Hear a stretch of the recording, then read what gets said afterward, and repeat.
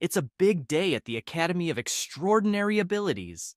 A young man is distracted on his cell phone, playing a game and asking when they will surrender. In the game, he's extraordinary. This is Ning Feng, who continues his frantic gaming, saying that with such an advantage, it's impossible for him to lose. However, someone raises their hand and lands a hit right on his face. From the ground, he sees that it's Wang Yue.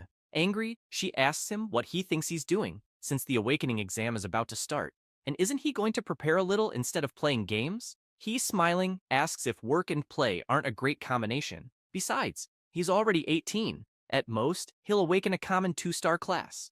Ningfeng approaches Wang Yue and tries to take advantage, saying that she awakened a 5-star class at 16, so why should he try so hard? She could just carry him. She immediately grabs him by the neck and angrily shouts that there's no way she'll do that. The protagonist gets scared because she's about to start her lectures. Around them, the candidates for the exam watch, saying that she's the goddess Wang Yue, and she stood out in the last special training. More candidates gather, admiring her, as she awakened a 5-star class at 16, and the county has been waiting for a genius like her for a long time. But they are puzzled, wanting to know who that guy next to her is. One of the candidates replies that it's Ning Feng, known throughout the school as trash, and that he's about to turn 18 and still hasn't awakened. Wang Yue starts pulling him by the ear, dragging him to the exam entrance. The candidates, still watching, get angry that someone like her is hanging out with that idiot. This world is called Blue Star, a world where the game has merged with reality. As soon as you turn 16, everyone has the chance to awaken extraordinary abilities and become adventurers. This was the National Adventurer Awakening Exam of 2025, held at the number 7 high school in the city. One of the supervisors calls the attention of the second-year students, saying that he will explain the rules of the exam. After explaining the rules, he shouts that the next awakened one could be one of them. Disappointed with Wang Yue's actions, Feng wonders why she needs to make such a fuss, as this is his 3rd time taking the old exam. He's no longer a rookie. In one of the exam sections, the teacher Chi Wei explains that the called student should please go to the test area for the awakening, and that the students who successfully awaken can pick up a set of basic equipment for their class and prepare for the practical test. In line, the candidates start chatting about which class they want, but Feng remains bored until the teacher calls the next 3rd-year student Ning Feng. He steps forward, and all the candidates present start laughing at him. He greets the teacher, and she, smiling, tells him not to worry and to stay calm. In the test area, she asks Feng to place his hands on the crystal and relax his mind. He does, but nothing happens, leaving him worried that he might fail again. However, something catches his attention. The crystal begins to react, surprising everyone present. Chi Wei, looking at that reaction, thinks that if the stone reacted, it will definitely be a class awakening, and that blue light represents magic classes. She explains to Feng that upon awakening, they automatically learn initial skills, and that next, they will see how many stars the class will awaken. Feng is surprised as the system informs him that he has awakened 1 star, and that his learned skill is magic slime. This makes Chi Wei feel sorry for him since he only awakened 1 star. The candidates burst into laughter, telling him to leave quickly as he's embarrassing himself, and that trash is trash, so he couldn't be anything more than that. The teacher asks Feng what skill he has awakened, but he remains silent. This prompts the teacher to call him again, and he turns around, unsure of what to say. She imagines he was hit by something big, given how long he's been silent. Looking at him, she still feels sorry for him, as he's still just a 1 star. The teacher hands him the equipment and instructs him to change and proceed directly to the next phase. Seriously, he wonders if he heard correctly. Feng starts thinking about the system notifications at the moment he awakened. The system had detected that the host had completed the awakening and met the conditions for system activation. This left him even more intrigued about the system, especially since more notifications had arrived at that time, stating that the system was successfully activated and that the host had acquired it.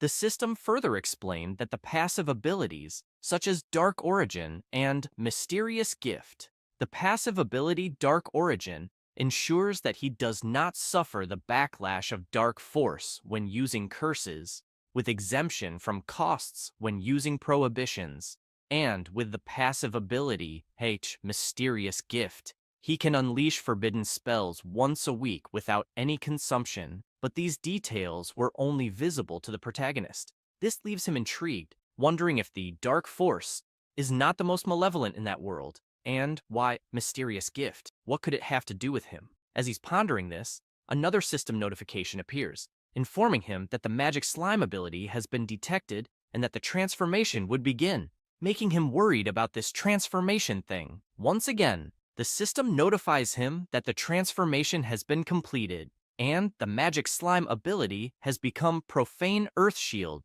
leaving Feng confused. Feng becomes concerned, as this talk of Edtabde darkening and also forbidden curse seemed quite ominous, especially with the practical test approaching. At the portal to the practical test, the teacher explains that 50 people will form a group and face the monsters in the Denchi sanctuary, familiarizing themselves with the abilities they've just awakened. However, under no circumstances will the candidates be allowed to form teams with each other. They will not be permitted to attack one another, and drones will supervise the process. Chi Wei asks everyone to check their abilities as quickly as possible and assures them that no one will be able to see. Feng observes on his system that the ability is active and that the Profane Earth Shield, cursed magic, can invoke the dark force from another world to form a barrier capable of crushing any enemy that approaches. He becomes thoughtful about the cursed magic, because those words sounded quite dangerous. And if it's some kind of malevolent magic, he'll be in trouble if someone finds out. While thinking about this, everyone starts entering the portal, but intrigued by the information he had received about his abilities, he keeps asking the system for more explanations, which in turn provides him with nothing. Heading straight to the portal, already in the test area, everyone was already frantically battling, quite excited. Feng watches from a distance, noticing that more and more goblins are arriving. However, he remembers that the entire field is under drone surveillance, so he can't use that curse recklessly. But he also remembers that he doesn't have other means of attack, so he'll only be able to hide and wait for the opportunity. One of the drones starts hovering right above Feng. In the test supervision room, Captain Zhou, seeing those images, gets angry, saying that while others are killing monsters and leveling up, what the hell is that guy doing? Chi Wei, trying to be lenient about the situation, says that the young man awakened a bit late and that, moreover, his health is not very good, and his only activated ability is a defensive magic, so it's not suitable for individual combat. Hearing this makes the captain even more irritated, asking them to call Feng out, as there's no need for him to continue in the exam, since, anyway, he's just a one-star class and won't be a true adventurer. One of the people in charge of supervising the images coming from the drones interrupts him, asking him to take a look at something quickly. Joe turns around, asking what's going on. Sweating profusely, the guy with glasses says he wasn't sure what had happened. It seemed that one of the drones had been attacked by something, and the transmission had been cut off. To make matters worse, he points to the radar, saying that the monitoring alert detected a power fluctuation far above the average in the sanctuary. Immediately, Captain Zhou shouts, ordering someone to check what was going on. At the location where the drone was shot down, a young man was trembling all over, saying, "How can there be such strong monsters in the training field?" In front of him was a huge goblin, resembling Wolverine. The goblin wastes no time and shouts for his companions to rise and no longer allow themselves to be enslaved, commanding them to obey his orders. He shouts even louder that all those invaders should be buried there, driving his allies into a frenzy. While he was shouting, one of the drones approached, but the goblin immediately noticed and attacked, destroying it. The debris begins to fall into the forest, and one piece lands right on Feng's head, making him wonder why on earth a drone would fall on his head. But he soon notices something, and is surprised to see the vanguard goblin and the other goblins surrounding him. With a sinister look, the vanguard goblin laughs, saying that it seems there was an insect hiding there. Without wasting any time, the goblin leader orders the attack. Feng watches, wondering why so many monsters are gathering there, and judging by the size of the middle goblin, he's probably the leader. However, recalling that some drones were taken down, his expression changes, and he says that this would be a great chance to test if that curse is really real. Immediately feeling confident, he raises his hand, and an incredible energy begins to emanate from his body, scaring the monsters and worrying the goblin leader as well. With a sinister energy, he shouts his ability, Profane Earth Shield, causing several terrifying creatures to rise from the ground. Back in the supervisor's room, the guy with glasses informs Captain Joe that all transmissions have been lost, and that suddenly there was a leak of dark force in the sanctuary. It's suspected that a magic beast of king level or higher has appeared. Immediately, Captain Joe orders reinforcements to be called, and for all nearby civilians to be evacuated. This horrifies teacher Chi Wei as well, as she wonders how a magic beast of king level or higher, with the power to destroy an entire city, could appear on the day of the exam. Back at the battle with the protagonist, the goblin leader is terrified by what he's witnessing. As the protagonist is consumed by that ability, a strange dark power envelops him, making his creatures tear through the goblins. Feng begins to look at his hands, thinking that cursed magic works that way. At this moment, the goblins continue to be slaughtered by the creatures the protagonist conjured, and several system messages appear, notifying him that by killing the goblin soldiers, he gained several experience points. A dark energy begins to approach the goblin leader, leaving him frightened, as he says that the power of the dark force is simply incredible, and he wonders how that human obtained it. As that enormous power approaches, he tries to run, but he feels his movements becoming extremely slow. But it's too late. The power reaches him, and screaming, he begs it not to come near him. The energy engulfs him completely, making the system notified that the Vanguard Goblin has been obliterated, granting 6,000 experience points to the protagonist. Feng's status window appears, notifying that he is a mage class, and due to the experience gained in battle, he went from level 1 to level 10. Currently, he has 0 health, 8 strength, 8 agility, 20 spirit, and 12 resistance. This makes him happy as he leveled up easily, and in the practical exams of previous years, at best, they could only level up 1 or 2 levels. But then he becomes intrigued, thinking that the experience from common monsters is quite low, especially depending on that elite monster. Still deep in thought, he wonders how an elite monster could have appeared in the exam field. As he contemplates all this, various items begin to fall from the sky. Surprised, he realizes that it's the loot dropped by the elite monster, and even more impressively, all that equipment is of orange quality. Looking at the item Vanguard badge, he finds it strange because he's never seen an item that increases attributes.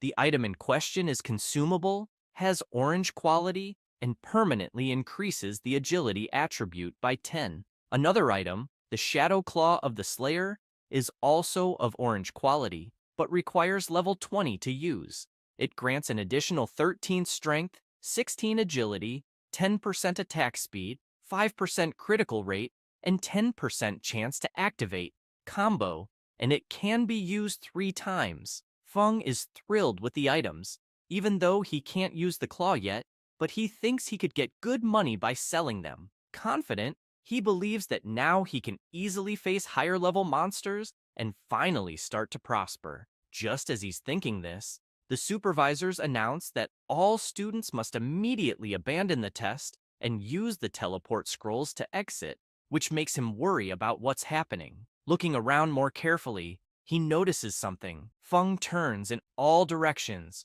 realizing that everything around him has been devastated, and he thinks that all those craters are the work of the dark force, which is terrifying. Once again, the supervisors make an announcement, and immediately he uses the teleport scroll, saying that it's better to get out of there quickly to avoid being discovered. One by one, the candidates start to return, And, finally, Feng as well. The supervisor immediately instructs them to leave the area and go home. Frustrated, Feng keeps thinking about magic beasts of king level or higher. Even if everyone there joined forces, they wouldn't be able to resist. Still worried, he wonders if the reinforcements arrived in time. However, he changes his reaction because, unbelievably, the source of dark energy disappeared. But this makes him suspicious, wondering if it's possible that the monster escaped from the sanctuary.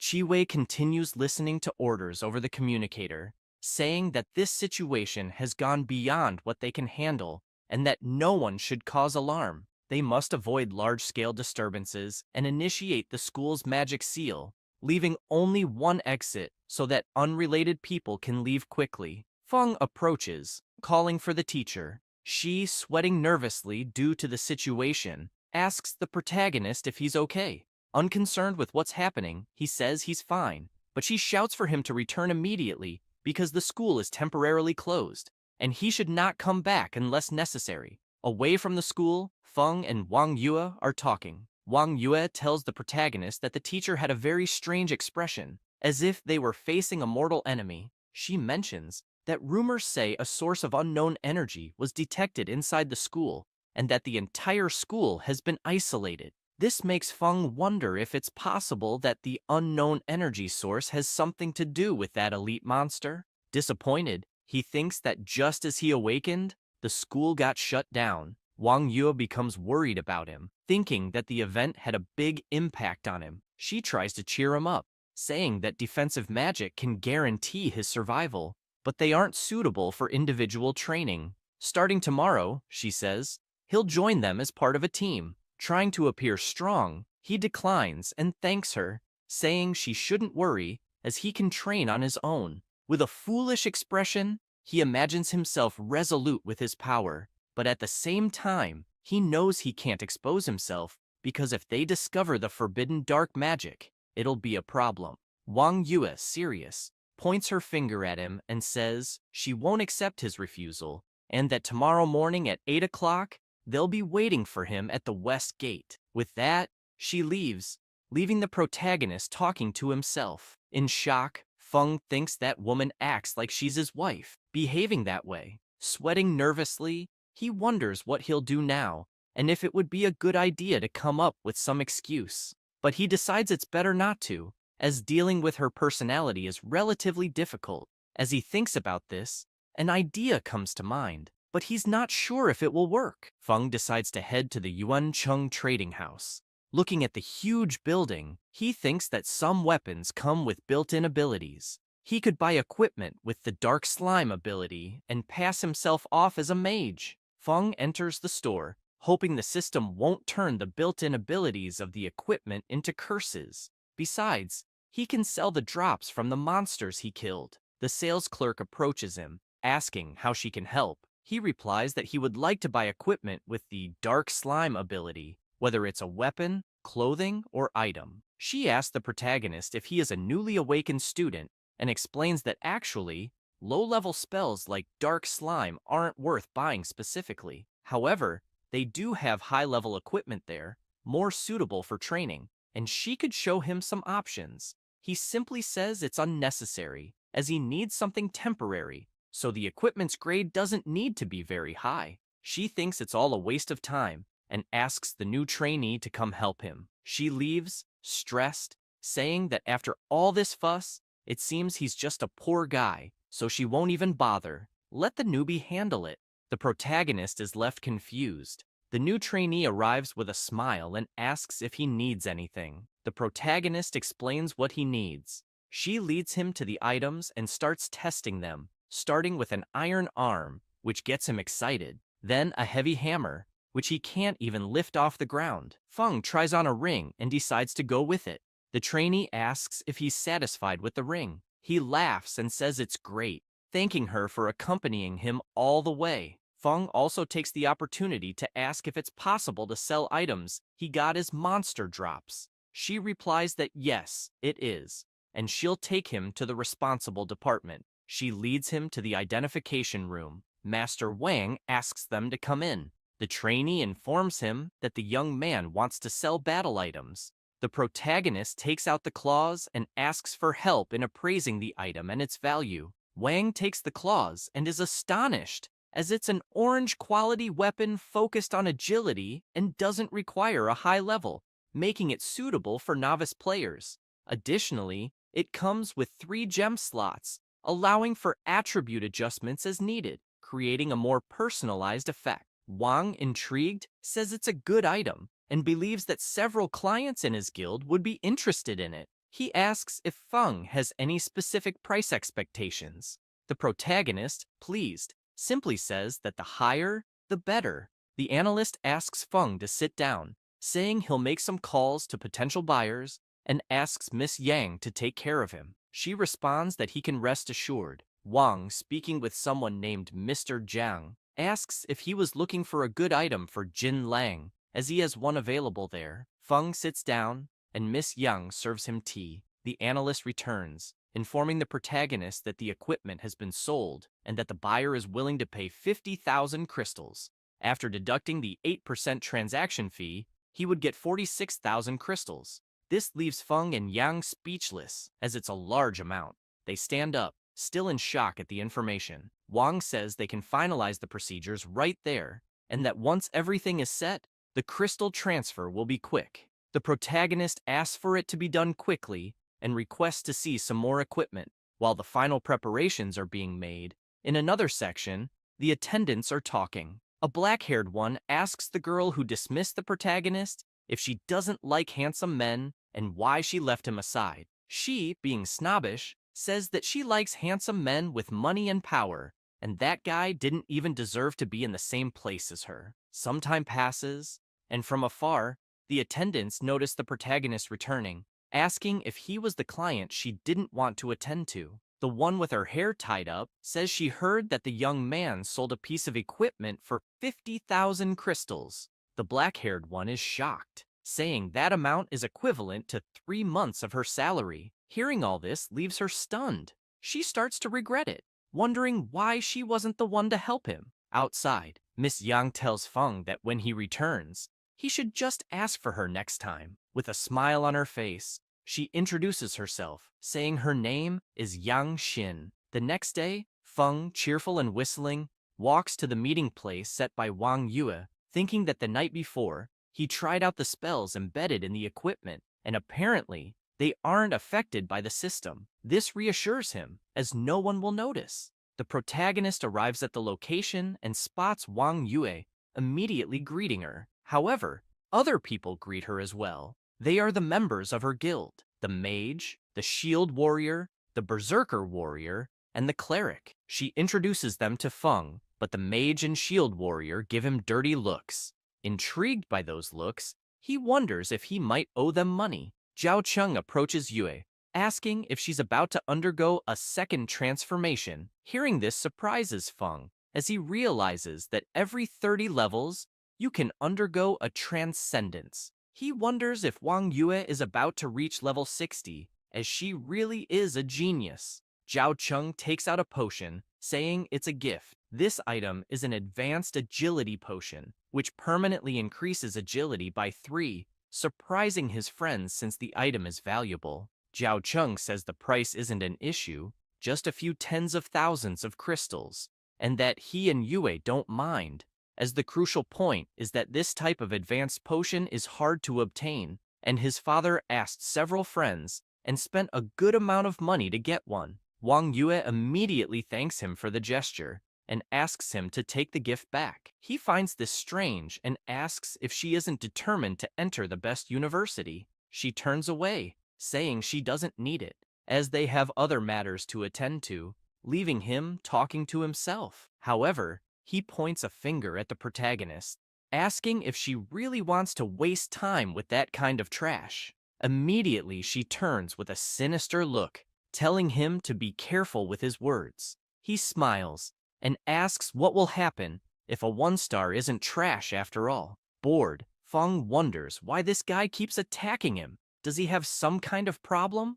The cleric tries to defuse the situation, suggesting they leave, but Zhao Cheng shouts for them to leave him alone, saying that guy barely has enough money to buy a bottle of attribute potion. Feng mocks Zhao Cheng, saying that it's just a potion that adds 3 more attributes, so he should stop showing off. This enrages Zhao Cheng, and he asks how Feng dares to speak to him like that. The shield warrior intervenes in the conversation, saying that Zhao Cheng was speaking too loudly and asks if by any chance he has something more powerful. Cheng starts to smile, proposing a bet. If the protagonist proves he has such an item, Zhao Cheng will immediately kneel. However, if he can't prove it, Zhao Cheng will kneel and bang his head on the ground. At that moment, Feng takes out his item, telling Zhao Cheng to get ready, and asks Wang Yue to take it, as it was her gift. Surprised, she asks if it's the Pioneer's emblem,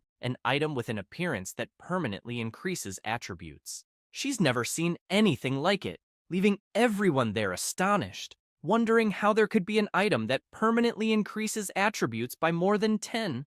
They suspect it must be a fraud. Confident, Feng simply says that whether it's a fraud or not, she should try it out and find out. Looking at the item, she hesitates, unsure whether to take it or not, but the protagonist reassures her, telling her not to worry because he found the item at his house and that it was destined to be hers. He shouts for her to use it quickly, since everyone there is eager to see. She uses the item, and an energy begins to envelop her arm, leaving everyone surprised. Please, she says that her attributes have indeed increased, astonishing the cleric. Meanwhile, the shield warrior and Zhao Cheng can't believe it. Cheng suggests that the protagonist probably stole it. Smiling, Feng says he'd better keep his promise. Immediately, Zhao Cheng refuses, but Wang Yue asks if he isn't a man, and if he's going to back out. He looks around, hoping for someone to help him, but everyone is giving him dirty looks. Nervously, he begins to kneel, ending up on his knees before the protagonist. Feng, satisfied with this,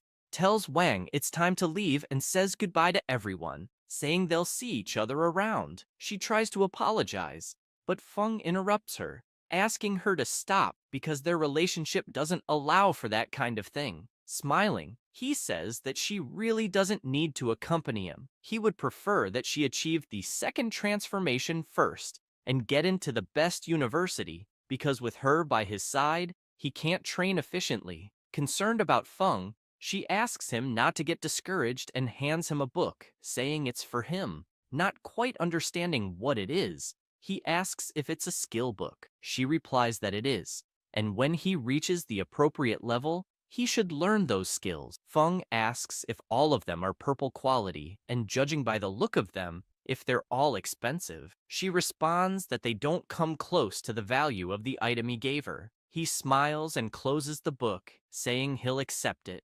Now, in the dungeon, sinister cemetery, zombies are emerging from their graves and attacking. But soon, 2 attacks are launched in their direction, hitting each one squarely in the head, scattering their remains everywhere. It was Wang Yue with her bow, making the protagonist happy because she had succeeded once again. But soon, he feels sad, thinking that the experience there is very low. However, he can't tell Wang Yue that he's already at level 10. At that moment, she notices her communicator ringing. She answers, and her friend informs her that she just received a message saying that the great boss, Fallen Necromancer, is about to appear. She also says that it's a rare opportunity and asks if Wang Yue is going. Zhao Cheng notices that the cleric is talking to Wang Yue and insists that she must go, because how else would they defeat the boss? He also adds that the Fallen Necromancer might drop rare items for mages, which is very important to him. She tries to downplay it so that Wang Yue doesn't hear those absurdities. Wang Yue thinks for a moment and looks at Feng, who tells her to go ahead, assuring her that everything is fine. After all, they're all in the same dungeon, and she can continue training later. She takes a deep breath and says that it's okay then, but asks Feng to proceed to the safe area and wait for her. He smiles and agrees. Quickly, she heads toward her group. Feng, with a sinister look, says that he's finally alone, and the possibility of that great boss appearing seems to indicate that it's his lucky day. Confident, he affirms that fortunately, he had already prepared for that day and learned 2 new skills.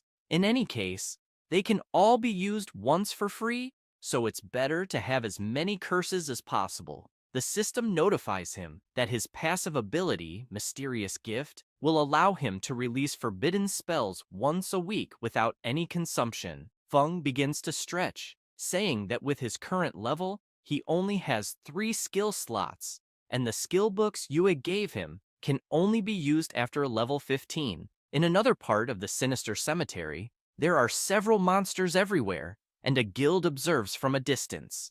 The tank warrior informs them that the great boss is appearing in the deep tower of the dungeon, and they need to kill everything along the way to get there. He asks them to be very careful, as the difficulty of that dungeon is high, and the monsters inside are very dangerous. As he says this, a huge flame passes right in front of them, leaving them frightened. The guild girl urges them to move quickly, because an adventurer team is already ahead of them. The tank warrior is outraged, asking how that's possible. Surprised, the mage says that it's Wang Yue and Zhao Cheng from the Sovereign Lion Guild. Even at the national level, they are considered new talents, truly deserving of their reputation. On the battlefield, they continue destroying everything. Zhao Cheng yells that the boss is definitely his, and asks if those fools think they can compete with him. Wang Yue, with her bow, keeps obliterating multiple targets at the same time,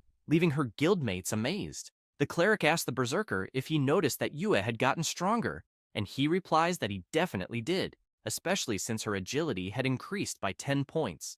Meanwhile, at the tower of the sinister cemetery, a portal begins to form. It's Feng, laughing, saying that it seems that this ability isn't just a high-level magic prohibition space, but also a teleportation ability. The ability Void Path, Cursed Magic, tears through space to enter the world of darkness, moving quickly to the target location, and lasts for an hour. At that moment, a dark aura begins to form, and the boss of that dungeon, the fallen necromancer, emerges with a sinister black aura. Feng jokes, saying that the necromancer is late. At the same time, the necromancer fires a powerful attack at the protagonist, causing a massive explosion. The dust begins to settle, leaving only the mark of the impact. The fallen necromancer, enraged, yells at the protagonist, "How dare an adventurer without fear? How dare you appear alone?" As he says this, Feng appears from the portal right behind the necromancer,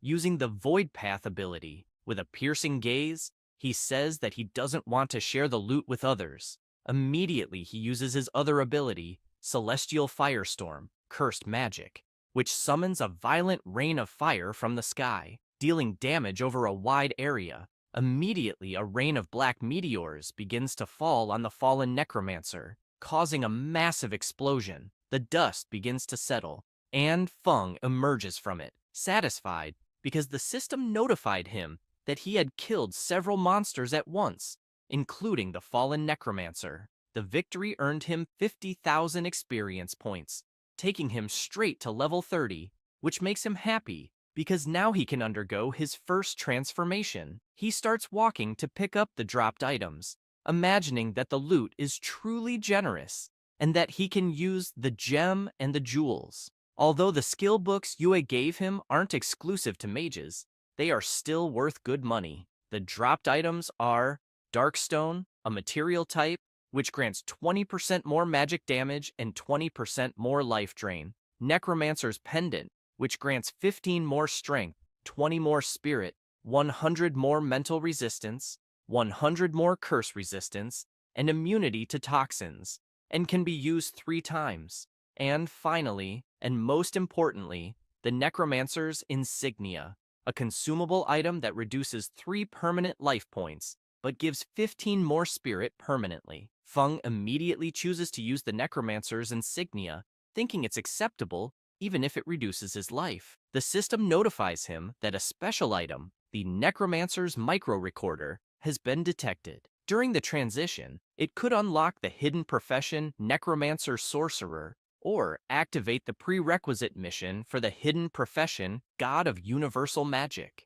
This makes him happy, imagining that hidden professions are quite rare and are usually innate, not something that can be prepared for in advance. However, He finds these micro recorders strange, wondering if they are the key to activating hidden professions. He starts shouting that he will become a god of universal magic, but accidentally uses his celestial firestorm ability again, causing several black meteors to fall. Even in the area where Wang Yue's guild was, the meteors rained down across the entire battlefield, leaving everyone there worried, wondering what the hell was happening and where that power was coming from. Immediately, they are told to stop advancing and to retreat. Zhao Cheng is outraged because he wanted to kill the boss, but Yue shouts, asking if he wants everyone there to die in such a dangerous situation. He starts sweating, thinking this is all a mess. She takes out her phone to notify Feng and sends him a message, telling him to leave because they have other things to deal with first. However, Feng had already left and was arriving at the Jintai Transformation Hall. Once inside, he notices that there aren't many people there. He turns around and realizes there is someone in the room. A woman greets him and asks if he came to take on the transformation mission. He replies that he did. She asks him to wait a moment as she needs to register some information first and begins asking for the protagonist's personal details. As she registers his information, she thinks to herself that he only managed to become a mage at 18. His qualifications are a bit lacking. She gets up and directs the protagonist, indicating that the mage transformation sector is just over there. In the transformation sector, she explains that he can follow the process instructions and informs him that she'll be leaving. If he needs anything, he should call her. He thanks her. As she returns to her desk, she notices someone waiting for her. It's Captain Joe, looking worried. She asks if something happened, and he explains that they just investigated the area and that the sinister cemetery had suffered severe damage. The energy source is still unclear, but they estimate that the threat level might be higher than king level. Intrigued by the situation, she asks if there have been 2 king-level threats in just 2 days. Joe responds that yes, and that's why the higher leadership sent him there. Looking at her, he asks her to call in the Lone Shadow to take immediate action. In the transformation room, the system notifies Feng that there are 2 options to choose from. The first is Necromancer, first transformation mission. Obtain the mission item, Blood King's Rope, by entering the phantasmal realm, Labyrinth of No Illusions. The deadline is 3 days, and the difficulty is Class A. The second option is God of Universal Magic, first transformation mission. Prerequisite: obtain the mission item, Sacred Emblem, by entering the phantasmal realm, Temple of the Resplendent Sun. The deadline is 3 days, but the difficulty is Class S. Feng, intrigued, asks why there are 2 options, and also notices that God of Universal Magic is just a preliminary mission. Even so, he decides to accept it, receiving a system notification saying that the successful completion of the transformation mission is verifying the corresponding information again. After choosing his mission, he decides to leave. As Feng descends the stairs, he reflects that it really is a hidden class. Even Class S missions are available, and luckily the deadline is 3 days. Feng says goodbye to the girl, saying goodbye, but finds it strange because she wasn't the same woman who attended to him a short while ago. Back at the tower of the sinister cemetery, someone is analyzing all that dark energy, while a man is surprised, saying that it's the first time he's seen someone from the Lone Shadow, and that even their attire is different.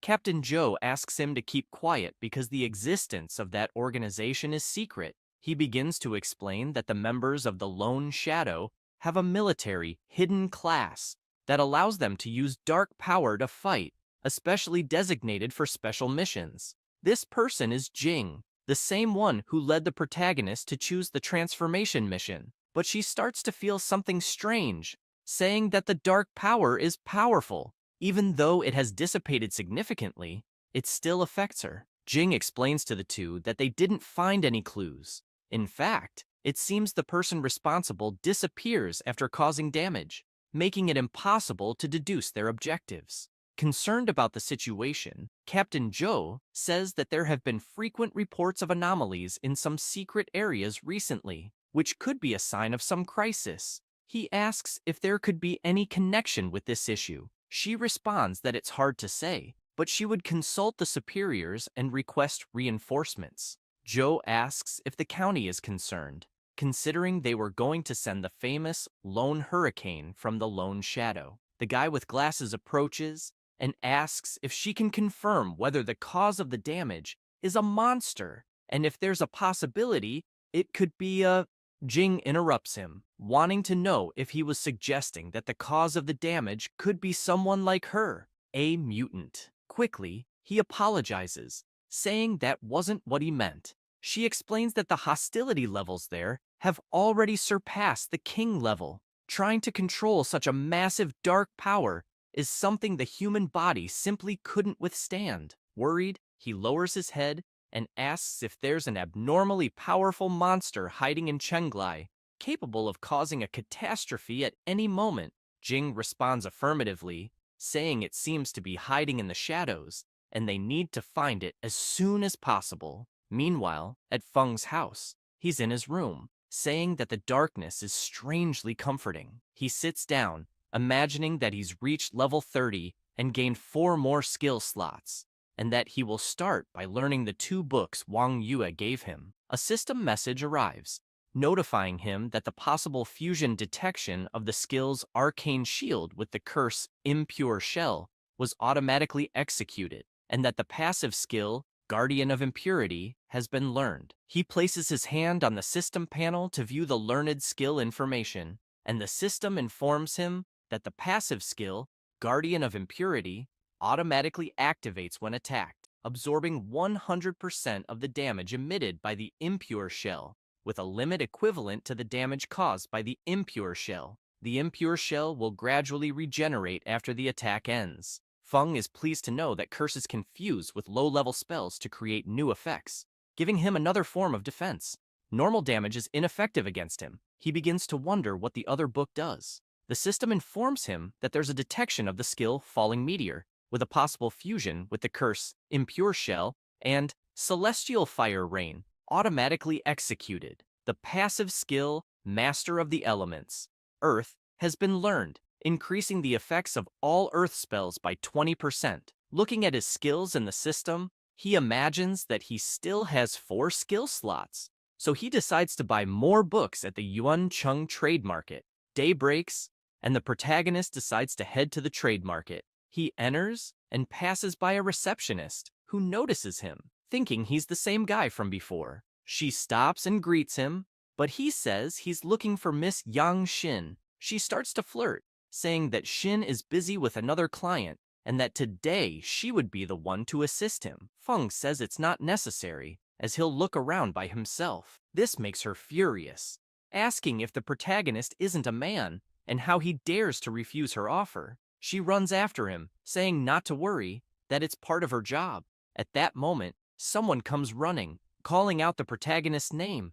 It was Xin. Feng asks if she had finished her work. Tired and out of breath, she explains that she wasn't busy, just eating something, and a colleague informed her that he was there, so she came running. Feng apologizes for interrupting her meal and says he'll invite her to dinner later as compensation. Embarrassed, she says, how could she accept such an offer? The other receptionist just watches the conversation, furious at being sidelined. In Wang's office, he places the 2 books on the table, saying that he'd like to request that they sell them to him, and he'd also like to buy some mage skills. He says there's no problem at all and asks Miss Xin to accompany him. Wang is intrigued by the protagonist, because last time he took an orange weapon, and this time they're purple skill books. He starts to take an interest in his background, thinking it would be best to send someone to investigate. Night falls, and they are dining, having a great time. Feng raises his hand and shouts for the bill, but she says she already paid, leaving him embarrassed. Asking if they hadn't agreed that the protagonist would pay, she smiles and says no, and that she has a reason for inviting him, so there's no need to worry. They stand up, and he, not understanding anything, asks what the reason could be. She laughs and says it's a secret. Feng says he owes her a dinner. Xin tells him not to worry about it, and that they'll talk later, as she needs to head somewhere else and will take a taxi. He responds that it's fine, and wishes her a safe trip. Inside the car, the taxi driver asks where she's going, and she replies that it's to Municipal Hospital Number 2. She begins to imagine her father in the hospital and thanks the protagonist, as she earned a good commission. Smiling, she imagines that she'll finally be able to pay for her father's medical expenses that month, which makes her really happy. However, at that moment, something happens. The taxi driver crashes into something, and a claw pierces him, spraying blood everywhere, leaving Shin horrified by the scene. At that instant, a portal appeared in the sky, and several monsters began to pass through it. Immediately, she opens the car door and jumps out, falling hard to the ground, not realizing there was a monster on top of the car. Surprised by the event, she asks what is happening and why monsters appeared in the safe zone, but soon she notices there's a monster right behind her. From the portal, someone else emerges, emanating an incredible energy and giving a sinister smile. An explosion occurs, making the monster furious. It was Shin, disappointed with her attack, as that monster was clearly stronger, and she was just a level 1 mage with a 1-star attribute. Without wasting time, the monster charges at her, ready to kill her, but Joe arrives at the last minute and decapitates the monster's head. He asks how she is, and tells her that if she can move, she should find a place to hide. She replies that she's fine, and will immediately look for a safe place. Joe observes the surroundings and asks if everything there is corrupted, explaining that the secret realm has begun to merge with reality, and he had never seen such severe decay before. Looking at the monster's head, he imagines that these creatures aren't something a common person with only 1 star can face. Remembering what the guy with glasses said about there being an incredibly powerful creature hidden in that domain that could bring destruction at any moment, he starts to consider that this might be possible. However, he notices a huge hand coming toward him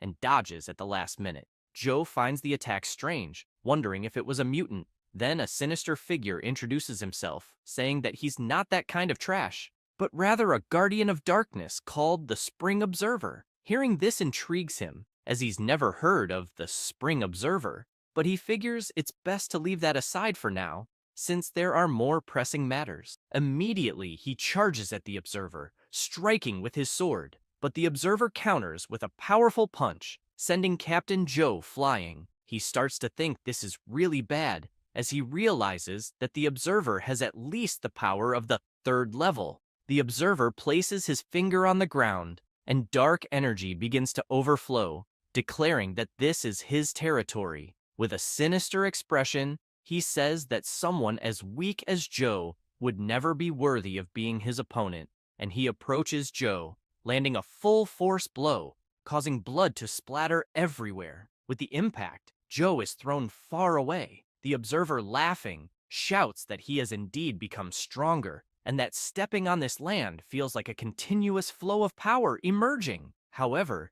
he hears a voice coming from his amulet, saying that he is an insignificant human and should not get caught up in his own vanity. Quickly, he apologizes. A dimensional rift appears above him, emitting a voice that says weakness is his power, and that if it were present, he would be nothing more than crawling trash on the ground, just like all his companions. Hearing this paralyzes him, leaving him in shock. Something begins to emerge from the dimensional rift, gradually taking shape until a sinister entity emerges from it, making the Observer kneel, trembling, as he hears the entity say that he must prove that he still has some value. She orders him to use the people of that city as sacrifices for her dominion in that world. Trembling, he says he understands. At that moment, someone pulls back a curtain. It was Feng, who is surprised to witness something in front of him. He looks around and sees that a battle took place there, notices a monster in front of him, and imagines that he only went to the bathroom, and all of this happened. The monster turns, noticing the protagonist's presence, and leaps toward him. Some cracks begin to appear in the ground. Feng uses his new magic, Stone Thorn Walls, which hits the monster squarely. He explains that fortunately, he paid a lot of money for that weapon, with an additional purple skill, allowing him to take advantage of his type of magic. He opens the door, noticing that the Observer was carrying Captain Joe, and that the entire scene was corrupted. With a sinister look, the observer drops Joe to the ground, bleeding, telling him to wait, as there's still a little worm that escaped. The observer jumps and goes all out toward the protagonist, who wonders what that thing is. He grabs him, but notices something strange. Looking at Feng, he realizes that the protagonist is enveloped in dark magic and finds it very strange. How did he manage to block his attack? The entity that possessed him begins to be fascinated by that powerful black shadow power. And, looking at the protagonist, it notices that his power is far beyond the ordinary and feels drawn to him because his aura is more terrifying than death itself. Feng imagines that this guy seems strong and wonders if by chance he would use some forbidden curse in the city. He opens his eyes, releasing the energy he was concentrating, completely shattering the shell that enveloped the observer's arm. Immediately, the entity releases its mental control over the observer, causing him to scream for it to return. However, the entity simply says that the user he's calling is out of service and that he should handle it himself. The entity starts to return to the portal. Several creatures awaited it at the portal as they were closing the doors until, finally, they close. The observer says that his strength and power are fading away. Feng notices this with a sinister look and begins to imagine that the mutants are those who, during the awakening process, acquired the hidden shadow class. They are capable of using the power of darkness, possessing much greater strength than normal classes of the same level. However, at the same time, once they lose the protection of the power of darkness, they go insane. Seeing that the observer was about to start losing his mind, Feng uses his stone thorn ability, finishing him off completely, and comments that they are really difficult to deal with. Tired, he takes a deep breath, imagining that, luckily, he was able to focus entirely on his attack without worrying about defense. Worried, he thinks he needs to pick up the items that fell on the ground first, before anyone notices, and then get back home as quickly as possible. In another part of the city, Jing and an assistant are walking through the chaotic scene. The assistant says that the monsters have retreated and that the field distortion has also disappeared. Jing becomes thoughtful as two destruction spells, distortions invading reality, always appearing suddenly and disappearing in the same way. What could the enemies be planning? Jing asks her assistant about the other locations. She replies that, overall, they are safe, except for the squad to the south of the city, which suffered heavy casualties, and that their situation is still unknown. Jing remembers that the area to the south of the city is under Captain Zhou's responsibility and decides to go there to check it out. On site, Du-an is observing the body of the observer that the protagonist killed. Intrigued by it, he imagines that the observer lost everything he was carrying. Jing arrives at the scene, shouting for everyone to stay still, and asks who they are. Duna shows his identification, telling them not to worry, as he is a member of the Illusion Beyond the Clouds. She asks if Illusion Beyond the Clouds is that unofficial organization composed entirely of fighters. He responds, "That's exactly right." Jing mentions that she heard they usually operate in secret, so why would they be there? He turns around, saying it's because of him, pointing to the body trapped by the stone thorns, explaining that the body used to be his companion. However, he betrayed the organization and helped invade reality through the distortion, directing monsters to attack the camp. Except for a few, everyone was killed. Jing, intrigued, asks if the invasion stopped because of his death. Duna points to his former partner and asks if they killed him, but she replies that no, and worse, they don't know who did. He explains that the entity likes to hide in the distortion because it's very cunning. He has searched for it many times, but it always escapes. Jing informs him that Captain Zhou has the power equivalent to 3 transformations, and even so, he was completely defeated. Both, intrigued by the situation, start to consider that there might be someone that powerful in Sucheng. When Jing sees Du-an leaving, she asks where he's going. He replies that he's going to look for something. At Feng's house, he's very happy because the things the observer left behind include 2 sets of orange armor from the fighter class. The first item is the Yang Wei Eternal Radiance chestplate, which requires level 120 to use. The second is the Yongwei Eternal Radiance Pants, which also require level 120 to use. Feng wonders that he didn't see the observer using these items, so probably he didn't have the necessary level because if he did, the protagonist could only have defeated him using forbidden techniques. He picks up the pendant left behind and finds it strange because it has no specified quality and the information is marked as unknown. Intrigued, he starts fiddling with the pendant, wondering if some ancient god is hidden inside. However, through the pendant, someone was watching him from elsewhere. It was the distortion entity, saying that luckily it reacted quickly and closed the distortion in time, hoping it wasn't discovered. The entity watches Feng looking at the pendant, worried if someone is inside, which scares it. It screams to cut all connections to avoid revealing its location, leaving everyone there in fear. The entity begins to sweat coldly, saying it almost had a heart attack and wonders how the protagonist managed to detect it. The next day, at the city hospital, Captain Joe explains to Jing that it was that young fighter who saved them. He begins to recall what happened, saying that as soon as the enemy saw him, it immediately opened a rift in the distortion and fled. Jing comments that she can vaguely feel that his ability isn't below hers.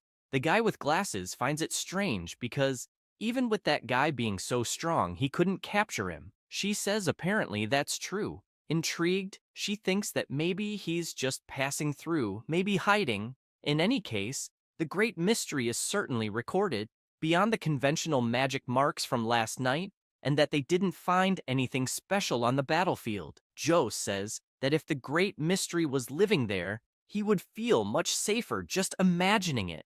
The guy with glasses says he has a somewhat exaggerated idea to share. Jing, thoughtful, asks what it might be. He asks if, in last night's battle, there were traces of the power of darkness. She responds that yes, because some ancient distortion monsters were present. He begins to speculate, saying it's a crazy idea and asks, what if, by chance, the great mystery is also a mutant? Because both destruction spells cause casualties on both sides. Before he can finish his explanation, Joe interrupts him, saying that's impossible and that he's overthinking it. Jing is left pondering all of this, considering if it could be possible. At that moment, the protagonist arrives to complete his mission, introducing himself and asking if it would be possible to do the class change mission there. Feng enters the place to carry out his mission and, looking around, starts questioning if that place is really the Temple of Solar Radiance. However, someone is watching him from afar. It was Du-an, but earlier at the trade market, Du-an had gone there, being introduced by the receptionist. Wang greets him, saying he heard that he was interested in buying a 4 transformations fighter armor set and asks if that's correct. The woman merely imagines that this guy is very handsome and has the level, so if she could stay by his side, she wouldn't have to worry about the future. Wang, smiling, says that coincidentally, they have an old client who just called, preparing to sell a 4-star fighter armor set. However, he only has 2 pieces at the moment, a chest plate and pants. Du-an becomes serious and asks where that person is. Wang explains that, unfortunately, this person won't be able to come in right now. Du-an begins to think that all this equipment and information corresponds to what he's been looking for. Although it hasn't been confirmed yet, it's highly likely to be the master's legacy. He asks Wang if he could tell him where this old client is, and says he would pay for that information. Wang doesn't know what to respond, worried about the situation he's in, and starts to imagine that it's a huge coincidence since the protagonist just said he's preparing to sell the set, and now this gentleman shows up asking for information, as if they're in cahoots. Wang explains that he remembers the protagonist saying he was going to the neighboring city to resolve some things, but that he'll call to confirm. Wang returns and realizes that Du-an had left and asks the receptionist if he really left. She responds that yes, she even escorted him to the door. Seeing Wang's concern, she asks if something is wrong. He replies that earlier, he did some research on the protagonist's background. His parents were from a common 2-star class but disappeared in an accident when he was young. Since then, he's been alone, studying at City School 7, and only awakened at 18, still being of a common one-star class. Hearing that explanation surprises her, as she thought he was more impressive, but it seems like he's just an ordinary guy. Wang explains that he always found him suspicious, with a poor appearance, and now he's going to be exposed. She asks where he got the items he was selling in the shop, imagining that a one-star class wouldn't be able to get such good things. Wang says that's the problem. Although he's friends with the daughter of the Wang group, the group didn't help him much. Thoughtful, she begins to remember Du An, who had a serious expression, and asks if Feng could have stolen that set. Sweating coldly, Wang says it probably wasn't stolen, but very likely wasn't obtained legitimately either. However, this time, it seems he's bothered the wrong person. She begins to imagine Du An beating up the protagonist, as a 4-star level person is high level, even in Beishan province. Returning to the present, Du An continues observing the protagonist. Looking at him, he's impressed that someone so young was able to repel a distortion invasion. After all, even masters like his were defeated by distortion bosses. But according to the information, the master's set might be in the protagonist's hands, and if it's not him, it must be someone behind him. Either way, it's better to be cautious. Finally, Feng arrives at the Temple of Solar Radiance, observing everything that's happening there. Du An, watching the protagonist use his power, imagines that he's starting to change his clothes, and depending on the clothes, he might get a rough idea of his power. Feng finishes changing his clothes. Du An becomes indignant, thinking that it was just ordinary clothes, looking more like those of a newly graduated student, and wonders if it could be a disguise. He imagines that, considering the protagonist's age, the novice disguise wouldn't attract much attention, as it would be easy to blend into the crowd. If the protagonist is trying to hide, he might escape, but to avoid alerting him, Du An decides not to follow too closely. As a precaution, he decides to mark him with a mental tracking ability, which allows him to mark the target in his consciousness without being detected. Looking at Feng, Du An decides to use his usual appearance. Observing the surroundings and seeing where the protagonist was going, Du An thinks that the monsters there aren't that strong and wonders what Feng is doing there. Upon entering the castle, something catches Feng's attention. A monster was about to attack him, and without wasting time, it launches an energy blast toward the protagonist. However, due to his passive ability, Feng defends himself automatically without taking his hand out of his pocket, leaving Du An surprised by that. Indignant, Du An wonders what ability that is, and if, by chance, it's an absolute defense that can't be broken at all. He notices that the monsters were avoiding Feng as he walked normally, and wonders if that guy is even normal. Feng stops in front of a huge statue, leaving Du An intrigued, wondering if he will face the boss alone. However, the protagonist finds it all too much, as no one is around. The statue begins to sweat nervously in front of Feng. Duan, indignant, wonders why the statue wasn't moving. The protagonist decides to walk around it, thinking that the statue wasn't the mission guide. He stops in front of a large hall, saying that was probably the place. However, the mission boss appears, flying in front of the protagonist. Feng watches him, but the 6-winged seraphim uses one of his abilities to observe Feng and immediately flies away. Feng watches the boss fly off, wondering what had happened. Duan, in shock, wonders if that could be the hidden boss, and how he knew. At that moment, the system notifies that the mission Almighty Magic of the First Class Change was to enter the Temple of Solar Light and obtain the mission item Sacred Emblem and defeat the temple's hidden boss, the 6-winged seraphim. Feng reflects on the system's notification, but quickly changes his expression, saying that, being an S-level mission, who could handle that during their first-class change? However, the hidden boss, flying away in fear of the protagonist, says that the situation is terrible because he's in his own domain and still has to flee. The atmosphere is tense, with lightning and thunder all across the sky. The boss continues to flee at full speed from Feng, but, without wasting time, Feng raises his hand, using his lightning strike ability, summoning a sinister giant eye in the sky and calling forth a gigantic lightning storm, unleashing a celestial calamity. the lightning strikes down toward the six-winged seraphim, obliterating him instantly before he even has time to react. Due to the immense destructive power of the attack, not only was the boss eliminated, but a large part of the temple was destroyed as well. Dwan can't believe what he just witnessed. Observing the surroundings, he says he's never seen such a destructive spell before, and that the strength of this guy is definitely beyond that of his master. He wonders if Feng could be one of the 8 legendary transformed ones. Amidst the dust, Feng is frustrated, thinking that until he completes his first transformation, he won't be able to level up, as he's losing a lot of experience. Looking at his hand, he says that at least he got the emblem and can return to complete the mission.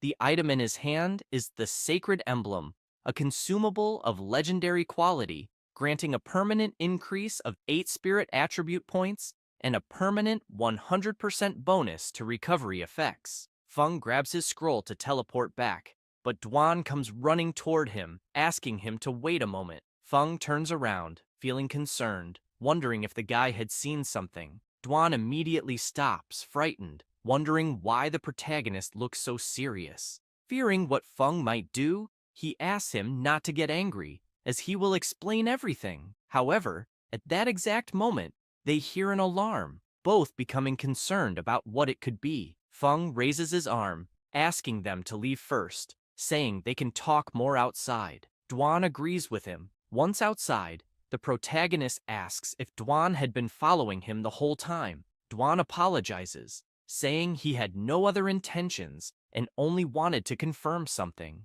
adding that Feng seems very young, as he doesn't fully trust his vision. Dwan begins to explain that, although his master was strong, he sacrificed his own life to temporarily seal the distortion. But unfortunately, the traitor escaped. Over the years, the traitor has been using humans as sacrifices, trying to undo the seal. Dwan had chased him for a long time, but without success. Feng reflects on that individual, realizing that he was in the 4th transformation, and if it weren't for him showing up on his own, Feng would never have noticed him. But in the end, his level is still too low, and if things continue like this, it's only a matter of time before he's discovered.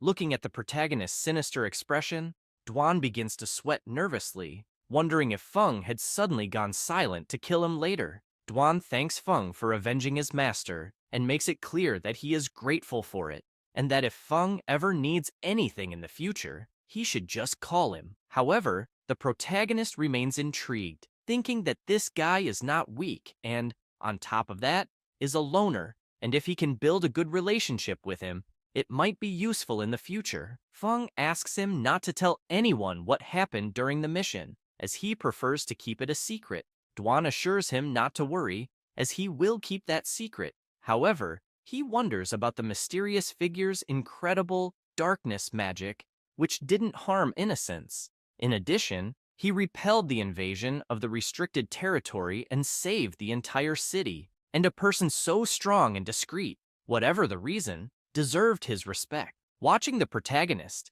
he imagines he will have to stay a little longer in the city of Sucheng. At that moment, Feng's phone rings. He answers, and it's Professor Qi. She asks where he is. Feng replies that he's out of town but about to return, asking if she needs anything. She says there are a few things she wants to ask him when he gets back and that they can talk later. Feng is puzzled as to why she called so suddenly. Jing doesn't understand why the professor hung up so quickly. However, Qi Wei explains that judging by his tone, everything seemed fine, and he was already on his way back. She explains that a student who had awakened a few days ago suddenly reached the 1st transformation, and if it weren't for the coincidence of her investigating, he might have gone unnoticed. The professor says that the protagonist is a good person, as he studies a lot, and that she trusts he's not a bad guy, but Jing explains that she wasn't saying he's bad. However, a few things need to be clarified. She becomes serious,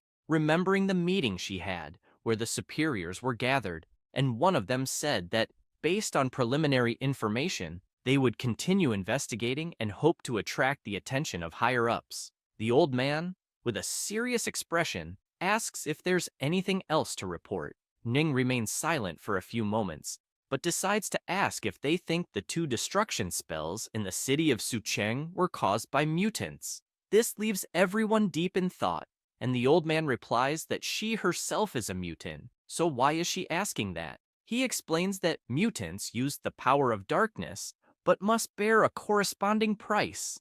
The stronger the mutant, the greater the price they must pay, and they can lose their lives, sanity, or even transform into monsters. Even though it's a common price, if they're careless, mutants can meet a terrible fate, and a mutant equivalent to a king would be impossible. The guy with spiked hair says she's losing her mind, because a king-level mutant, only she could come up with such madness. And, mocking her, he asks if she likes telling stories. If so, she could write one. Jing makes it clear that she's just considering all possibilities. Whether he wants to listen or not is his problem. He smiles, saying that's fine, but he also makes it clear that his team is clearly a bunch of incompetents since they can't discover anything, and that if there really were a king-level mutant, he'd cut off his own head and let her use it as a ball. The old man gives a slight cough to get everyone's attention, saying that they sent an investigation team to the city of Sucheng, hoping they will actively cooperate, and if necessary, the investigation team will assist in all tasks. He also makes it clear that the request for reinforcements from the Lone Shadow was not approved. She becomes furious, asking if they don't trust her, but he quickly responds that it's not a matter of trust, asking her to be more patient. Jing stretches, remembering the meeting she had. However, her assistant bursts through the door, saying she has urgent news. She starts explaining that the Temple of Solar Light in Longbofu had been hit by destruction spells, and there were reports of injuries. Chi Wei, worried, says that Feng was checking the area, and the registered training location seemed to be. However, Jing interrupts her, saying that the place was precisely the Temple of Solar Light. Smiling, she says things are getting interesting. In the city of Longbofu, a shield was active over the city. Many people were concerned about some events, asking if the shield was functioning properly, and if they had heard what had happened at the Temple of Solar Light. A guard tells them not to worry, as the shield was at a superior level at that moment, and would isolate the power of darkness from the outside, not affecting the city area. Feng grows worried because the commotion he had caused ended up drawing too much attention, directly triggering a high alert. He hopes the alert will be deactivated so he can drive home. However, a black fissure appears above the shield, revealing a demonic face. Shortly after, several demonic monsters come out of the rift, and one of them asks if this is the human world. Looking at the shield, it wonders why they activated it. Another monster says he doesn't care because humans are fragile and always like to hide inside their shells. With that, a horde of monsters emerges from the rift, with the horned one saying it's a shame because the divine artifact can no longer stop them. He points his finger, ordering everyone to give them a surprise. As he says this, the monsters immediately begin to move. People are confused as the barrier starts to break, and several monsters are passing through it. The guard, looking up, doesn't understand what's happening. Another soldier, sweating profusely, asks how the monsters managed to break the shield. Quickly, the crowd starts to panic, pushing each other. Duan swiftly prepares for battle. Surprising Feng, he tells the protagonist that this could be another high-level invasion of the kingdom. Feng, shocked upon hearing this, asks if it was similar to what happened last night in the city of Sucheng. Duan asks if they should intervene. He asks the protagonist if he has a solution. Duan ponders the protagonist's question, thinking that he could easily handle the situation, so why was he asking for solutions? However, he assumes that the protagonist might be testing him. He asks Feng to stay calm, because he will take care of everything. Feng considers that there are many people around, and it would be better not to get involved. He asks Duan to handle the situation. They observe the chaos, with people running and screaming for help. The horned demon lands on the ground, letting out a malicious laugh. However, one of the soldiers shoots several arrows at the monster, shouting for it to die quickly. The monster simply deflects the arrows as if they were nothing. Soon after, another warrior jumps onto its back, but the demonic monster counters, slashing him and throwing him far away. One of the soldiers becomes desolate, wondering how that was possible since they couldn't even scratch it. The monster starts walking, saying he's disappointed because he thought there would be someone strong among the humans. He says this as he approaches the people, who freak out as he gets closer, begging for help. He stops in front of a poor little girl, preparing to kill her, attacking her, and saying that everyone there is truly useless. However, his attack is blocked. It was Dwan with his dagger, leaving the monster confused and giving the girl time to run away. The demon becomes furious because someone was interfering with his killing. With a sinister look, Dwan makes it clear to Feng not to worry, as he would take care of the problem. The demon begins to laugh, saying that everyone is useless. He says this, but immediately receives an attack from Dwan, which throws him far away. The demon is shocked by the attack, as it managed to wound him, but soon he is terrified as he sees Dwan leaping toward him, eyes filled with bloodlust. Dwan unleashes countless blows on the demon, leaving him no time to do anything. People, upon seeing Dwan in action, are amazed, saying that guy is incredibly strong, and judging by his abilities, it's likely that he's at a high level, possibly from a 5-star hidden class. Dwan walked calmly as the demon exploded behind him. At that moment, Dwan was at level 137, and his class was a mystical warrior, a 5-star hidden class. Feng, in his thoughts, is also amazed, thinking that Dwan was incredible and seemed to have something special about him. After Dwan finished off the monster leader, the remaining creatures began returning to the rift, while the soldiers shouted for everyone to seize the moment and counterattack immediately. Dwan approaches Feng, asking if there was anything else he could do. The protagonist, smiling, gives him a thumbs up, saying everything is fine and complimenting him on the excellent work. The people watching from afar comment that Dwan is a formidable fighter, noting that the protagonist was showing respect to him. They wonder if he might be the son of some great family, as he was accompanied by a bodyguard. Dwan extends his hand, offering the items dropped during the battle with the boss. Feng is pleased because they are of legendary quality, and even if he can't use them himself, selling them would easily bring in tens of thousands of crystals on the market. People start shouting, asking if they needed anything, saying they could help with anything. Feng imagines that the agility skill book False Entry would be perfect for Wang Yu, and the black shield would be good to sell later. A priest and a warrior approach the protagonist and Dwan, asking if they could have a moment of their time. Someone begins to thank them for saving the city of Longbaofu. He introduces himself, saying his name is Mu Dongming, the mayor of Longbaofu, and, finding it odd that they seem lost, asks if by any chance they aren't from around there. Feng sighs, saying that their intention was just to conduct some business, but they didn't expect to be stuck there, unable to leave temporarily, and, with an intense look, he asks if the mayor has any idea why they're stuck. The mayor starts to sweat nervously under the pressure Feng is giving off, asking if it was because of the alert. He immediately bows, apologizing,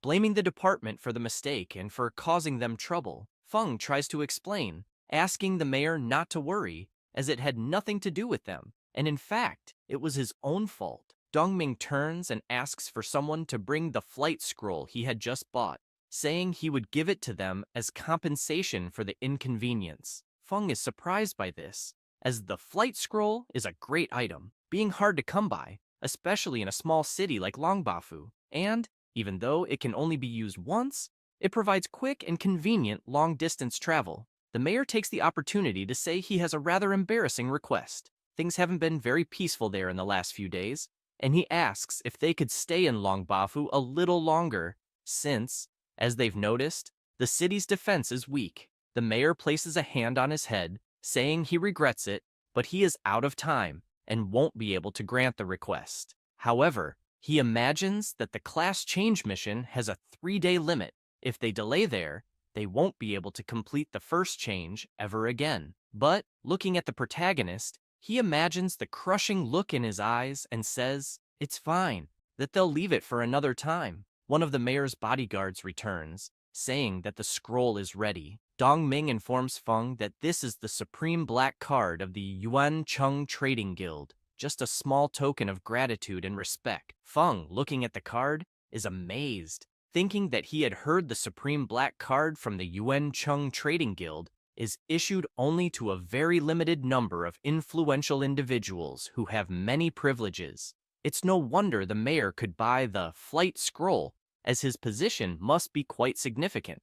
Duan accepts the gift, and Feng expresses his thanks. The mayor, feeling embarrassed, hopes they accept the gift. If not, he'd worry about being at fault. He emphasizes that if the city of Longbafu is ever in danger, they can ask for their help. The protagonist responds that yes, it's no problem, as long as he has time. Everyone is happy, celebrating, as the city of Longbofu would be safe. Immediately, they use the scroll and fly away, pleased because the scroll was truly effective. Meanwhile, in the class change room in the city of Qinyu, Wang Yue's guildmates are happy, as she and Zhao Cheng were leaving. However, as Yue steps out, she notices something. She sees two trails pass by her. Yue is thoughtful about this, but Zhao approaches, asking what happened. Intrigued, she replies that she just saw two people flying, and she thinks one of them could have been Feng. He starts laughing, saying she must be mistaken, as a flight scroll costs thousands of crystals. How could someone like him afford that? Besides, what would he be doing there, since he had just awakened? Quickly, she turns around with a piercing look, warning him that if he talks badly about Feng again, he'll regret it.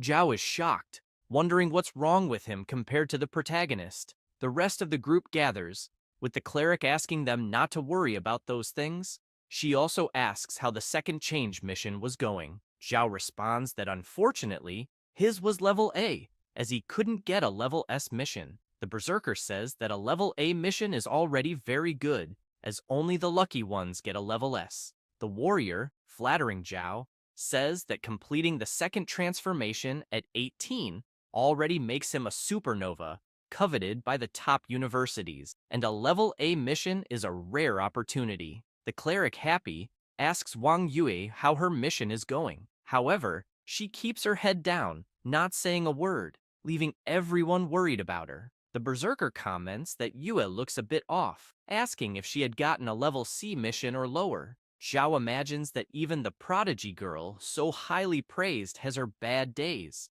as a low-level class change mission greatly affects attribute bonuses and skill unlocks. However, he beats his chest, asking her not to be sad because she can overcome all of it in the future, and if she can't, he will still be there to help. He says this, but in his thoughts, he imagines that falling behind with a level C task is a big setback. She approaches Zhao with a serious expression, asking if he wasn't upset about getting a level A mission, so why should she be sad for getting a level S? Hearing that leaves everyone impressed.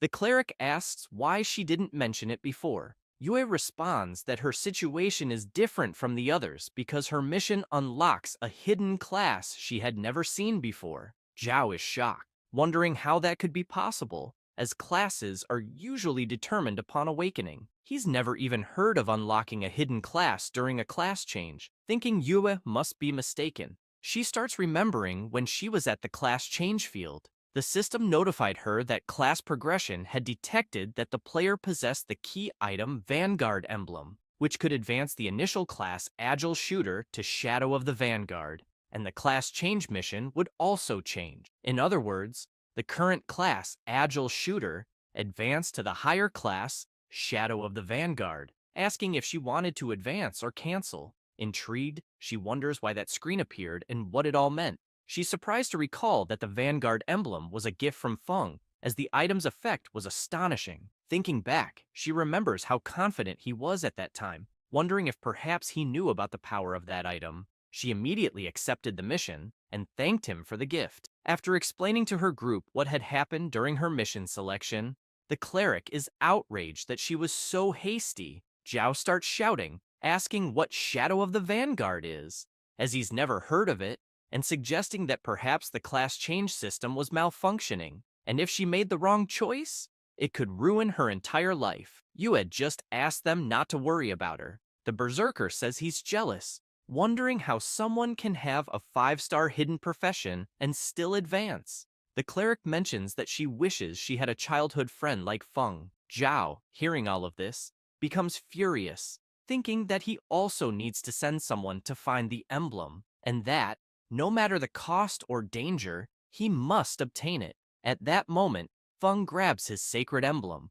which permanently grants him an additional 5 life attribute points and 5 spirit attribute points, and it begins to shine intensely. Moving toward Feng's chest, the emblem completes its S-level mission. The system begins the class change. He starts to laugh, saying that not only did his attributes increase significantly, but new passive abilities were also added, and he wonders how far he can push his precise manipulation of forbidden spells. The system notifies him that he has acquired the passive ability, Domain of Darkness. His control over the power of darkness has greatly increased, allowing him to manipulate forbidden spells with precision. Outside, Duan is still waiting for the Proto when a person appears. It was Jing, intrigued by Duan, wondering why he would be with Feng, as it seemed like he was guarding Feng's entrance.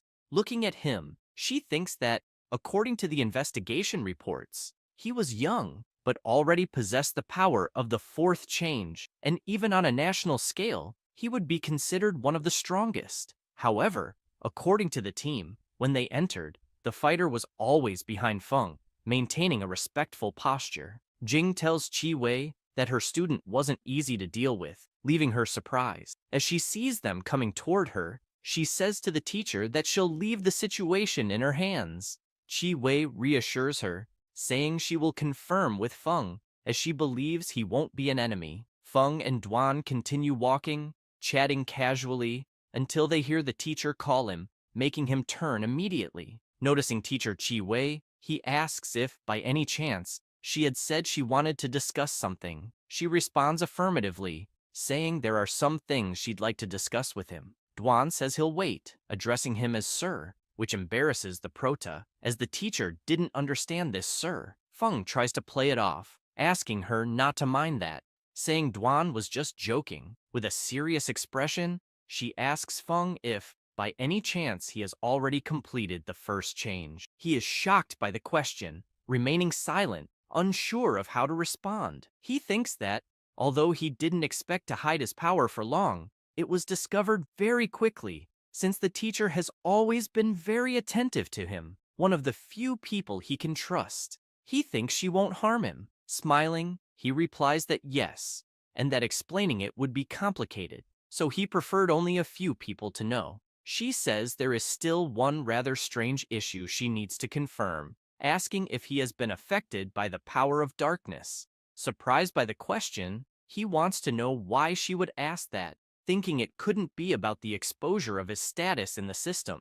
Qi Wei explains that he knows the world is undergoing strange changes, and that, moreover, the invasion of the secret world into reality is intensifying. Many people have been affected by the power of darkness and are turning into new Tentu mutants. Feng smiles, saying he understands, and asks her not to worry, as he is not a mutant. But he starts thinking that the mutants are closely monitored by the government, and he doesn't want to get involved with them in any way. She reveals an artifact, asking him to test it with her, requesting that Feng inject his energy into that crystal, as it will show the amount of power of darkness he has inside. The Prota is reluctant about the request.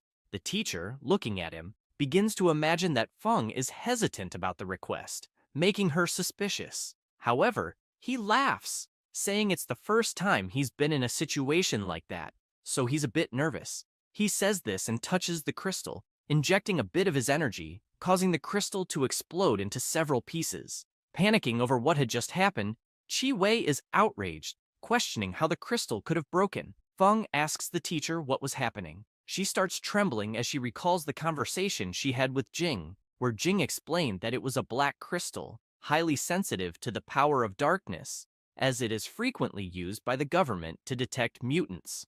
When there is power of darkness, the crystal starts to vibrate, and the stronger the vibrations, the greater the amount of power of darkness. Looking at the shattered crystal in her hand, she wonders what it means for it to explode like that. Feng begins to explain that he knows it's quite incredible for someone to awaken and change class immediately after, making things strange for him. But he comments that she's known him for a long time, asking her to at least believe in his character. Intrigued, she thinks about how that child lost his parents when he was still young, and also awakened later than others, and to maintain such an optimistic and positive mindset is already something quite rare. She explains that personally, she trusts him, but for protocol reasons, she will have to report what happened to the superiors, asking him to understand. Feng responds that he understands, but at the same time, he imagines that, although she says that, he doesn't know what the authorities' reaction will be. Under these unexpected circumstances, he can only leave the city of Yu. She takes out an item that begins to shine, making the prota ask what it was. Wei says it's a gift she prepared for him, congratulating him on successfully completing the first change. He accepts it gladly, thanking her for all the years she took care of him. Feng takes out an item, saying he had prepared a gift for her as well. The item is the Sacred Wings of legendary quality, which grants an additional 20 spirit points, 50% more health recovery and healing effects, as well as 100% more resistance to darkness. She is impressed by the quality of the item, as the no need to chant effect can save lives in critical moments. Wei says she can't accept it, as it's too valuable, but Feng insists, saying it's just an item he got during the class change mission, asking her not to be shy and accept it. Feng hands over the item and turns to leave, saying his friend is waiting, and if she doesn't mind, he's going to go now. The teacher watches him from afar, thinking about the legendary gift she had just received from him. Wei heads to the office of the adventurer's examiners to report what happened. After the teacher explains everything, Jing looks at the crystal, saying she has never seen a situation like that, asking if there's any possibility that the superiors might consider Feng a threat.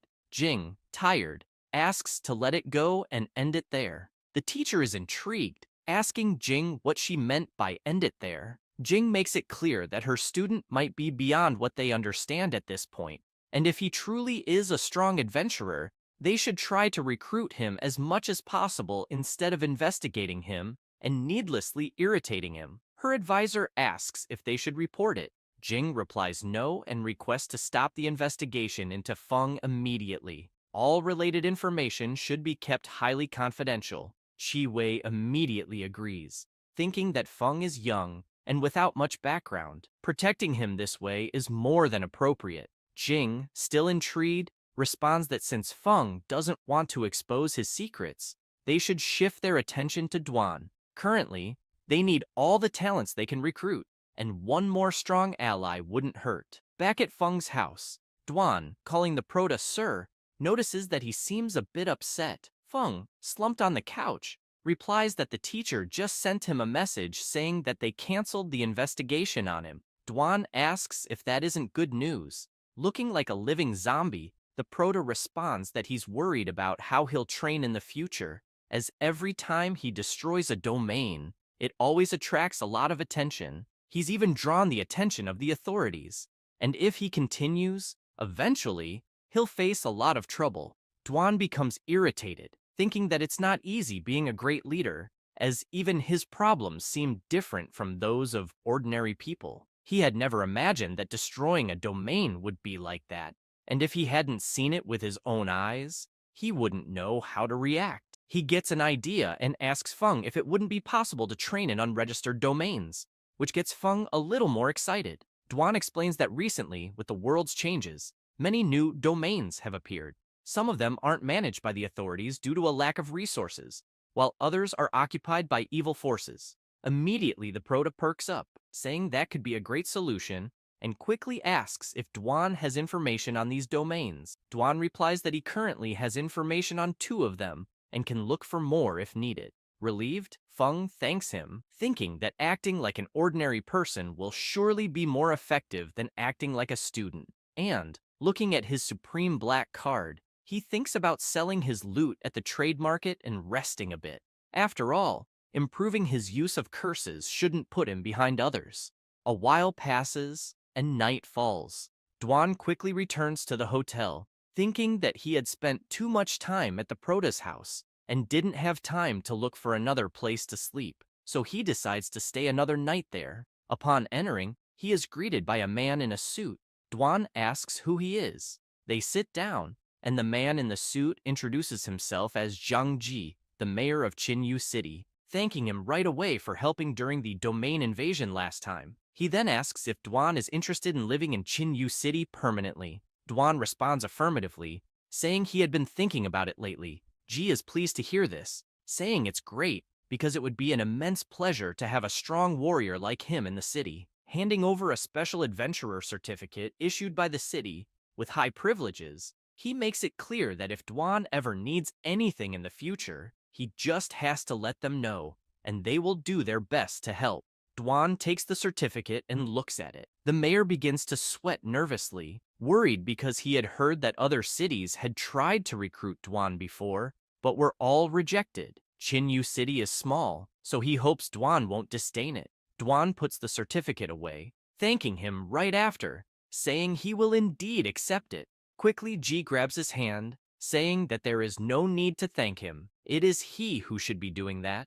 Dwan thinks that, in the future, the Prota might use it, deciding to keep the certificate for now. Satisfied with this, the mayor imagines that Dwan is a 4-transformation strong man. With him there, the city will be safer. Trying to gain some favor with Dwan, the mayor asks if by any chance he is looking for a place to stay, as he will arrange one immediately if he is. Dwan just thanks him. At that moment, the Prota continues playing his game, achieving a victory, saying he played so much that he didn't realize it was already late, deciding to sleep. However, he notices that the class group is still chatting at this hour, deciding to take a look to see what they are talking about.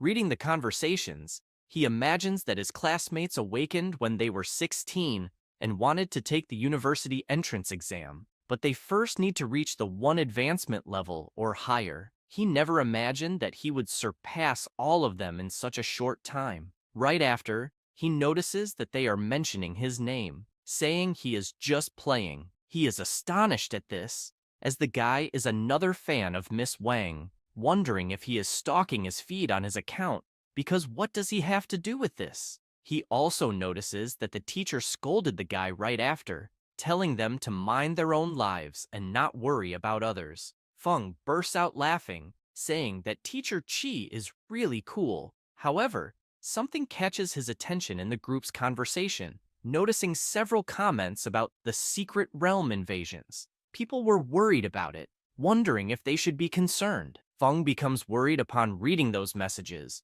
remembering what he heard about the world changes from Teacher Chi and Dwan. He recalls the time he fought the invasion monsters, where some of them managed to escape because if they hadn't, he would certainly have killed them. He imagines this and immediately goes to sleep. At that same moment, in the world of distortion, the boss sneezes, feeling worried because out of nowhere, he started feeling fear. The next day, at the Chung Trading Exchange, Shin returns to work after recovering from the battle she had with the distortion monsters. Quickly, her colleague shows up, asking why she is there since she hasn't even fully recovered from her injuries yet. Shin replies that she wasn't hurt that badly, and that she is fine at the moment. Her colleague responds that she talks big, then asks if she is eager to get back to university. She turns around, shouting that it has nothing to do with it. However, her colleague finds it a shame because the Prota turned out to be a reckless thief who dared to mess with someone from the 4th change. Shin starts shouting louder, asking her to stop talking nonsense about Feng, because he would never do such a thing. Her colleague begins to laugh, saying that Mr. Wang ordered an investigation into the Prota's background, making it clear that Feng is just an 18-year-old nobody who awakened to a 1-star job and that his parents died early. Therefore, he doesn't have the means to acquire high-class items. After all, someone from the 4th change was after him, and if he's not a thief, then what else could he be? She says this, but is soon startled as a stone spike appears in front of her, falling to the ground afterward. It was Feng, using his ability, apologizing because she was too insolent and almost made him lose control. She turns, surprised that he is there, and quickly yells for the guards because he had used magic inside the Chung trading exchange. Shin runs to him, urging him to leave before the guards arrive. Feng simply asks her not to worry. She explains that the influence of the Chung trading exchange is enormous. An ordinary person cannot afford to offend them because, if they catch him, it will be a big problem. At that moment, several people start appearing. They are the guards and Chief Wang, asking the protege how he dared to show up there. Feng becomes serious, saying he heard they were investigating him behind his back and had labeled him a thief. Wang makes it clear that whether he is a thief or not, they will find out soon enough, ordering the guards to seize him, as he had no qualification to ask anything. Quickly, the prota takes out his black card, showing it to them, and asking if they treat all their clients this way at the trading exchange. Immediately, the guards freeze upon seeing the black card, leaving the young woman and Chief Wang stunned, questioning where the prota had gotten that supreme black card of the trading exchange. Quickly assuming it was fake, Feng explains that it was a gift from Mr. Dongming. Wang yells at the prota, asking where he got it, as it was clearly a fake card. Feng puts the card away, telling them to investigate it since they are so good at that. The redhead, frightened, asks her boss what they should do at that moment. He quickly grabs his phone, asking her to keep an eye on the protege while he makes a call to verify. Outside, a crowd begins to gather, asking what was happening, as the guards had blocked the way. At that moment, Mr. Wang is talking to the mayor, and Dong Ming asks him if, by any chance, someone was investigating the membership card he gave to the prota, and what was going on, leaving Mr. Wang instantly scared upon hearing that. Sweating profusely, he tries to explain that it was nothing, just a misunderstanding. However, he becomes even more worried, imagining that the mayor's father is one of the founders of the trading exchange, so he cannot anger him in any way. He then wonders how Feng met Dong Ming. However, the mayor starts shouting indignantly, asking what he meant by a misunderstanding, making it clear that Feng was a very difficult conquest for him. He asks if, by any chance, Wang had offended him. Not knowing what to answer, Wang explains that he hadn't offended him at all, asking Dong Ming to calm down because he would resolve everything properly. The mayor gets angry, slamming the table, suspecting that Wang had offended Feng, asking how he dared to do such a thing, and telling him to wait, as he was on his way immediately. Wang, after finishing the conversation with the mayor, starts crying, wondering where the hell Feng met Dong Ming, wanting to know about the relationship between the two. But soon he has an idea, remembering Duan, thinking that he must call him immediately, informing him that they found the fighter set, because if he comes for a confrontation, even Dong Ming will have to respect him a little. Some time passes, and the prota is sitting with Shin in the waiting room. However, the mayor and Duan appear together, running toward them. Asking what they were doing there, Shin is surprised because it seemed like the mayor and Duan knew the prota.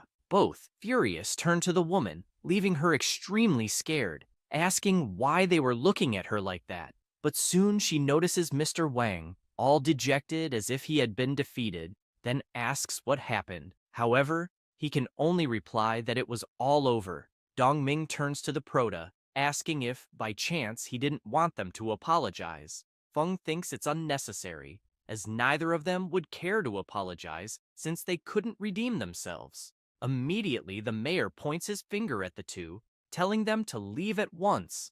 Both are shocked by this. Wang quickly slaps the woman, saying that all of this happened because of her. Dong Ming, outraged at that scene, asks the guards again to remove them. After that, they head to a VIP room. Both sit down, and Shin starts serving tea. The mayor watches her, thinking that Feng has a good impression of the girl, feeling relieved because they didn't completely ruin the trading exchange's reputation. Shin, looking at the prota, thinks that he is amazing because he was smiling and chatting normally with the important people there. Smiling, Dongming tells Shin that she was wronged, asking her to work hard because in the future, the trading exchange will compensate her. Embarrassed, she thanks him, saying that she will indeed work hard. Feng apologizes to the mayor because on his account, he came from very far away. Dongming asks him not to say that, as the Prota's problems were his too. If it weren't for him and Shin,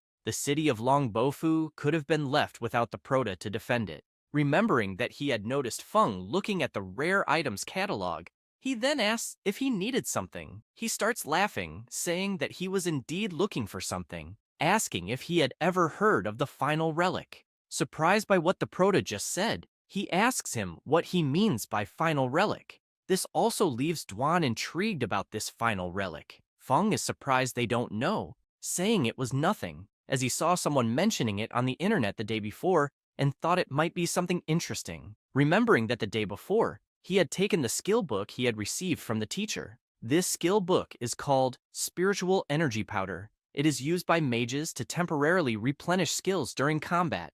Intrigued by the book, as he doesn't know what kind of forbidden spell it will become, he says this while a glow emanates from the book, but he soon decides to learn the skill from the book, with an intense glow appearing on his forehead. At that moment, the system informs him that he has learned a passive skill, Absolute Darkness Convergence. It absorbs the residual dark energy from the final relic, transforming it into his own energy. He is immediately intrigued, wondering what this final relic is. He has never heard of it, and the system did not provide further explanations, leaving him wondering what he should do. However, he feels tired and sleepy, thinking he should sleep and leave this matter for another time since he won't use it at the moment anyway. Recalling that day, Dongming says that it was a rushed departure that time, asking them to go to Longbofu City as he will cover all the expenses there. He says this, quickly grabbing his flying scroll,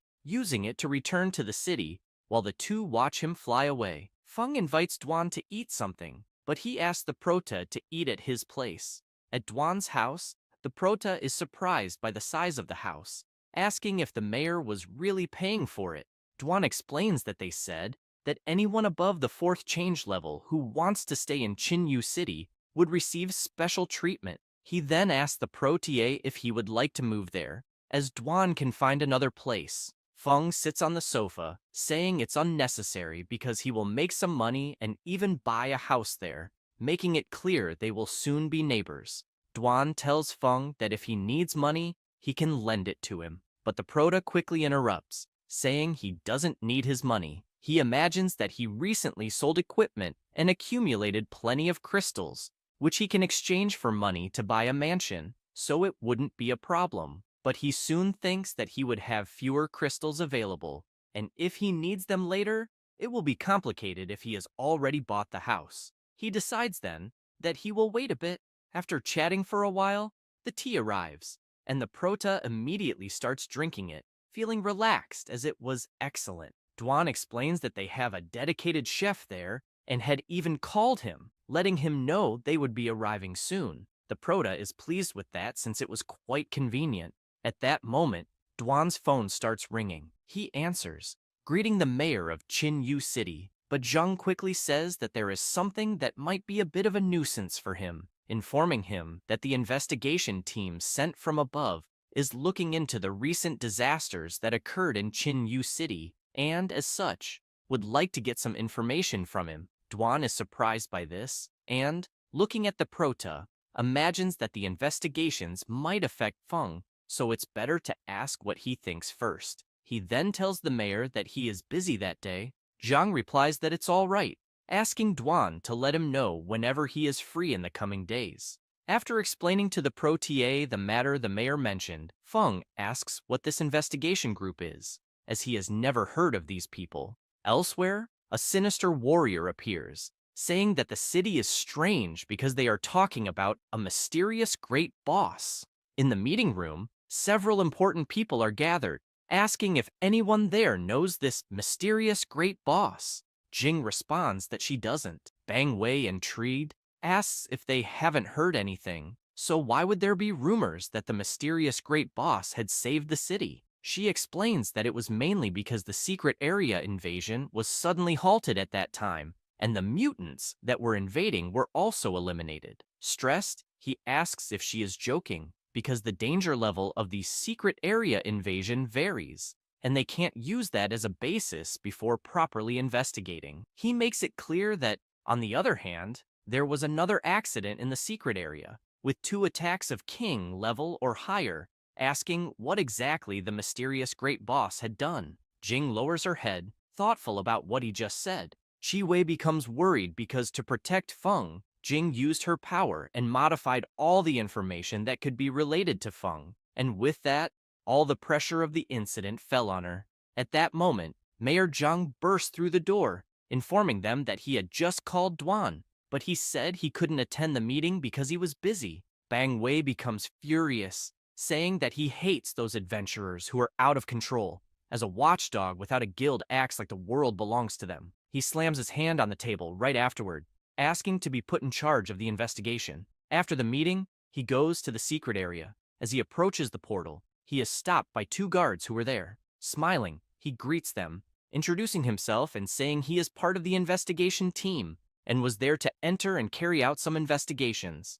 The guards quickly say there's no problem at all, and that with him there, they feel more at ease, asking him to enter right afterward. After passing through the portal, he notices several traces of dark energy, saying that although it's not the first time he's been there, seeing the level of destruction, he can't help but be impressed, wondering what kind of force is needed to completely destroy a secret area. Looking at the remnants, he imagines that even the residual dark energy is so pure and powerful, because no matter what kind of nonsense this mysterious great boss is, in the face of such an existence, it's like an anthill before an elephant. He immediately becomes ecstatic, shouting that this place is truly worthy of anticipation. Saying this, he raises his hand, making a sinister demon appear right in front of him, as if he were controlling it. He then lets out a malicious laugh, saying that it was indeed king level,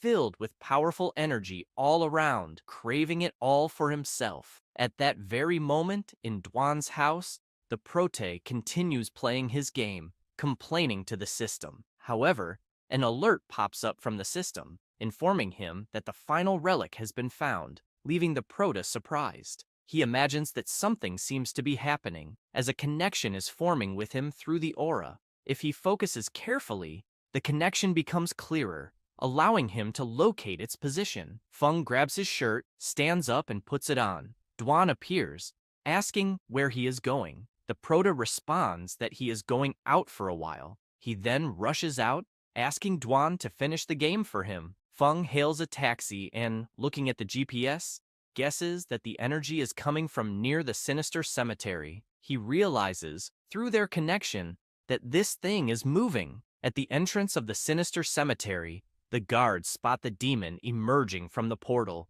notifying their superiors via radio that an unknown monster has appeared there. They both start trembling, asking what the hell that thing in front of them is, as Bang Wei had fused with the monster, calling for help because they couldn't move. Due to the monster alert, blockades were set up to prevent any accidents. The guards asked everyone to stop, as there was danger ahead. At that moment, the taxi driver tells the Prote that, unfortunately, they can't pass the blockade. He responds that it's fine, and that he'll get off right there, paying the driver afterward. He notices that the thing had temporarily moved away.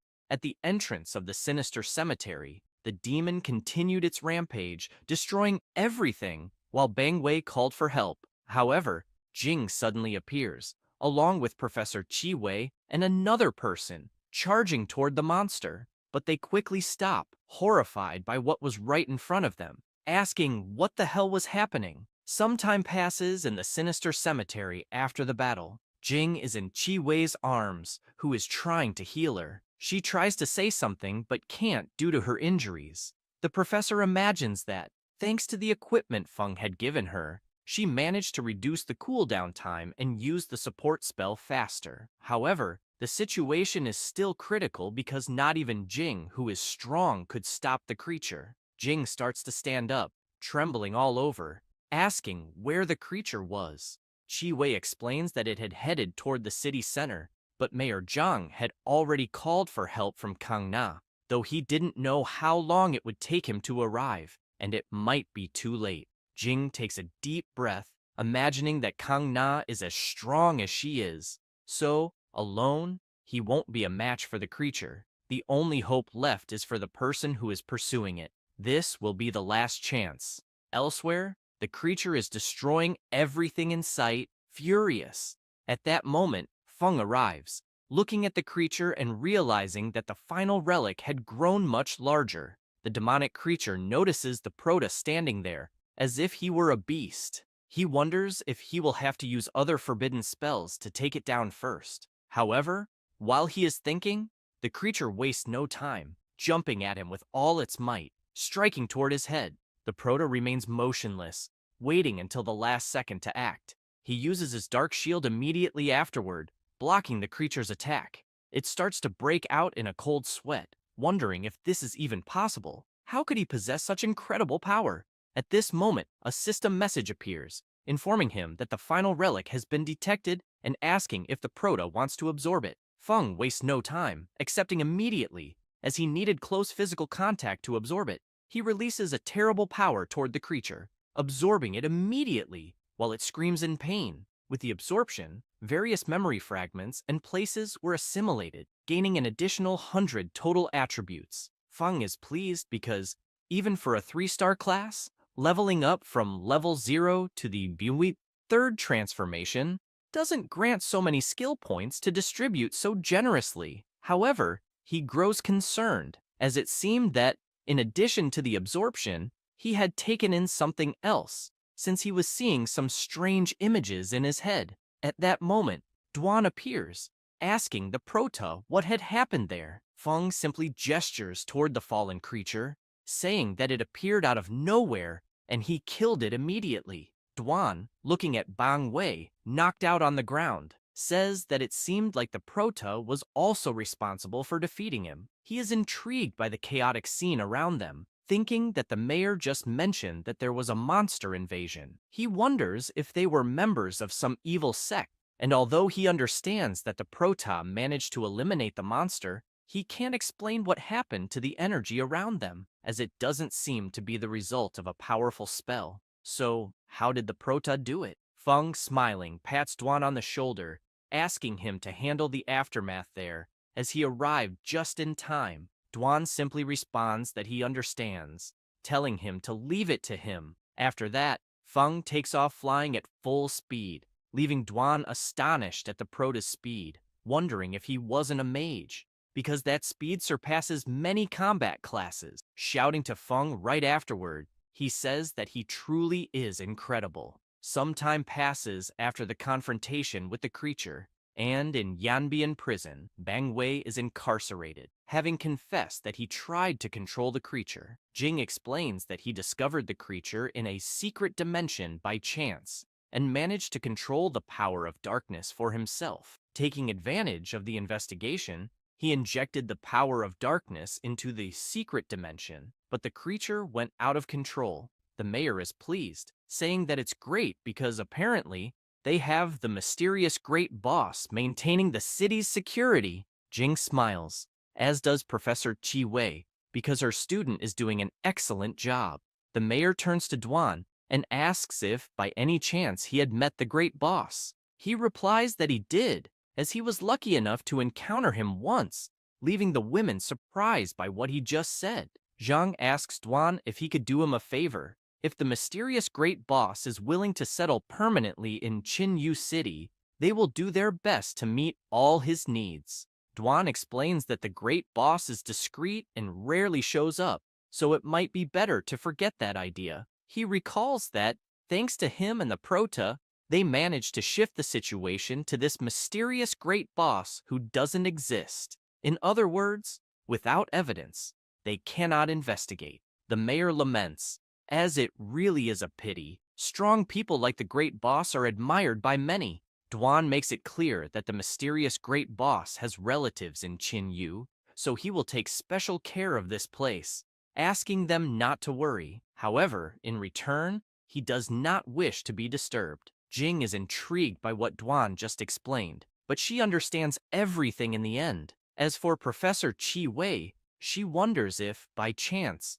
the great boss is a relative of Feng. After all this, at the Prota's house, he is taking a bath, thinking that the so-called final relic is actually the remains left by the demon kings who died in these secret dimensions. He imagines that the additional images he saw earlier in his mind are actually memory fragments of the demon kings during their lives, which were absorbed along with the relic. He then becomes intrigued, as he has no interest in becoming a demon king, wondering what purpose these fragments would serve. However, he soon thinks of something, imagining that they could actually be useful. He reflects that, under the accumulation of the power of darkness, these secret dimensions experience periods of strengthening. If the invaded time and space cannot withstand it, the world will face chaos.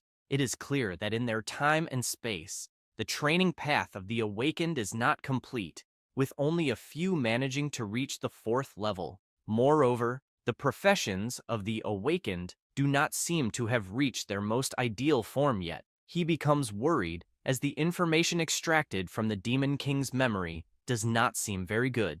If things continue that way, humanity will have only one fate. Even if he protects himself, he will not be able to live in a world full of monsters. But fortunately, they were not the only ones to suffer from the secret dimension invasion. In other times and spaces, some managed to repel the invasion successfully. If he can collect more fragments, selecting the useful experiences, it will be very effective. After all, these experiences are beyond current knowledge, and improper handling could lead to unpredictable consequences. Suddenly, his phone rings. Feng answers, laughing, and asks Yue if she has something important for him. She invites him to dinner that evening, making it clear that he must not miss it because they were celebrating. She had managed to complete her S-class mission, and the transition to the Vanguard Shadow class was complete. Feng immediately accepts, saying that how could he refuse the invitation, especially since it was she who was inviting. This makes her happy to hear. She asks him to check his phone because she will send him the location.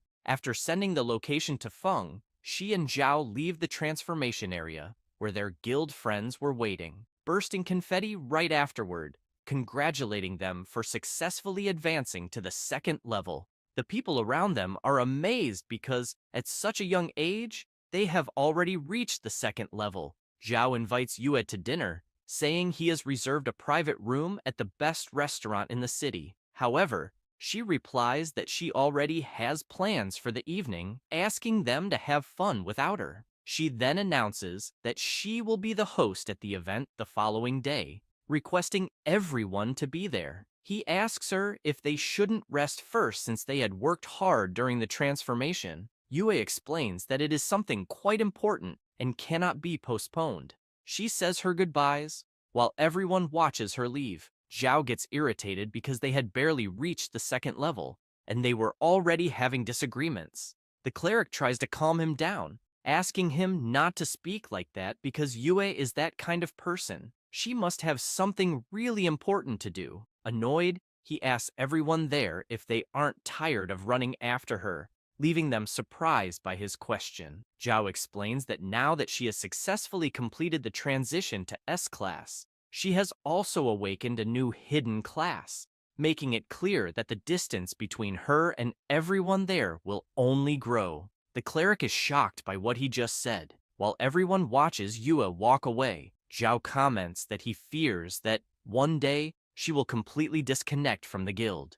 Some time passes, and night falls at the restaurant where the protagonist and Yue had arranged to meet for a celebration. Feng is amazed upon seeing the roasted lamb, saying that the restaurant wasn't expensive and that all their food was delicious, urging her to try it immediately. Still delighted, he says that being there was only possible because he followed her. Yue quickly thanks him for giving her the emblem, as it had helped her a lot.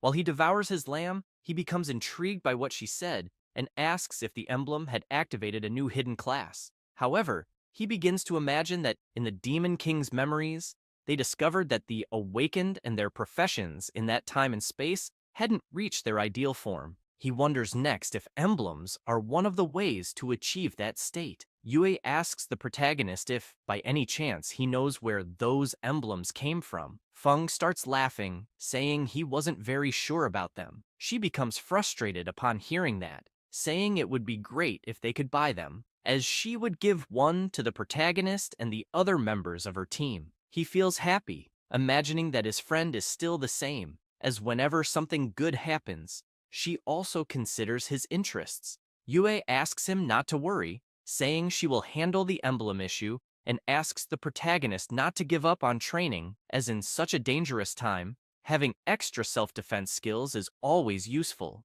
She makes it clear that once she finds an appropriate emblem for him, he might also activate a new class. Feng starts teasing Yue, saying that it's hard to train alone, as having her as a friend to protect him was already enough. Quickly, she is shocked, shouting at him to stop joking around, as she was talking about a serious matter. After saying this, she suddenly feels a discomforting pain. Feng becomes concerned and asks what had happened. She puts her hand on her arm, asking him not to worry, as she had gotten slightly injured while completing a mission. Immediately, the protagonist offers to heal her. However, she responds that she had already been healed, making it clear that it was an S-class mission, explaining that the boss dealt a lot of damage, and she would need some time to recover. Feng is intrigued, wondering how difficult an S-class transition is. At that moment, the protagonist's phone rings. He answers,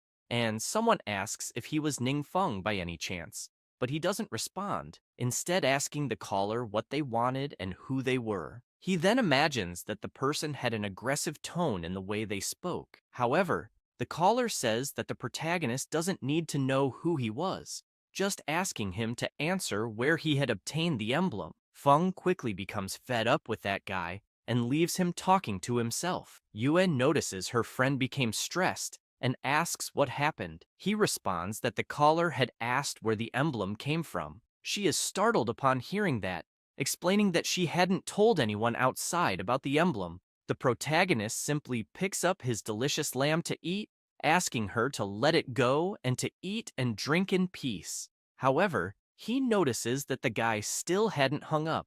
Picking up the phone again, he hears the guy shouting, asking how the protagonist dared to leave him talking to himself, making it clear that he would pay for what he had done. Feng listens to all that nonsense, then becomes serious, imagining that Yue is nearby, so it would be better not to do anything to draw attention, and he hangs up the call immediately. After eating and chatting a lot, the two leave the restaurant happy. The protagonist puts his hand on his stomach, saying he was too full and had never eaten such good lamb. She feels happy to hear that, but soon becomes concerned, asking if he wanted a ride. He smiles, saying it wasn't necessary, and bids farewell shortly after. After returning home, he opens the door, feeling drowsy from eating too much. However, he becomes startled, noticing that his house had been ransacked and was completely messy. At that moment, someone calmly approaches, asking why Mr. Feng had taken so long. The protagonist quickly becomes serious,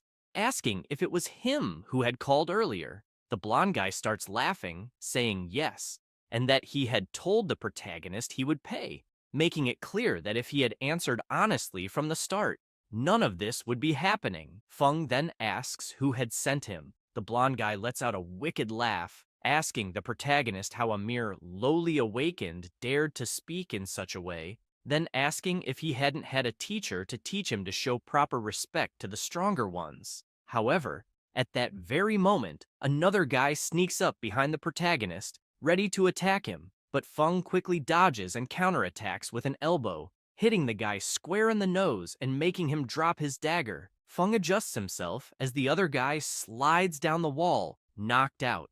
The blonde guy is quickly terrified, wondering what the hell had just happened. The protagonist starts laughing, telling him to show some respect and calm down. However, he begins to sweat profusely, worried, realizing that the information clearly said the protagonist was just a one-star novice. Then, he wonders how a 3-star assassin had been defeated by a mere mage with bare hands.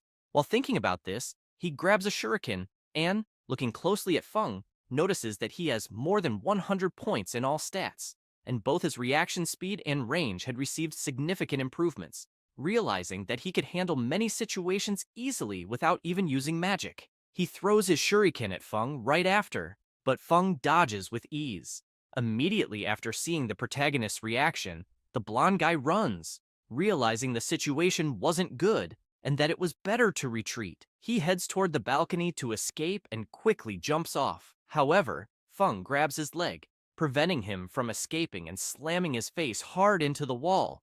After that, the protagonist orders them to clean up the mess they made. Then, shouting, he tells them they'll have to pay for the broken cabinet too.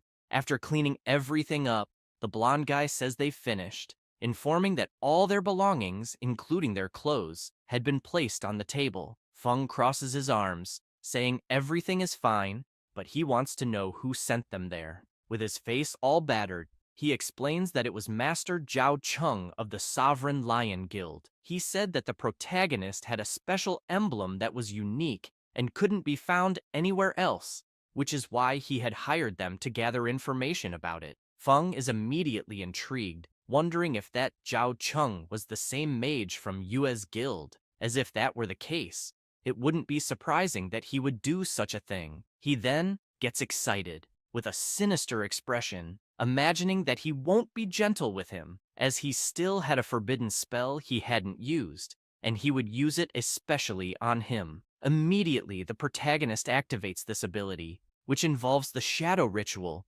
using his mental strength to control the minds of his targets, briefly allowing him to transform into a powerful projection. Targeting the two thugs there, he makes them scream in pain. After that, elsewhere, Zhao Cheng and the shield warrior are walking and talking. The warrior asks Zhao about the emblem, and Zhao, with a serious look, replies that he had already sent someone to find Ningfeng, and if the protagonist didn't cooperate, he would make him experience a fate worse than death. The warrior is startled by the tone of voice his friend used, asking what would happen if Wang Yue found out. Zhao takes a deep breath, saying he couldn't worry about that. Sweating cold, the warrior says it was a shame the mission didn't go as planned. However, Zhao Cheng starts remembering the mission, in which, originally, he had let the shield warrior face the boss to diminish Yue's momentum, scare her a little, and then he would step in as the heroic savior. But he had never imagined that she would risk her own life and defeat the boss. Soon, he is startled, as someone had just appeared out of nowhere. Zhao, upon seeing it, was the guy he had sent to gather information on the Prota, gets angry, and immediately asks why he had shown up there silently, and if he had managed to get the information he had requested. However, the Prota, possessing the body of the blonde guy due to his ability, only asks if they were the ones who caused Yue's injury. Upon hearing that question, the two are surprised, but Zhao approaches, giving him a pat on the face and asking him not to interfere, then questioning if he had some sort of problem. At that moment, the Prota starts using his power, becoming furious, grabbing their necks with all his might and lifting them off the ground. He then makes it clear that they don't deserve to live in that world for having hurt Yue, but he won't let them die so easily. He says this, invoking black flames immediately afterwards, which quickly begin to engulf them. The Prota emphasizes what they had said earlier, something about a fate worse than death, telling them to enjoy the experience, burning them from the inside out until they turn to nothing but ashes.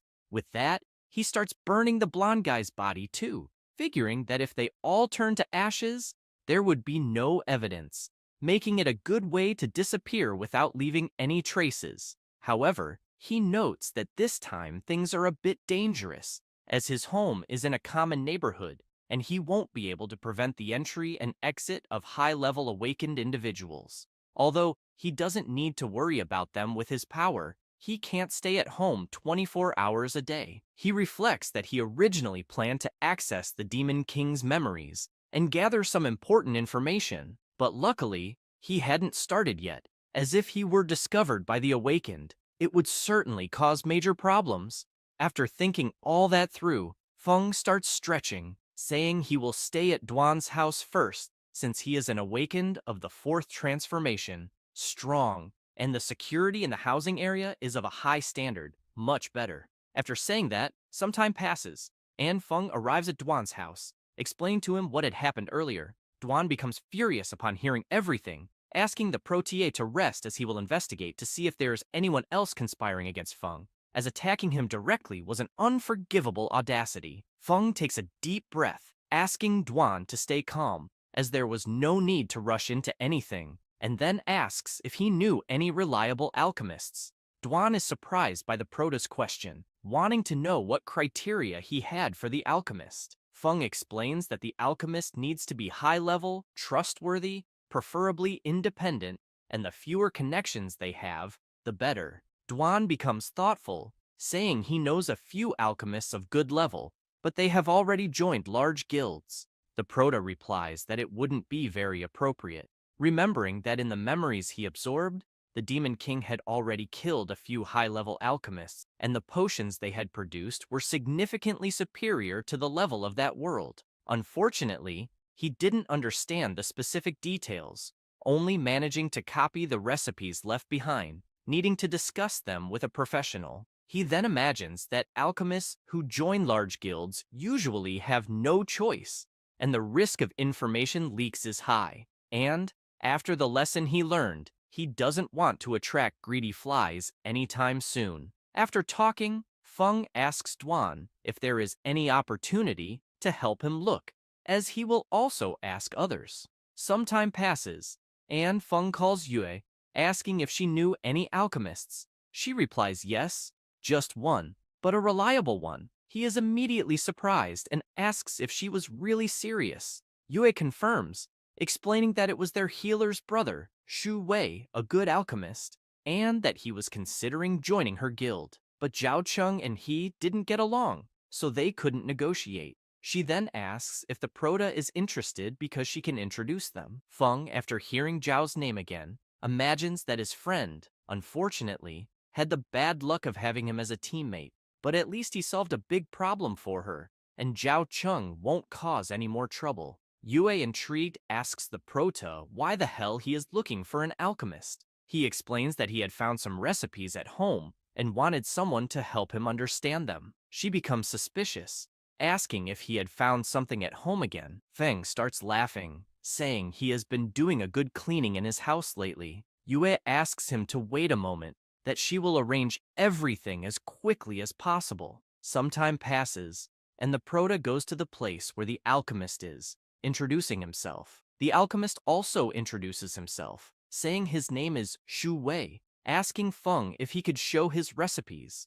Outside, Yue and her friend are upset because her friend wanted to get closer to the prota, but her brother kicked her out. Yue, smiling awkwardly, imagines it's because she's too loud. Meanwhile, the alchemist continues examining the recipes, then says that the ingredients are not special, but the preparation method he had never seen before, seeming quite complicated. Shu Wei asks Feng if, by any chance, he knows the effect of that potion. He replies that he heard it would increase experience by 100%. Immediately, the alchemist is surprised to hear that, explaining that common experience potions on the market can only increase experience by a maximum of 40%, and they're still quite expensive. He muses that if there really is a potion that boosts experience by 100%, 1- and 2-star awakened individuals would level up quickly. Feng smiles, saying probably yes, but he's not sure, and it's not easy to ask around, so he came there to clarify his doubts. Shu Wei turns to the prota, asking him to wait a moment because he's going to conduct an experiment upstairs. Time passes as the three continue talking, but soon they hear a strange noise. Everyone becomes concerned, wondering what is happening upstairs. Yue's friend starts climbing the stairs, saying she'll take a look to see what it is. After climbing, she notices something jumping in front of her, soon realizing it was the slime her brother used for experiments. Yue and Feng also go up to see what's happening, but a burst of flame shoots right in front of them, hitting the slime. Everyone is surprised by that, and quickly rush to the alchemist to see what it was, soon noticing the shot came from him, as he was delighted, saying the potion had really worked, leaving the girls completely confused. Shu Wei approaches the Prota, saying he drank a little of the prepared potion and tested it on the slime, concluding that the experience indeed increases by 100%. Feng is pleased, imagining that if that recipe worked, the others will too. At that moment, the alchemist throws his fireball again, hitting the slime hard. His sister explains that Shu Wei loves his lab so much that he doesn't let her go upstairs, and now he's breaking everything on his own. Some time passes, and after the Prota explains to the girls about the potion recipe, they become ecstatic, asking if it really increases experience by 100%. Feng nods, expressing that yes, it does. However, the alchemist asks the two to stay quiet because this is something that requires extreme confidentiality. Shu Wei turns, asking the Prota what he plans to do next, because if he sells that, he'll definitely make an unimaginable fortune, since right now, everything is very dangerous, and no one will refuse something that increases strength. Feng reflects on that, but soon hears a message arriving on his phone. He asks for a moment, because he's going to check some information first, noticing next that it was a message from Qi Wei in the class group, informing that the school's plan was to take all the third-year students to a secret location in the neighboring city to train for next Monday's event. And, since space was limited, each class would have to use the location at different times and areas, asking everyone to prepare properly and cooperate actively. Noting also that after the teacher communicated this, everyone started sending worried messages, fearing that experience would be scarce. There wouldn't be space for everyone, and there wouldn't be any experience potions. Feng, after reading all those messages, becomes thoughtful, wondering what could be done in that situation. But he quickly has an idea, explaining that regarding the experience potions, he plans to use them first on his companions and then sell them to Shirin them after some time. Yue's friend quickly asks the Prote if, by any chance, he considered her one of his companions. He responds that yes, he does. She gets super excited, saying that in the future, she and Yue will be his bodyguards. However, Feng remains thoughtful, imagining that such a sought-after item, once released on the market, will certainly cause a big impact, and consequently, profit opportunities will arise. People like Zhao Cheng, who are like greedy flies, will probably appear in large numbers. To keep the peace and calm, it's better to first nurture the people around them to support their power, because when someone has bad intentions, it will be time to act. Right after, the Prota remembers Yue's guild berserker and asks if his name was really Zhou Jiangshu, as the experience potions could also be considered for him. The two are pleased to hear that.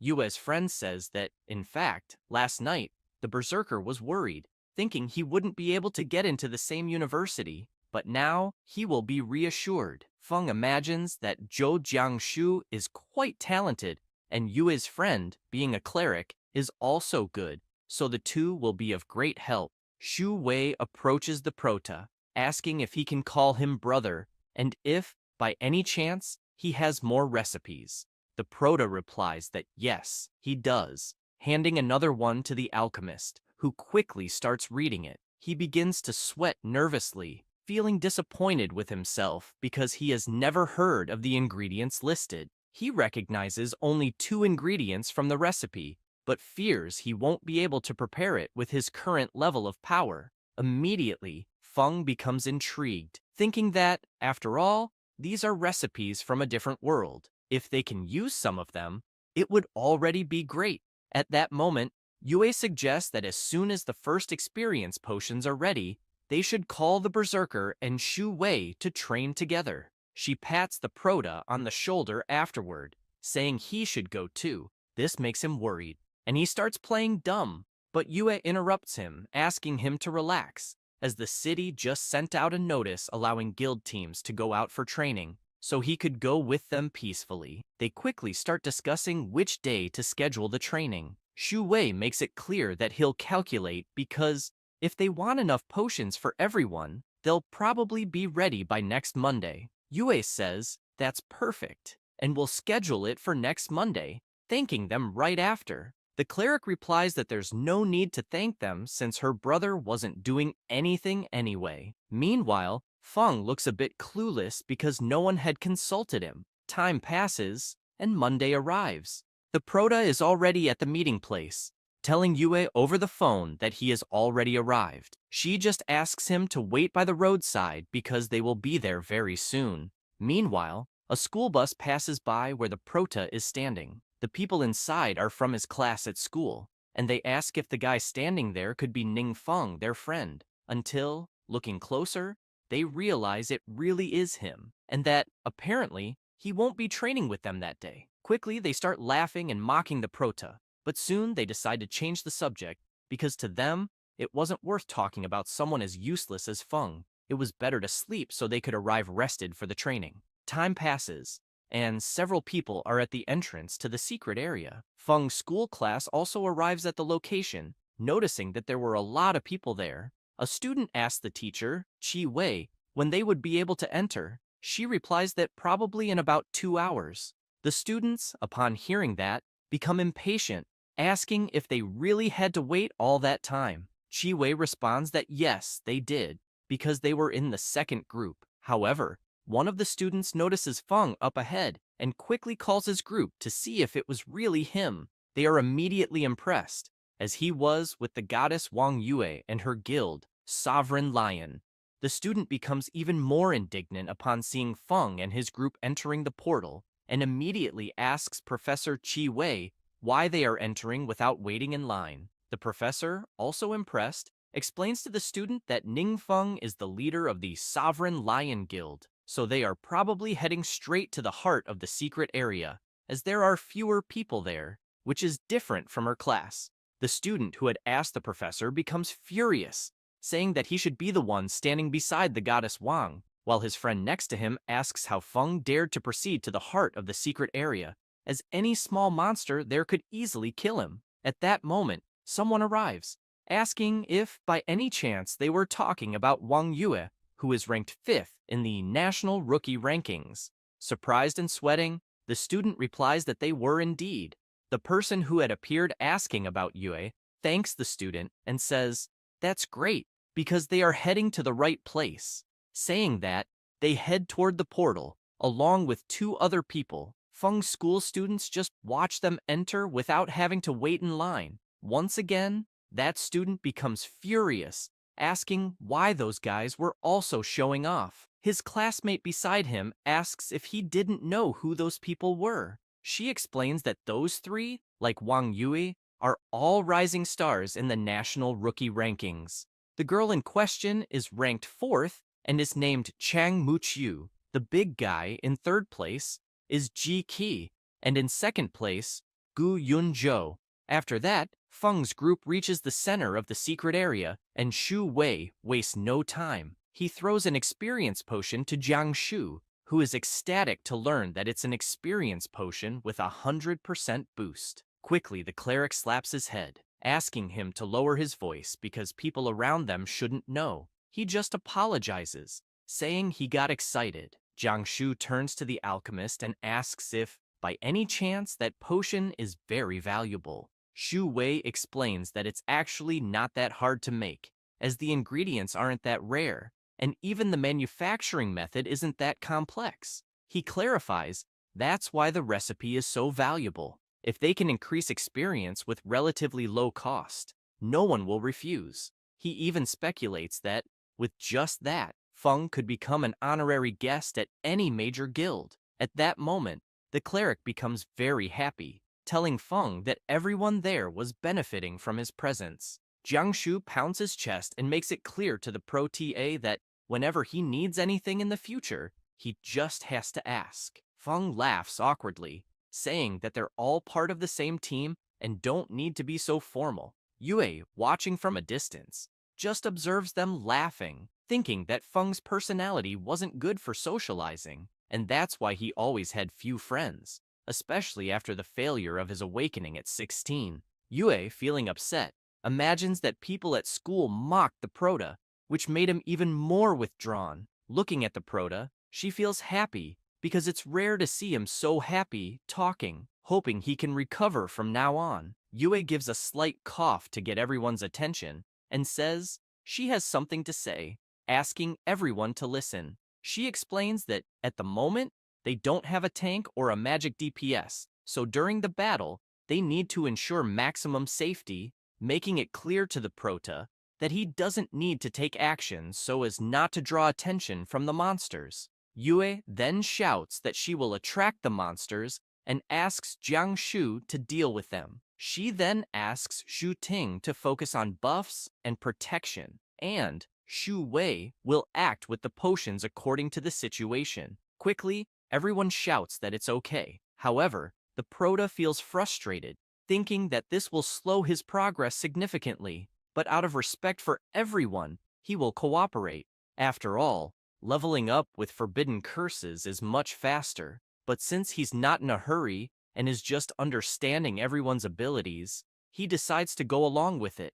At that moment, Yue wastes no time, grabs her bow, and shoots an arrow, hitting the monsters and causing a huge explosion. Drawing their attention, they charge straight at her. Shu Ting grabs her staff and uses her ability, buffing the berserker, who quickly prepares his attack and delivers a powerful strike to the ground, sending it toward the approaching monsters. Shu Wei doesn't miss the opportunity and throws experience potions, hitting the monsters. He gets excited right after, as the experience is increasing rapidly, and if it continues like this, he will soon be able to make a new potion. Shu Ting and Jiang Shu celebrate, knowing they could also reach the second stage before the entrance exam and get into the top universities with Yue. However, they hear a strange noise coming from the cave, and Jiang Shu immediately asks who it is. Gu Yunzhou, letting out a sinister laugh, apologizes, saying he didn't mean to laugh, but he couldn't help himself after hearing that someone who hasn't even reached the second stage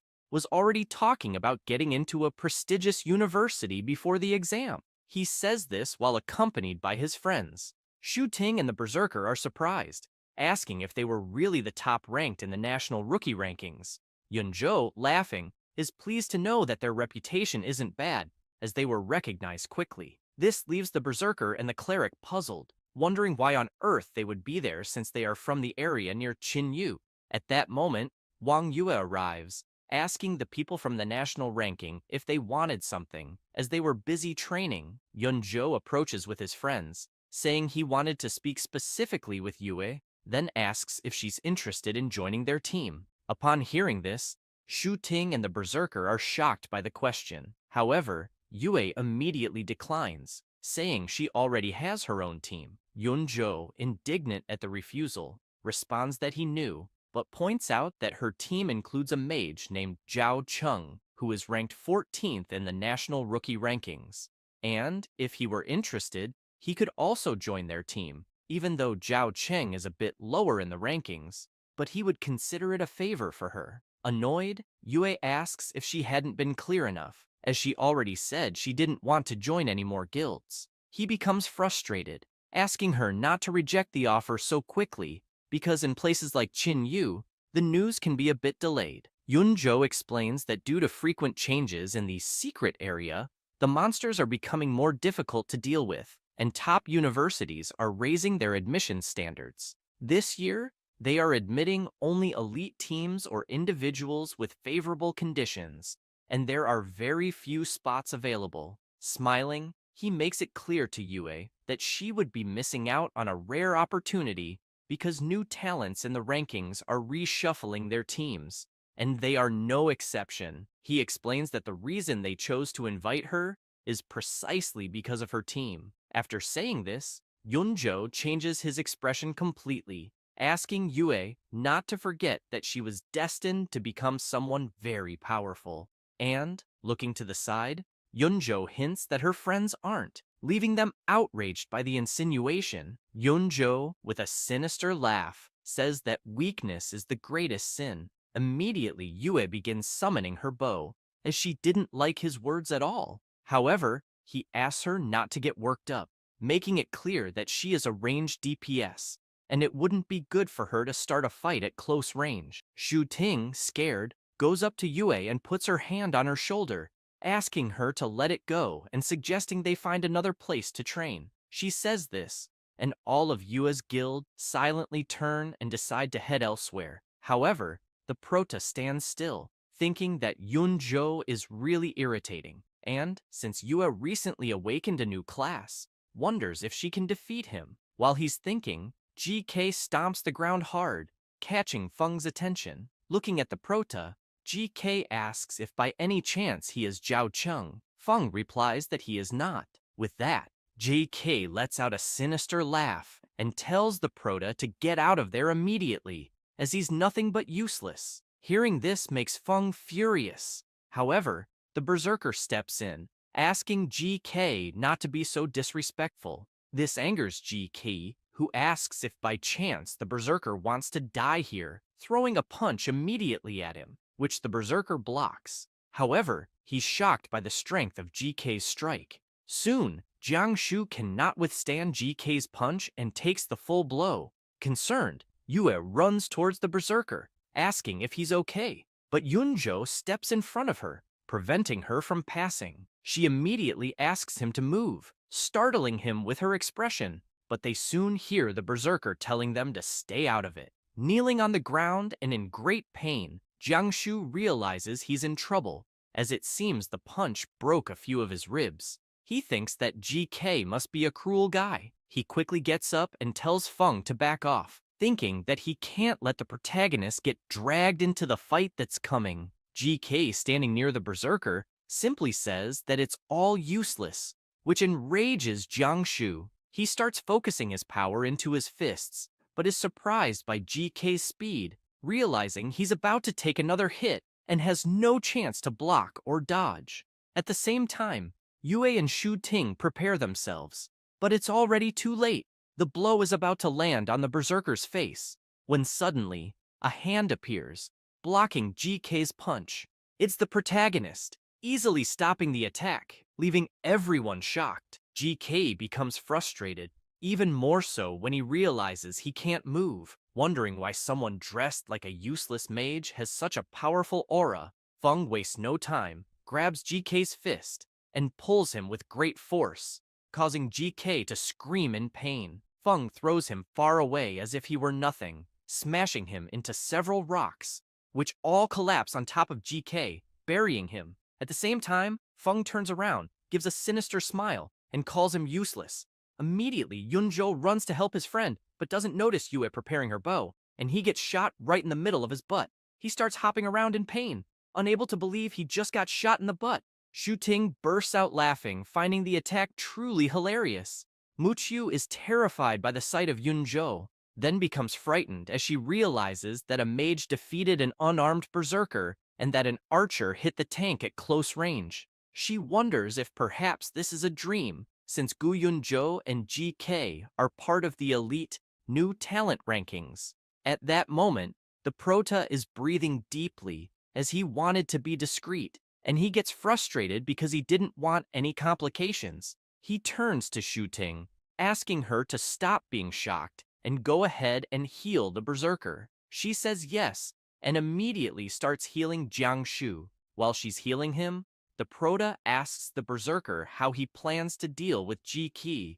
Jiangshu replies that he doesn't know, but he'll follow the prota's orders. Hearing this surprises Feng, making him realize that his friend's opinions of him seem to be changing. He then asks the berserker to go to GK and take his equipment, telling Jiangshu to see it as compensation for GK having annoyed him. Yunjo becomes outraged at what he just heard, asking how they dare to do such a thing, as it's clearly theft. Before he finishes speaking, he's startled by an attack that suddenly appears right in front of him. It's the prota, with a sinister expression, asking Yunjo if, by any chance, he was saying something. Quickly, Yunjo changes his expression, saying that actually, also has equipment that could be useful to the prota, and, if it would calm things down, he could take it without any problems. The prota gives him a hug, saying that at least Yunjo knows when to give in, as he personally doesn't like problems, and he makes it clear that if by chance Yunjo dreams of planning revenge in the future, they will regret it.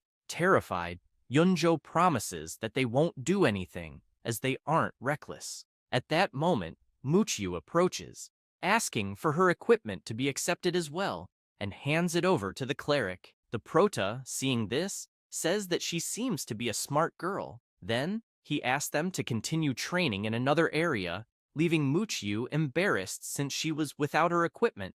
Immediately, everyone from Yue's guild gets excited, saying it was a great idea. After that, while walking through the secret area, Yue tells the prota that she was thinking of taking him for training but never imagined that he would be so strong. He starts laughing ironically, saying that she already knew he had changed classes recently, but didn't want to draw too much attention because that would be problematic. Yue gets frustrated with the prota's attitude, saying that she will just let it go and won't ask any more questions, as he's always like this, never saying anything. The prota, still laughing ironically, makes it clear to Yue that she always understands him better than anyone. Quickly, she puts her hand on the prota's shoulder, surprising him. And, very happy, she makes it clear to him that, regardless of everything, she was very happy for him. Feng simply smiles and thanks her afterwards. At that moment, Shu Ting and Jiang Shu approach the prota, asking if by any chance he had already decided which university he would attend and which guild he was interested in joining. He simply replies that he hadn't thought about either question yet. They continue talking while Shu Wei asks everyone to wait for him. However, Feng becomes intrigued, imagining that both the university and the guild are places with strict management. A mistake could reveal his biggest secrets, thinking that it might not be a good idea for him to join either. He ponders this, but soon the prota changes his expression, shouting to everyone that they can still go deeper into the secret area and speed up leveling up, as Yue can simply attract more monsters at once, and he, as the tank and main DPS, will take care of most of them, asking the others to handle the rest, which gets everyone excited by the prota's enthusiasm. Content, Feng imagines that even though he can't use high-level magic, using attribute buffs and passive abilities might be enough. Some time passes, and the prota goes to Duan's house, who is surprised to see him, saying that he finally returned. Feng is disappointed because he had worked hard for a few days and only gained 1 level, and if it weren't for the new experience potions, his progress would have been even slower since he got used to killing high-level monsters with forbidden spells. Feng sits down, thinking that usually people like Yue who start as novices can reach level 60 in 2 years until they complete the second transformation. He then considers entering a local university. However, he quickly changes his mind, saying that he doesn't want to think too much about the matter and will relax and be lazy for a few days because if he gets stronger and still has to work as hard as the others, what would be the point of becoming stronger? After saying that, the Proteus starts to relax, playing video games with Duan, sleeping over and over again, and going out to eat with Duan, until, while eating, the Prota hears his phone ring. Realizing it's Shin, he asks if she wanted something. She informs him that there will be an auction soon, and she heard that there will be good items there, and that the new Master Tang would like to know if he was interested in attending. Feng asks her if this Master Tang is the one replacing Wang. She answers yes. Bored, the Prota responds that he hasn't had much to do lately, so it would be a good idea to take a look. She makes it clear to the Prota that she will wait for him with Master Tang to bring the list of items for him to review. He says that's fine, and goes back to eating his food, imagining that the service there had improved, and he wonders if this Master Tang is much better at dealing with people than the previous one. Some time passes, and Feng, along with Duan, goes to the meeting. Master Tang Yikai introduces himself, saying he is an appraiser from the Sukin branch of the Yucheng Trade Exchange. The Prota stands up and extends his hand, addressing him as Master Tang, but Yikai, embarrassed, steps back, saying that the Prota doesn't need to be so formal since he's new there, asking the Prota to treat him like an ordinary person. However, Master Tang is thinking that before he arrived, Mayor Dongming made sure he knew to treat the Prota very well,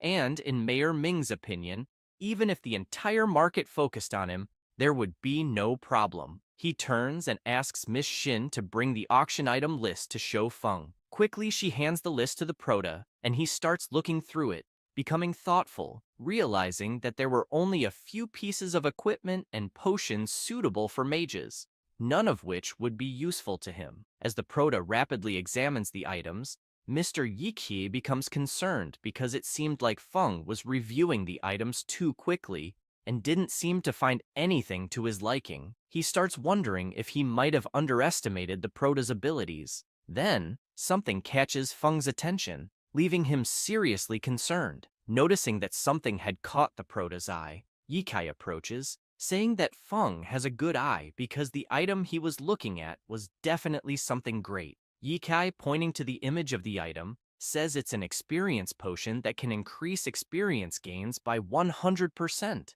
a very rare item, perfect for leveling up quickly. Feng remains silent for a moment, remembering the conversation he had with Shu Wei.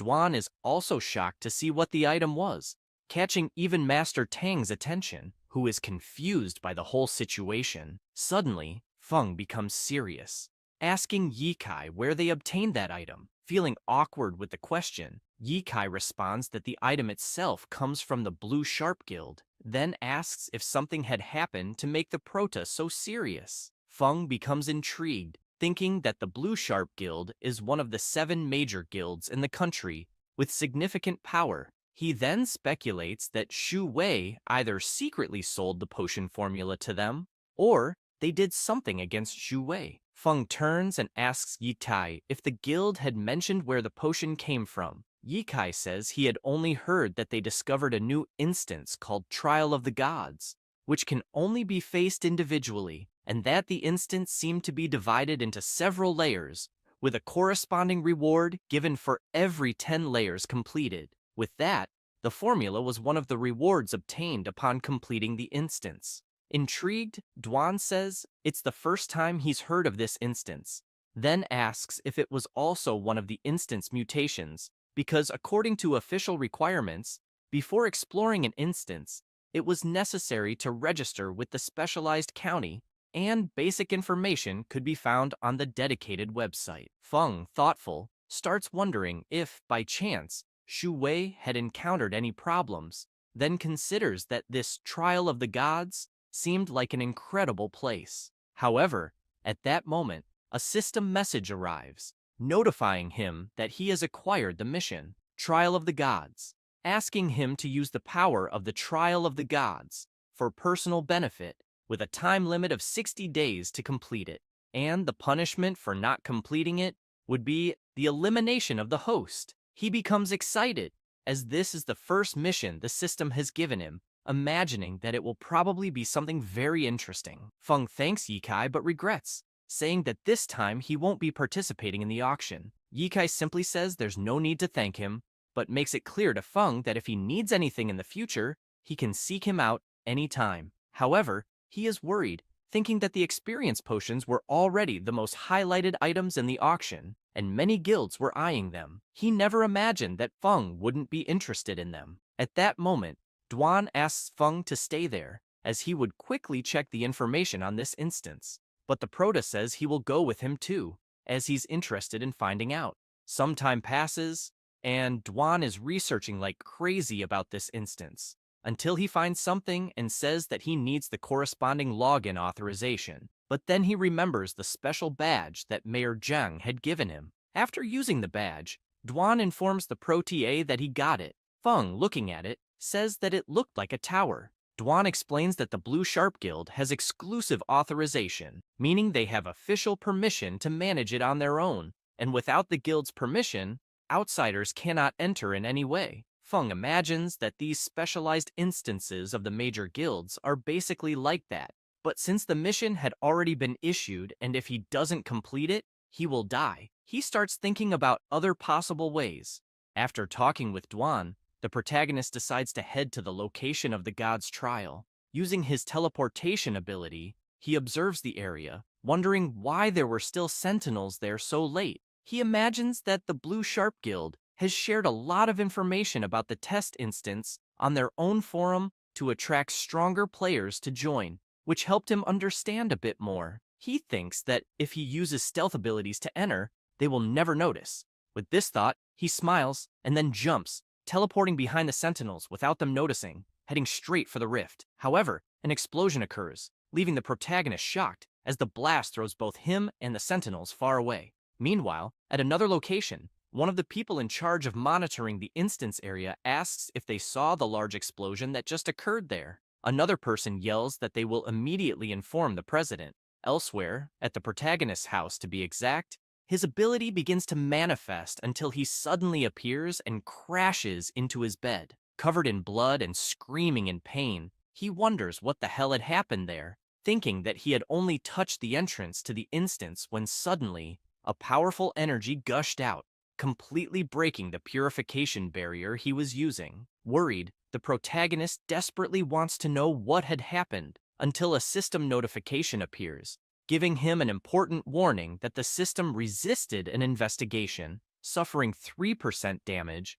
which accumulated 3%. Then, another notification comes in, informing him that another 4% damage was inflicted on the system, accumulating a total of 7%. Feng can't believe that even his system took damage, wondering what kind of exploration ability that was. However, more and more notifications arrive, one after another, totaling an accumulation of 34% damage. Back at the instance area, several people arrive to investigate what had happened. A priest begins healing the guards injured by the explosion and informs the president that they were only stunned and their bodies showed no signs of injury. One of the guards starts to wake up and calls for the president. He approaches, asking what had happened. This person is Yoo, president of the Blue Sharp Guild. The guard explains that he doesn't know for sure, but mentions that the door to the trial of the gods suddenly exploded, and he fainted afterward. Yoo, concerned, says that there were previous reports of this kind of situation, wondering if there had been any mutation in the instance. A mage, after hearing what the president just said, approaches and suggests that perhaps they should use that to investigate. He replies that it seems they have no other choice. Saying this, the mage quickly begins to use her ability, Temporal Zone. Concerned, the president thinks that, fortunately, this instance has a special spell embedded in it, which not only can record images within and around it, but also rewind time to investigate. He imagines this while the mage's ability rewinds time, leaving him shocked as they witness a shadowy creature emerging through teleportation. Then they notice another deity, calling the shadowy creature a malevolent god, and asking how he dared invade their territory in such a way, attacking him and hitting the mysterious shadowy creature. They are shocked to hear the name Malevolent God. At that moment, they see the other deity, furious inside the rift, saying that the mysterious person had escaped again, and that they needed to find him at all costs, because they couldn't let him destroy that world. They become even more frightened by the story of world destruction. Afterward, some time passes, and Yoo shows the temporal zone abilities images to all the guild presidents present. Liu Yingzhen says that, based on the images recorded by the Blue Sharp Guild, this is their first confirmation of the real existence of deities. He emphasizes that although the identities of the deities are unknown from the spells they cast, it is enough to reach the level of forbidden enchantment from legends. Arca, president of the Endless Guild, tells Yoo that he remembers them reporting that by overcoming the trial, they could gain the recognition and gifts of the deities, then asks if this was really true. Yoo responds that there was indeed this kind of benefit in the instance, but they never imagined that a literal deity would appear. At that moment, Yu Linghua, the person in charge of the Aurora Guild, makes it clear that the key problem is those forbidden enchantment spells, which can destroy a deity, and that's not good news. Luo Yuening, the unofficial president of the Hope Guild, says that if the deity plans to destroy the world, they probably won't be able to handle it. Wang Bo, president of the Dawn Guild, says that since they could obtain the god's gift by overcoming the trial, he wonders if there might be a way to deal with the deity using these forbidden enchantments. Zhang Yanchuan, the unofficial president of the Burning Flame Guild, smiles, saying it might be worth trying. Meanwhile, Yu feels intrigued, thinking that everyone there is always keeping an eye on the trial of the gods, as if they want to take advantage of the opportunity to blackmail him. Suspicious, he says that if they all want to take part in the trial, he won't oppose it, but makes it clear that the creatures and objects in the trial of the gods are extremely powerful, and with everyone's current strength, they wouldn't be able to overcome them. At that moment, everyone falls silent for a moment. Soon, Ying Zhen asks Lao Feng if he has any ideas. He simply responds that what ideas could he have and what could he do, then asks everyone if they weren't supposed to be skilled. Ying Zhen tells him not to get mad, as he was called back because something big had really happened. Furious, Lao Feng says that, in everyone's eyes, besides protecting themselves against them, the mutants, there would be something else to report, as he heard that his apprentice had reported an anomaly in Yu, and no one cared. Even so, they formed an investigation group. Curious, he still asks what had happened, since the investigation led nowhere and caused a big problem. And, if it hadn't been for the mysterious big boss in Yu, they would all be guilty of harming innocent people. Ying Zhen, unable to even look at the former leader of the Lone Shadow, asks him to calm down because his head was on fire again. Yuening, looking at Lao Feng, thinks that she had heard that due to the price of the dark power, he was getting worse and had already retired, never expecting to see him there again. Ying Zhen, with a serious look, tells old Feng that he would personally like to ask his apprentice to show the investigation video they had just watched to the mysterious Big Master of Yu, and that perhaps, with the great power of the Big Master, he might know something. Sarcastically, Lao Feng asks if they had only remembered his apprentice now. Ying Zhen responds that he has 2 crates of good wine and will send them to him, and that the commendation for his apprentice's merits will also be approved soon. At that moment, Lao Feng is startled to see how serious Ying Zhen is. Meanwhile, at Duan's house, the protagonist is pensive, looking at his system, imagining that the mission hadn't ended yet, and a new one had already appeared. The mission's name is Don't Worry, it's something small. The goal is to reach the 2nd transformation and complete the system's repair. The deadline is 60 days, and the penalty for not completing the mission is the elimination of the host. He is stunned by the mission's name, thinking that his system might be damaged, but doesn't seem too worried. The protagonist gets out of bed and starts walking, wondering if he had made a mistake. Upon arriving in the living room, he notices several people there, along with Duan. Lao Feng stands up and asks the protagonist if, by any chance, he is Ning Feng. Feng responds that he is, and asks the old man who he is. Duan introduces him, explaining that he is the former head of the Lone Shadow and the current director of the Adventurer Management Department. He then introduces Miss Jing, saying that she is Mr. Lao Feng's disciple and is responsible for the Lone Shadow in their province. Duan explains to the protagonist that they are there to ask for help from the mysterious Great Master. Wasting no time, Lao Feng asks the protagonist if, by any chance, he is the Scarlet Flame Death God, leaving him startled. However, the old man starts laughing, saying he was just joking. The protagonist, looking at the old man, senses a sinister aura, thinking that he must have many merits, as he had participated in the development of several large secret areas and dismantled many evil adventurer groups. Being called the strongest mutant, almost all members of the Lone Shadow keep their identities extremely secret, but Mr. Lao Feng is an exception, as his presence alone is a threat. For the young, the old man is definitely one of the top 3 idols, and anyone who has a chance to talk to him can brag for a lifetime. Lao Feng says it's a pleasure to meet the protagonist, but he didn't bring anything special for him. He heard that Ning Feng was about to take the college entrance exam and then shows a box, saying it contains 5 million crystals and 200 bottles of advanced experience potions as an official gift for the protagonist, wishing him academic success. Feng can't believe the amount the old man just mentioned. However, the protagonist goes straight to the point, asking why they were there. Jing quickly explains that they were mainly there to ask the mysterious Great Master to watch a video, and since they were there, they could watch it together. She then activates the device, showing the video of what happened at the trial of the gods, where the deity was furious with this so-called malevolent god. Feng is shocked to be called a malevolent god.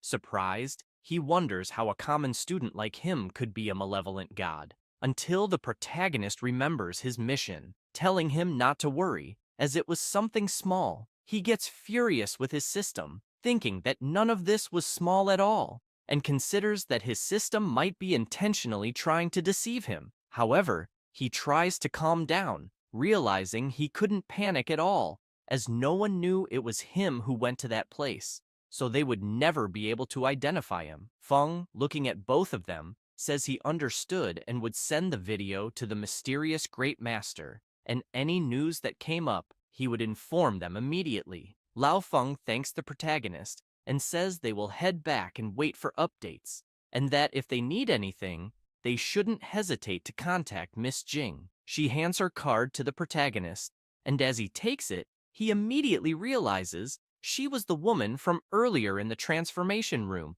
feeling frustrated, thinking it's no wonder he was discovered so quickly. After leaving Duan's house, the old man tells Jing that the protagonist is just as they said, a good, polite, and sensible person. He makes it clear that the official intention is to do whatever they can to bring the protagonist to their team if the opportunity arises.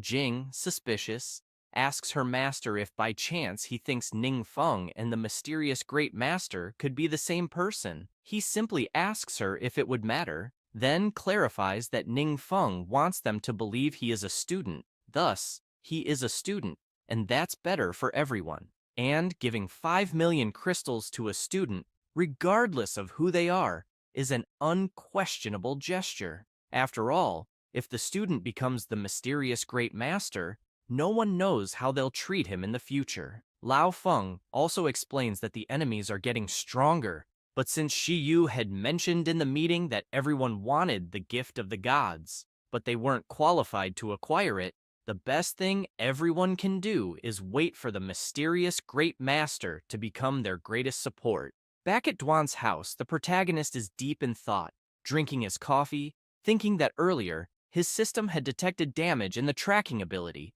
possibly from some god investigating his whereabouts. He then remembers that this being was able to destroy his absolute defense with a single blow, indicating that this being had reached the level of forbidden magic, making them a very dangerous enemy. Feng becomes worried, thinking that his priority at that moment is to complete the 2 missions from his system. Repairing the system is obviously the priority, as he needs it to block the god's search. But the mission past the trial also can't be neglected. If he can't use the enemy's power, they could become a threat. Quickly, the protagonist asks Duan if by any chance Mr. Lao Feng had provided any more information. Duan replies that he had, and that he would quickly organize it for the protagonist. Showing the information from old Feng, Duan explains to the protagonist that the internal structure of the secret trial realm seems to be a tower, divided into several floors.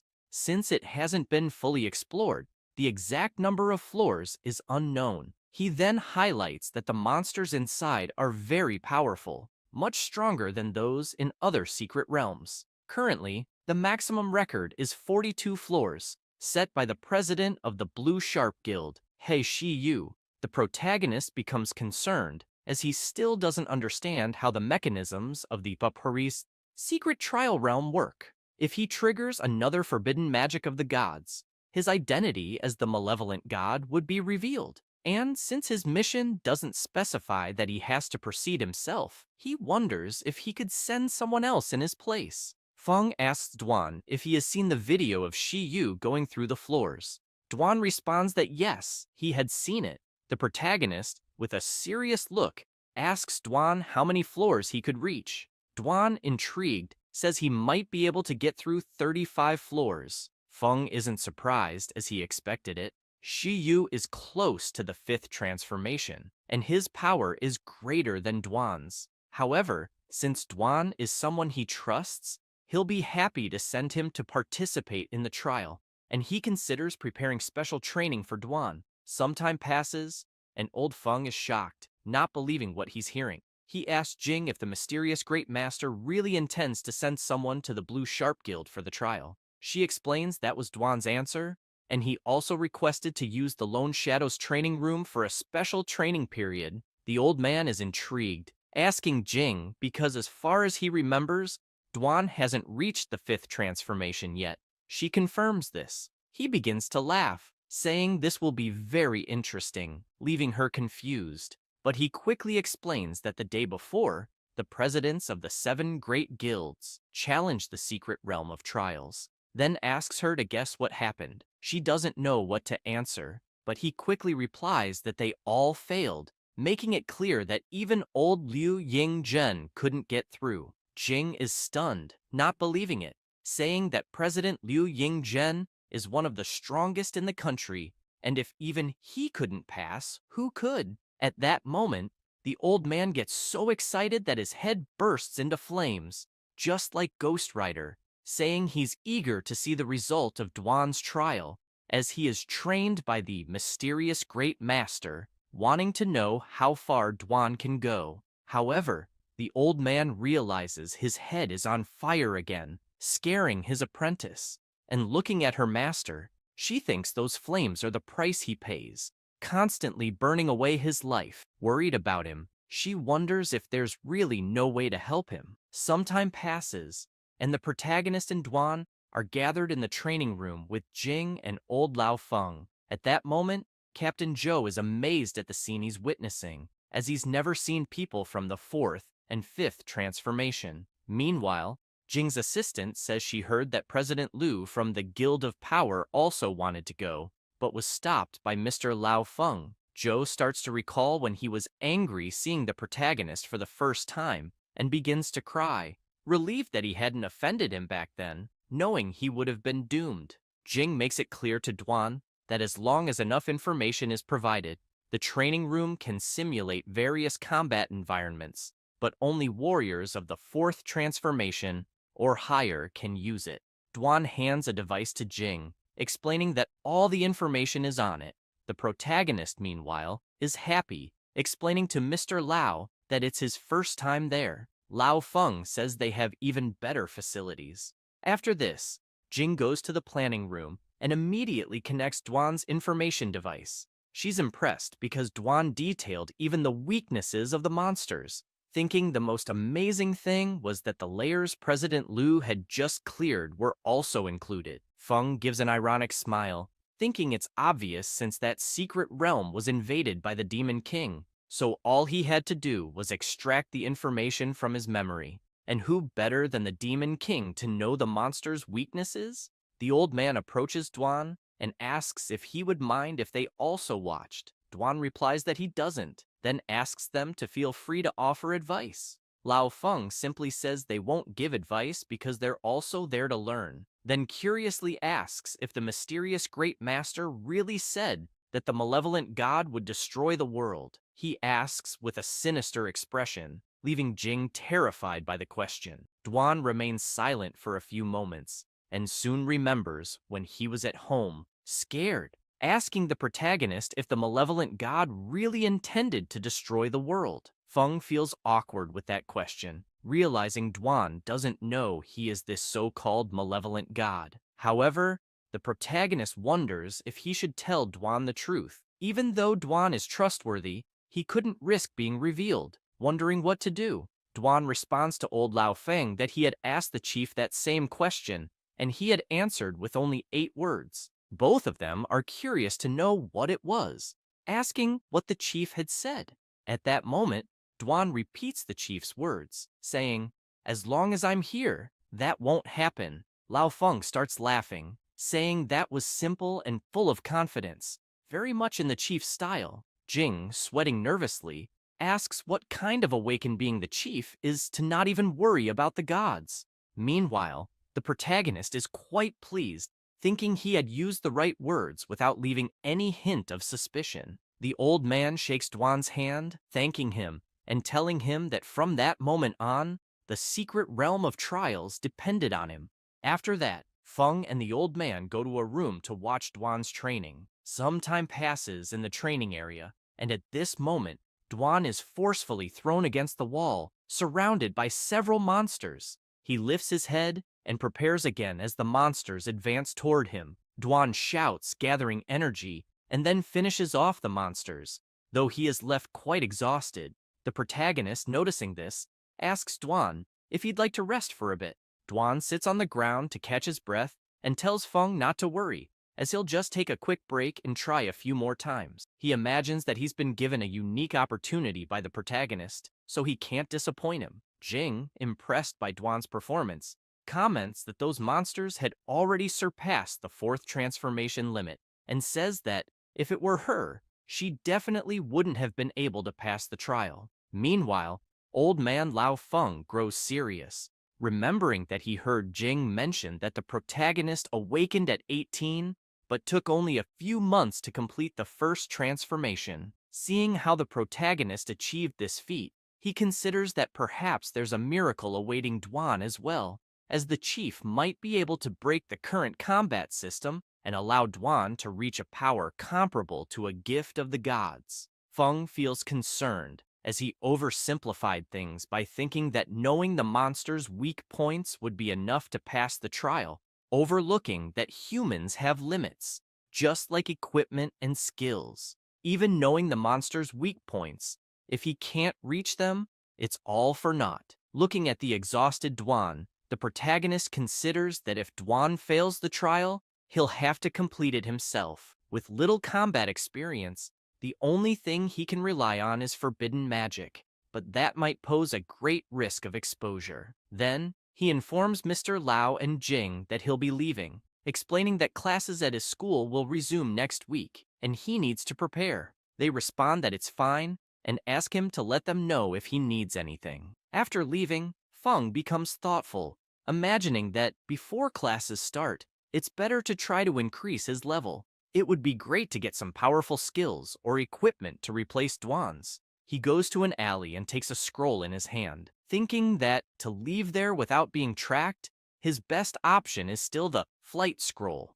The protagonist raises his arm to use the teleport, recalling that he had asked the trade market to buy a batch for him, thinking that this will suffice for a while. Then, he flies off. Upon arriving at his destination, Feng looks around for the rift until he locates it and feels pleased, as it's one of the two wild secret realms Duan mentioned and is not yet under official control. However, upon closer inspection of the area, he notices signs of battle there, but the protagonist quickly brushes it off and heads towards the portal to see what awaits him. Meanwhile, near the portal entrance to the secret area, someone was stepping on the head of an adventurer. It was a group of mutants from the evil clan. The big guy asks his chief if he saw the flash that appeared nearby. The masked man remarks that it might have been a flight scroll. One of the clan members wonders if, by any chance, the person with the scroll was there to exterminate them. The masked man, chief of the evil clan,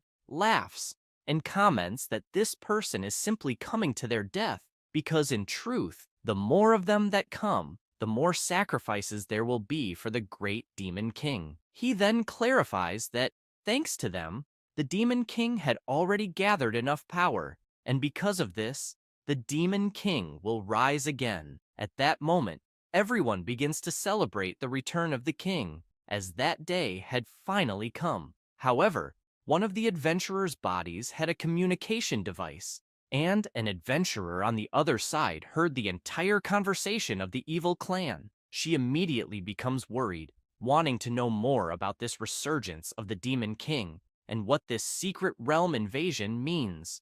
She wastes no time and goes to her superior to report, mentioning that the mutants from the evil clan said the mountain sanctuary would face a secret realm invasion that day. Everyone quickly becomes worried, commenting that the invasion of the secret realm will immediately corrupt the nearest city, meaning it will be in mortal danger, and they ask what they should do. The captain, sweating nervously, clarifies that Squad 4 had already been completely annihilated, and even if they went to them, they wouldn't be able to stop the invasion. He grows even more concerned, imagining that the monsters inside the sanctuary are very powerful and that the magical shield won't be able to contain them. He turns and orders everyone to return immediately to warn the authorities so they can evacuate the population as quickly as possible. One of the adventurers, worried about his captain, asks what he will do. He explains that he'll stay to inform them of the situation in advance, because even with plenty of monitoring equipment, they won't know the exact time of the secret realm invasion. A member of the captain's squad remarks that they can't leave him there alone, but he shouts, urging them not to waste time and to hurry to alert the authorities about evacuating the population. Following the captain's orders, they rush away, saddened by leaving their captain alone against the evil clan. He looks up, frustrated, wondering why the invasion had to happen on that day. He takes out his phone and calls his daughter, saying there might be an emergency drill later and that she shouldn't be afraid, asking her to listen to her mom. His daughter shouts, asking where he is, and he explains that he's working, very busy, and called just to inform her about the possible emergency drill. Then, he hangs up, feeling genuinely sad because something very bad was going to happen later. However, he notices his daughter calling back. He answers with a smile, asking what she wanted. She shouts, questioning why he hung up, as she still had something to say. He asks what she wanted to tell him. At that moment, a dark energy echoes nearby as his daughter shouts, congratulating him, making him cry immediately, unable to believe all this was happening on that day. Meanwhile, the adventurers, rushing to alert the authorities, notice the dark power echoing and wonder if the invasion of the secret realm has already begun. They turn, worried about the captain. However, he was crying deeply as he found himself in a terrible situation, already near the entrance to the secret realm. The evil clan is awestruck by the power coming from inside the secret realm, thinking that surely the demon king will bless them even more. Meanwhile, inside the secret realm, the protagonist had frozen everything with his extreme cold ability. This skill,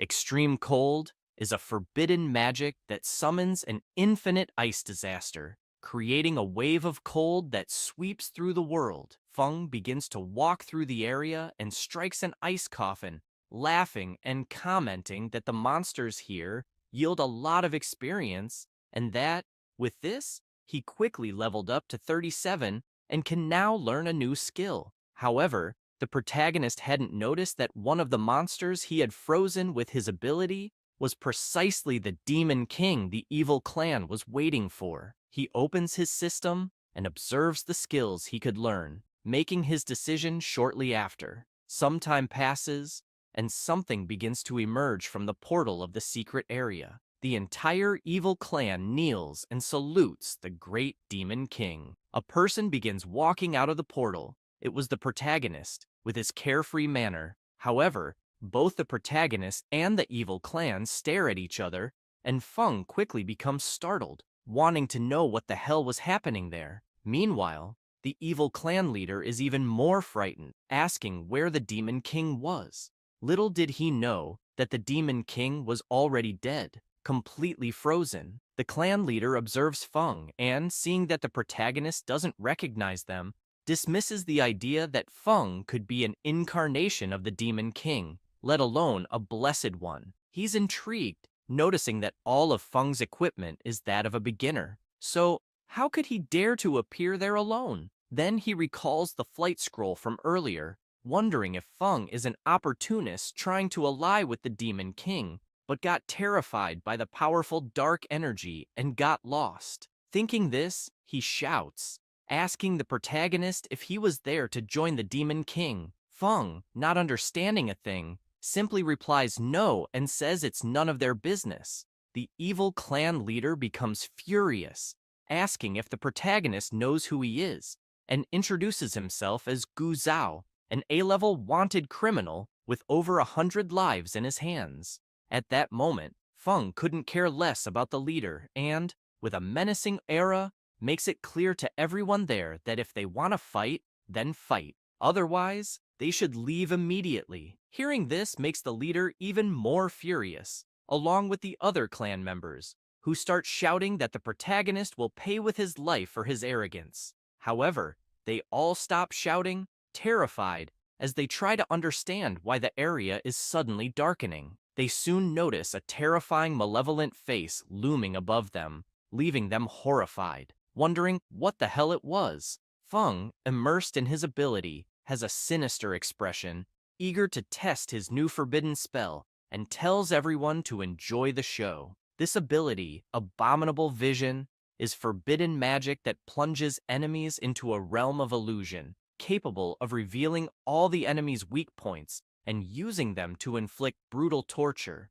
With this, Feng analyzes the clan leader, noticing he has an injury on his shoulder caused by prolonged use of inappropriate skill equipment, which damaged his left shoulder, reducing his strength by 5%, agility by 5%, and the effect of his skills by 20%. Feng finds all this incredible, as the ability is extremely detailed, revealing weaknesses with precision. He concludes that with this ability, all enemies' weaknesses are exposed. He then decides to test it, striking Gu Zhao's shoulder, who screams in pain, horrified, unable to understand what's happening. The protagonist, seeing this, imagines that in the illusion world, he can repeatedly attack the weaknesses of trapped enemies, like a demon toying with a defenseless prey, concluding that his ability is called Abominable Vision.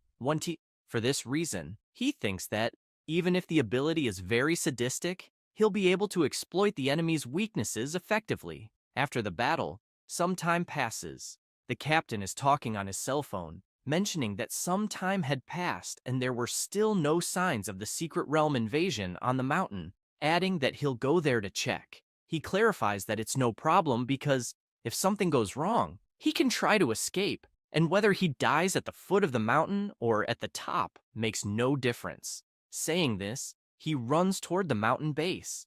Upon arrival, he's incredulous, wanting to know what happened there, noting that Gu Zhao, the Blade of Silence, an A-level wanted criminal, and his henchmen were completely eliminated. After the captain informs his squad members, the girl is surprised, as 4 teams of adventurers had sacrificed themselves to hunt Gu Zhao, and now he was dead. Another adventurer asks the captain about the situation inside the secret realm. Inside the secret realm, the captain is even more surprised, reporting that it seemed a massive ice storm had frozen everything, leaving no monster alive. The adventurer, concerned, quickly shouts, asking about the secret realm's boss, but hears the captain say that the Demon King had been destroyed, even surprising the girl. The captain explains that when he saw the boss frozen, he wanted to check if he was truly dead, and as he approached, the ice coffin where the Demon King was frozen suddenly fell. The adventurer, still concerned about the situation, asks if the Demon King was truly dead or not. The captain explains that no item had dropped, and he didn't receive any experience, concluding that the boss was already dead. The adventurer, still confused, asks if, by chance, the secret realm invasion might still happen. The captain kneels next to the Demon King's body, observing it, and thinking that, given the current situation, it's out of the question. He reflects on this, while the Demon King remains silent, terrified by the protagonist's power. After that, the protagonist returns to Duan's house and, noticing he wasn't there, immediately calls him, asking if he was still in the training room and telling him to come back and rest a bit. After Duan returns, he is frustrated, telling the protagonist he's stuck at level 45, explaining that his abilities aren't enough and that he feels he's disappointed him. Feng smiles and tells Duan not to worry, asking him to rest for a few days, explaining that the primary objective was for him to understand the situation in the Sanctuary of Trials. He adds that next week he'll arrange a grueling training session for him. Duan feels relieved, seeing that the protagonist hasn't given up on him, and excitedly asks what the protagonist would like for dinner, offering to prepare it immediately. But before the protagonist can respond, Duan runs off, thrilled by the upcoming intense training. Feng just watches his friend's enthusiasm. Afterward, he sits down, feeling cheerful, as he plans to take advantage of the break to play a bit. While gaming, he notices a message from Old Man Lao Feng. In the message, Lao asks if they could level up together, requesting an invite to the game, mentioning that he's great as a tank. Feng can't believe it, wondering if someone hacked the old man's account. But then another message arrives, this time an audio where Lao Feng confirms it's really him. The protagonist is delighted to know it's indeed the old man, never imagining he enjoyed games. After playing together and winning the match, Feng tells Lao that he played very well and was skilled. Lao Feng explains via audio that he usually plays with his grandson, though now he doesn't play much since his grandson is busy with university entrance exams, adding that the protagonist and his grandson are the same age. Feng sends an audio message to Lao Feng, suggesting they play as a trio when they get the chance. The old man agrees, saying it's a deal. The protagonist smiles, thinking that Lao Feng is an honorable person with a high position in the authorities, and imagines that a relationship with him could make things much easier in the future. Lao Feng also tells the protagonist that soon, 3 major universities will organize a training camp to select excellent students for participation. In the end, they will be chosen for admission based on performance and receive abundant training resources. He adds that there are still 2 spots available and asks if the protagonist would be interested in one. Feng reflects on the audio, realizing that at first, he thought possessing a forbidden spell would be enough, not caring much about university. However, if he has to face the so-called gods without any combat experience, he might be at a significant disadvantage. Thinking this, he promptly responds to Lao Feng, saying he's interested.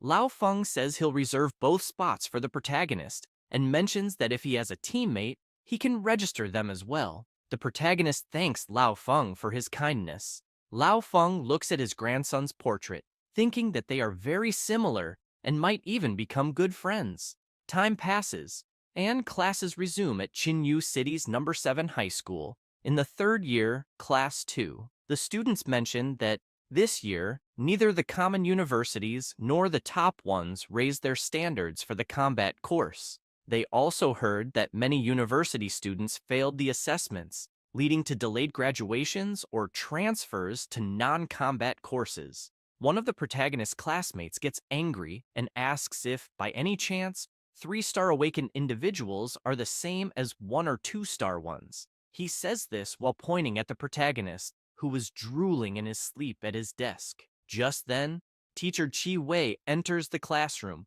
announcing that they'll have a new classmate and asks everyone to get along with her. All the boys are instantly fascinated and smitten by her. Chang Muqiu, feeling embarrassed, greets everyone and introduces herself. Feng immediately wakes up, remembering that Muqiu was the girl who caused trouble in the secret realm last time. After Muqiu's introduction, everyone becomes excited, asking if she isn't ranked 4th in the national rookie ranking, and if she didn't come from a prestigious school in the big city. She approaches the teacher and asks if she could sit next to the protagonist. Teacher Chi Wei thinks it's a great idea and agrees. Feng watches as Muqiu comes to sit with him, then looks ahead, noticing everyone was furious with him. Meanwhile, in the principal's office, Zhang is furious, asking Principal Fang what trick he used to pull Chang Muqiu from his school. Fang tries to calm him, asking Zhang not to get too worked up, claiming he knows nothing about it. Stressed, Zhang points out that not only did Muqiu leave, but she also took the training camp spots, explaining that this could impact his school's approval rate. Fang, slightly embarrassed, considers that this year, the training camp has only 4 slots across the entire province, and 2 have gone to his school. He then muses that, with Chang Muqiu's addition, they might gain another slot.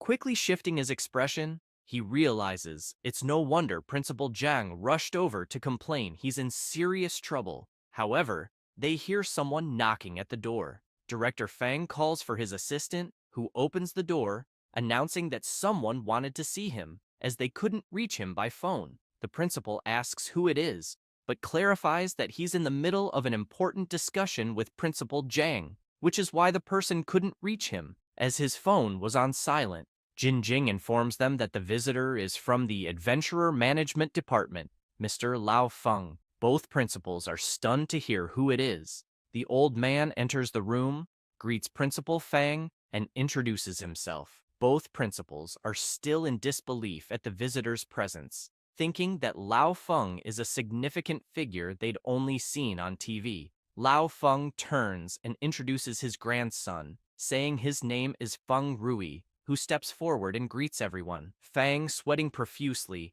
asks if there's anything he can help the old man with. Lao Feng smiles, placing a hand on his grandson's shoulder, and mentions that he'd like to ask a favor, explaining that his grandson plans to transfer to this school. They're immediately shocked by what they've just heard, and Fang starts recalling that Feng Rui is ranked 12th on the national rookie list, with the profession of Blood Knight from the Dark class. Fang also remembers hearing that Feng Rui was concerned about his uncontrolled dark power and, for this reason, hadn't shown his full potential. Otherwise, he could have ranked among the top 5. Director Zhang, frustrated, watches Fang, wondering why the old man's grandson would choose such an unknown school, especially since everyone on the new stars list has guaranteed spots in training camps. He then considers that this might mean Director Fang's school will get an extra spot. The old man continues explaining that their department has 2 spots for the training camps, which they intend to assign to outstanding students. Director Fang is pleased to hear this, but Director Zhang is left open-mouthed, unbelieving what he just heard. In disbelief, he thinks that in a province like theirs, which is falling behind others, there are only 3 or 4 spots in total. Fang turns to Director Zhang and mocks him, apologizing that he won't be able to accommodate him anymore as he's busy, which leaves Director Zhang furious. However, Fang wastes no time and asks his assistant to escort Director Zhang out. The old man and his grandson sit on the couch, and Director Fang cuts to the chase, asking if it's really true that the 2 spots are for Ning Feng from 3rd year class 2, since, if he's not mistaken, the Prota has only recently awakened. He then asks if Ning Feng can really go to the training camp. Lao Feng merely replies that it's up to the department, and the director needn't question anything. Fang is slightly embarrassed and makes it clear they'll cooperate fully. However, he's intrigued, imagining that the Adventurers Management Department is responsible for overseeing adventurers independently of the 7 great guilds, with immense power. And, with Lao Feng's influence, whoever gets his support will have a bright future. Next, he wants to know how the Prota managed to connect with the old man. Meanwhile, in the Prota's classroom, he is confused, as even his friends from the Sovereign Lion Guild have been transferred to his school, and he immediately asks them why on earth they were transferred there. The cleric, as cheerful as ever, mentions they just wanted to be closer to him. She explains that she heard the school tried to contact Zhao Cheng too, but he turned down the spot. She adds that's why the spot was given to her, and that the big boss also gave a spot to her brother. At this point, Wang Yue and Mu Qiu exchange intense glances. The berserker is excited to meet Lao Feng's grandson, and Rui smiles, saying the pleasure is his, and that he hopes to have the support of the Prote and everyone. Mu Qiu, feeling concerned, realizes she's not the only one drawn to the Prota, and thinks she needs to try even harder not to be overlooked by him, recalling she had prepared a gift for him, but needs the right moment to give it. At that moment, the other students observe the Prota's group with indignation, wanting to know what kind of relationship Ning Feng had with these people, because even without the Prota, this group was impressive for any high school in the country, and everyone really wanted to be talking with them. The protagonist feels pleased, thinking things suddenly got a lot more exciting, but he soon grows curious, wondering why Zhao Cheng turned down the spot and why no one seems to care about his disappearance. Meanwhile, at Zhao Cheng's house, his father sits pensively, and one of his guards reports there's still no news of the young master, asking if they really shouldn't contact the police. He takes a deep breath and says he's already contacted an experienced investigator to help with the case, and that they should have news soon, requesting they wait a bit longer. When asked about the situation at the school, the guard explains that he managed to secure an extended leave for the young master,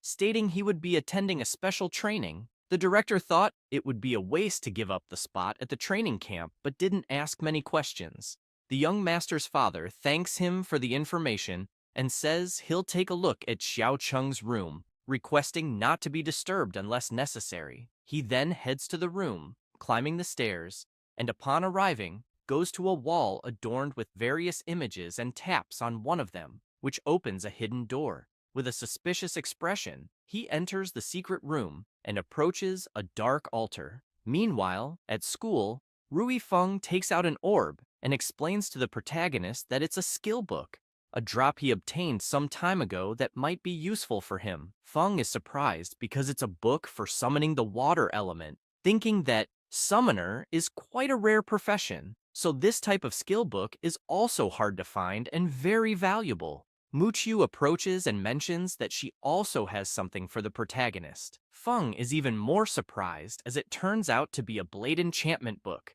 a skill of the battle mage, another rare profession, realizing that these skill books are challenging to come by. He then thinks that both skill books are excellent, but he still can't learn them. As before classes started, he went to the secondary secret realm to level up. When he tried to enter, the system barred him, notifying that the realm required a group of at least 5 people. Due to a lack of information at the time, he ended up wasting the trip and couldn't unlock a new skill bar. On the other hand, he considers that both books he just received are more appealing than school, since he also needs to form more alliances as future information sources. Feng smiles and thanks them both for their kindness, mentioning he doesn't have much to give in return. He then takes out some experience vials, explaining that there are 40 advanced experience potions, half for each of them. Muqiu comments that she heard it's an exclusive treasure of the Blue Guild, and that only carefully trained internal members have priority access. Rui Feng imagines that item fetches a high price at auction and is quite hard to find, yet the protagonist is casually handing out 40 vials. Both the old man Lao's grandson and Muqiu are shocked, concluding that such support should be kept close. Yue calls the protagonist and says she also has a gift for him. He turns around and asks her to tell him what it is right away, as he doesn't like delays. She laughs and says that it's actually a new potion, Shu Wei refined, and asked her to deliver to the protagonist. She shows him the shining potion, and Feng is surprised by it. After that, the protagonist arrives at Duan's house, and he quickly asks Ning Feng why he arrived early. Delighted, the protagonist explains that all students attending the training camp can organize their free time, and since there was nothing important at school, he returned early. Duan, intrigued, remembers that the protagonist had said he'd put him through hellish training that week, but hasn't mentioned it again, wondering if his master has forgotten. Feng takes out an item and informs Duan that the potion is for him, explaining that it's a new potion Shu Wei just prepared, called the Nourishing Potion, which can heal internal injuries accumulated over time. He then asks Duan to drink a vial as they are about to begin hellish training. At that moment, Duan is excited, thanking the protagonist and promising to give it his all. He says this and promptly drinks the potion. Feng asks Duan how he feels. He replies that he feels his body warming up and that the areas that used to bother him feel much lighter. The protagonist is pleased, thinking it's truly a great potion, as the last time he was hit by a curse, he was left with some internal injuries, and after drinking a vial, he was almost completely healed. He then informs Duan that it's time for hell training, urging him not to get nervous and just follow his instructions. Duan, excited, shouts that he understands and can't wait to start. Feng asks him to let him know immediately if, at any moment, he feels he can't go on. The protagonist begins observing Duan, making him nervous, and then Feng uses his skill Abominable Vision. He can see all of Duan's weak points, noticing that his lung injury is in recovery, and wonders if it's the effect of the nutrient potion. He also notes that, after Duan used the skill Energy Overload, he accumulated internal injuries, resulting in lung damage, a 2% loss in strength and stamina, and an 11% reduction in skill effectiveness. Feng makes it clear to Duan that he will first show him his weak points, and then conduct specific training to address them. Duan, listening attentively to the protagonist, thanks him for the guidance. Feng explains that the Energy Overload skill isn't suitable for him as it causes lung damage. He further explains that the combination of skills was incorrect. Star capture and star charge don't connect well, even though Dwan usually relies on this combination. Dwan is incredulous, realizing that his master truly has a sharp eye, having identified his issues so quickly. After that, the protagonist shouts, announcing the start of Hell training, and Dwan quickly prepares himself. Without wasting time, Feng strikes with his skill but changes direction just above Dwan, who is startled. He quickly understands the protagonist's intentions, but it's too late. As he takes a direct hit, Dwan kneels, hearing Feng ask how he's doing, and he promptly responds that he's fine and can still continue the training. Intrigued, the protagonist recalls that, thanks to those test subjects, he was able to familiarize himself with using his skill without impairing Dwan's consciousness. Bearing in mind that pain cannot be avoided, Dwan stands up, feeling some pain, and thinks that his boss is likely the only person in this world who can make him stronger, and that he certainly won't waste such an opportunity. Then he gets ready and asks the protagonist to continue. After training for a while, Dwan finds himself back in the training field. At that moment, a demon is furious with him, and he just stands, waiting for an opening. The demon attacks. He dodges effortlessly, leaping onto the demon, spinning in the air while concentrating energy in his dagger. Then, he drives the dagger into the demon's back, which roars in pain. With this, Dwan easily finishes the demon, and brimming with excitement, smiles and asks for the next stage. The old man and Jing are surprised, and she comments that there are no more stages, as all the monster information he had provided was used up. At that moment, Dwan takes a deep breath and falls to the ground. Overwhelmed with happiness, he begins to cry, commenting that thanks to his master's training, he was able to finish the monsters in the training field. Lao Feng can't believe it, remarking that in just half a month, he was able to elevate a fourth transformation warrior to such a high level, calling it simply a miracle, and noting that the agency will definitely need to maintain a good relationship with the great, mysterious boss. Saying this, his head starts to feel hot, and Jing, noticing, quickly calls his attention. He starts laughing, asking her not to worry, explaining that reaching his age as a transformer is already a blessing. Jing, intrigued, imagines that Mr. Feng sent his grandson to study in the city of Qinyu with the intent of passing the torch. Still worried about the old man, she asks if perhaps the great boss has a way to ease the price of the dark power. Lao Feng, thoughtful at Jing's question, observes Dwan lying on the ground and comments that they'll discuss it later, because first, they need to take Dwan to participate in the realm of challenge. After this, at the Sharp Blue Guild, Lao Feng and Dwan arrive and are soon welcomed by Liu Yingzhen, who introduces himself and mentions he's the leader of the Xianyu Guild. He adds that everyone behind him are presidents of the Aeordae, 7 great guilds, and that it's a pleasure to meet him.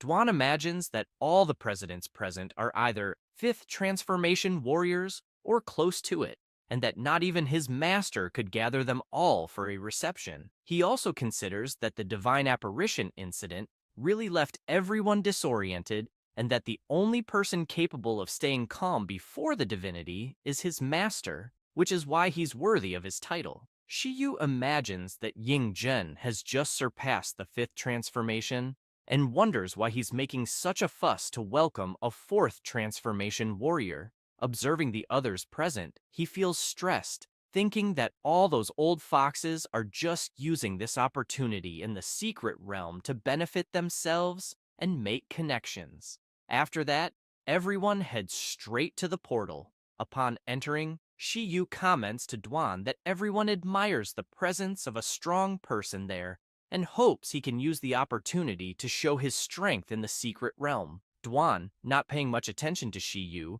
replies that he certainly will.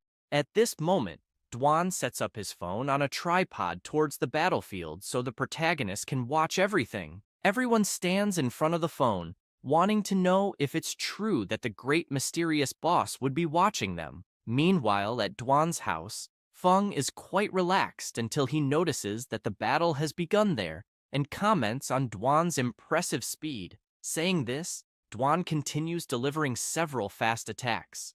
All the guild leaders are impressed. Yingzhen remarks that Dwan's abilities are truly incredible, and that his speed has multiplied several times. Shiyu asks if Duan is really only in the fourth transformation. Still observing Duan's movements, he shouts that he has already surpassed President Liu. At that moment, Duan stands before a massive demon, but he isn't fazed and quickly finishes the demon without much trouble. With that, he receives a notification from the system congratulating him for successfully completing the trial. Everyone is in disbelief that he actually did it. Duan, astonished, looks up and sees a very bright light. The system informs him that he received the blessing of the gods, a reward for the first completion, granting him a forbidden spell from the gods.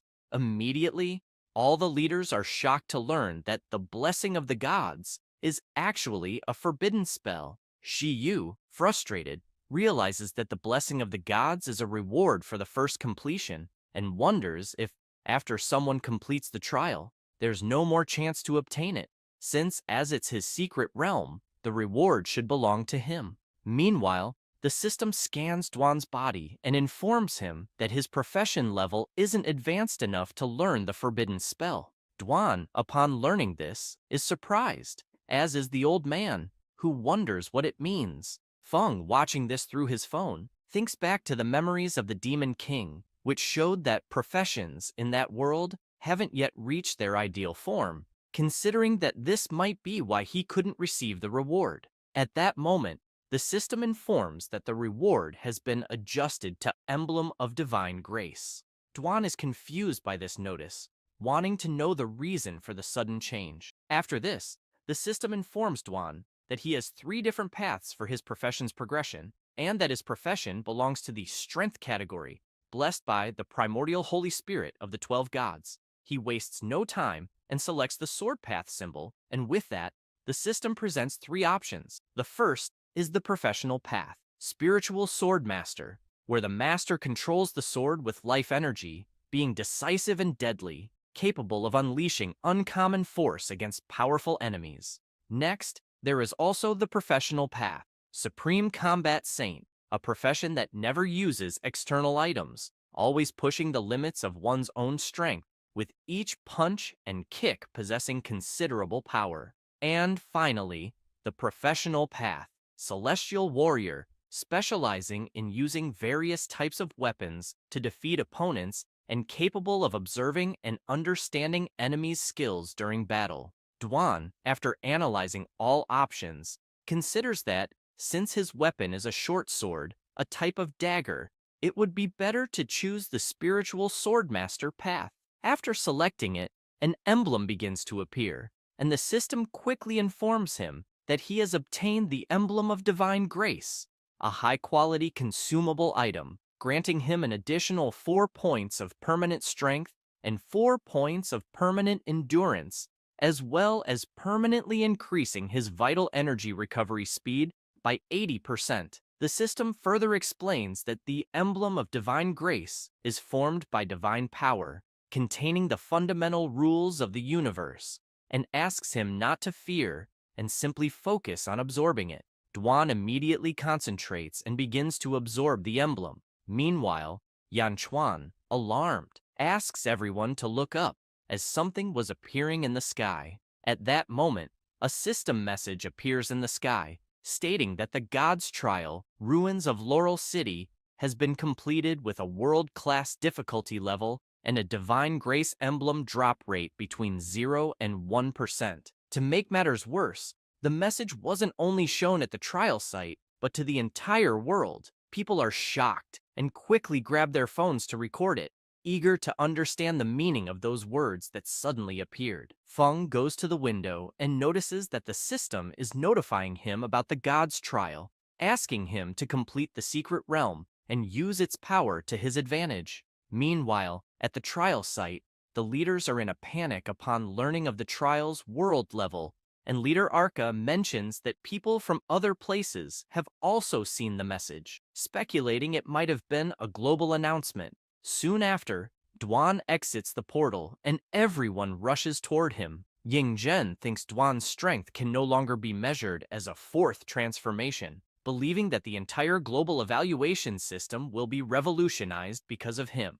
He promptly asks Duan if, by any chance, he'd be interested in joining the Xianyu Guild. Elder Arka comments that the Jiwu Guild offers extremely advantageous condition, guaranteeing total satisfaction. Not wanting to be left behind, Wang Bo asks if Duan would consider hearing the terms of the Xianjue Guild. However, Duan only smiles and apologizes, explaining that, at the moment, he isn't interested in joining any guild. After that, he returns home and, delighted, tells the protagonist that he succeeded and didn't disappoint his expectations. Feng laughs and congratulates him, commenting that Duan's own effort was also very important in completing the trial. After chatting for a while, they sit at a table, and Feng begins to sketch the emblem, mentioning that he couldn't see it clearly on his phone. Once he finishes the drawing, he shows it to Duan, then asks if the emblem of divine grace he mentioned resembles the sketch.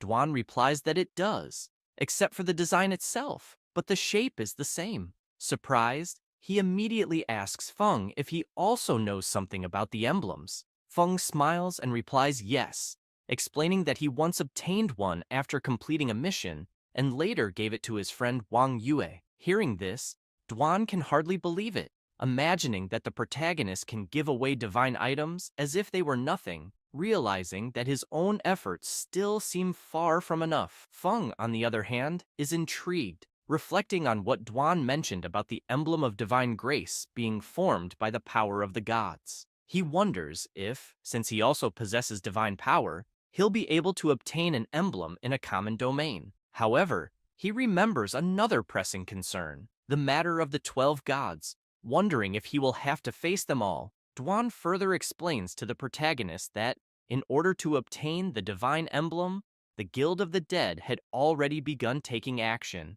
searching for more secret realms of trials, and that it would take a long time for all the guilds to become involved in this matter. Feng, intrigued, speculates that the system considered Duan's trial results as a mission completed, and then wonders if he could control those who pass the trial, thinking he could use that power for himself. However, he fears a potential issue, as the person who completes the trial might become an enemy. Feng also considers that the divine emblem is not his biggest concern. The real threat is that after passing through the realm of trials, one can learn forbidden magic, and if that magic falls into the hands of an enemy, it would certainly pose a danger to him. Exposing his existence to the gods would only lead to more problems. Feng takes a deep breath, reflecting on the numerous challenges he's faced lately, and wonders if there could be a way to ensure that all who pass the trial are part of his group, even though it seems difficult to achieve. At that moment,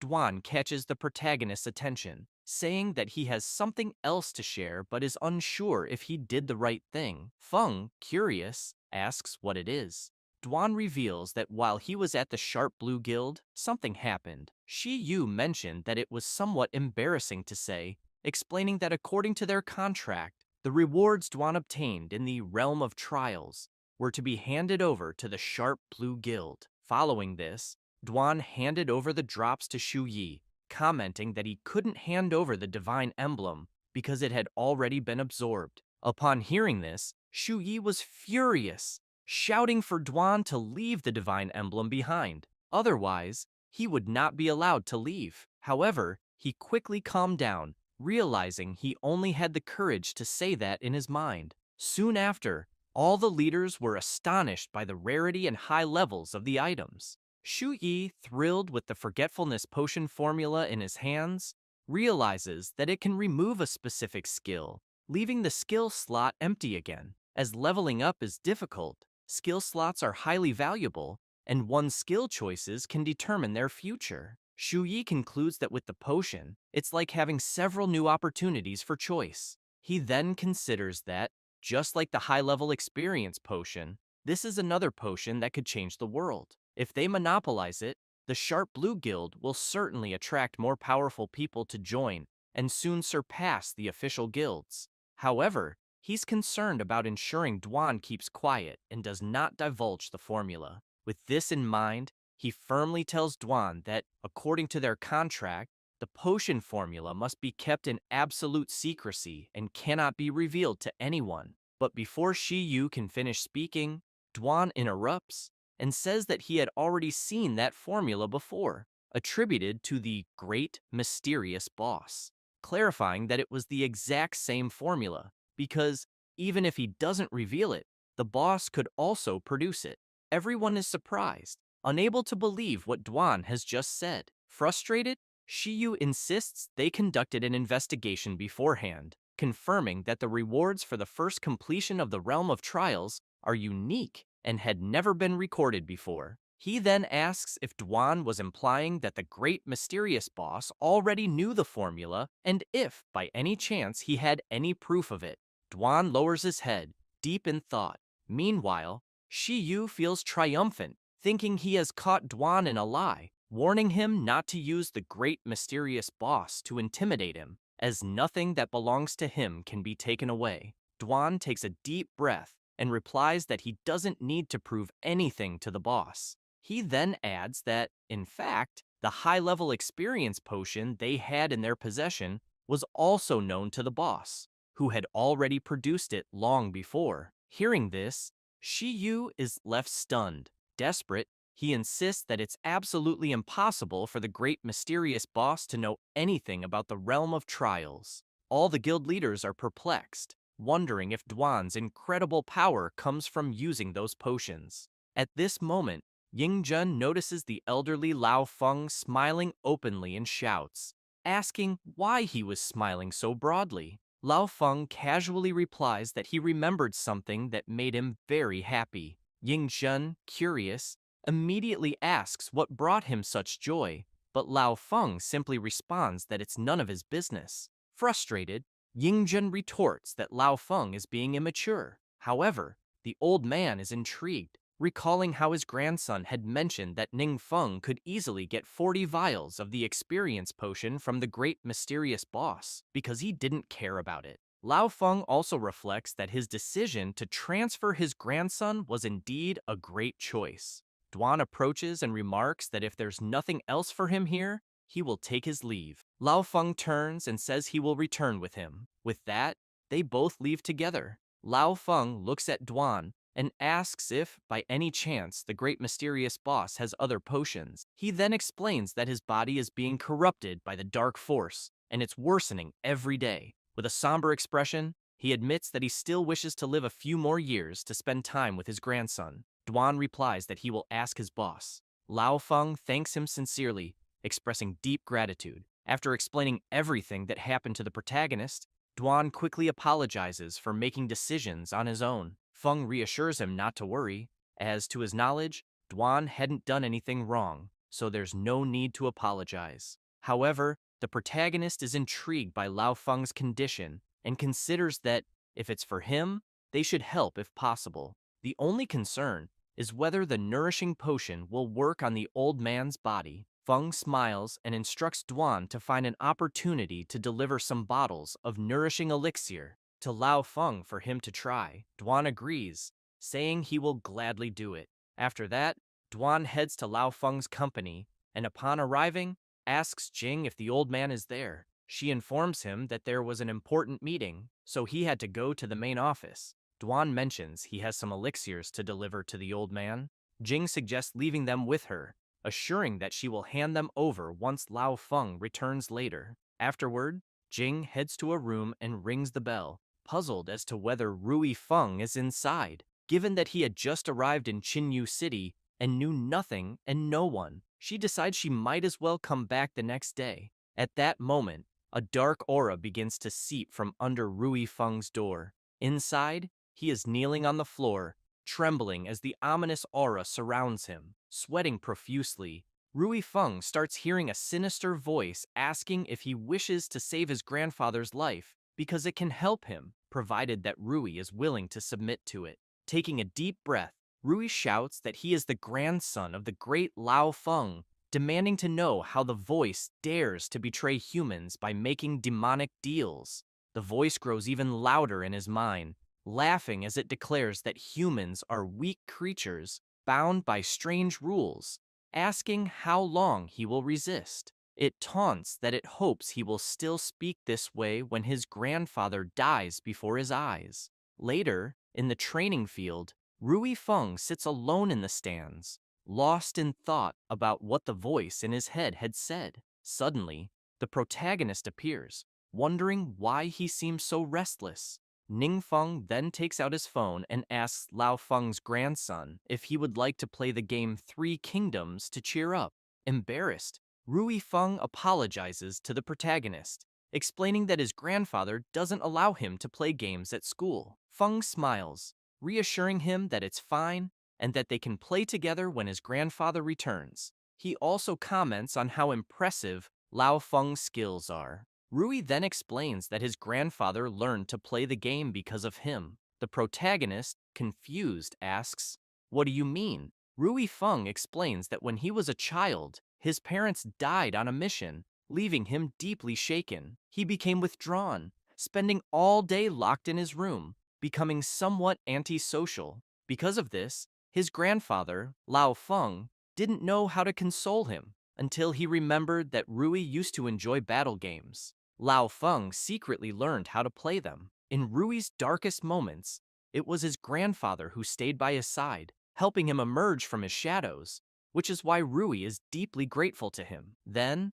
Rui smiles and apologizes to the protagonist for suddenly sharing all of this. Meanwhile, in a meeting room where Lao Feng is gathered with several others, one of them explains that the person on the screen is Peng He, a 4-star professional who is in his third transformation. 8 years ago, he was imprisoned for maliciously injuring someone in the Secret Land and sentenced to 15 years. However, 6 years ago, during his sentence, he mysteriously vanished from prison. He then introduces another individual, Gu Ying, also a 4-star professional in his third transformation. Previously, a variant under his supervision had mysteriously disappeared from his home 5 years ago. After introducing both, they start playing a recording. The Four Eyes individual explains that a few days ago, both of them suddenly reappeared in Peng He's old house in Xingyuan City and brutally murdered 2 elderly adventurers and their families,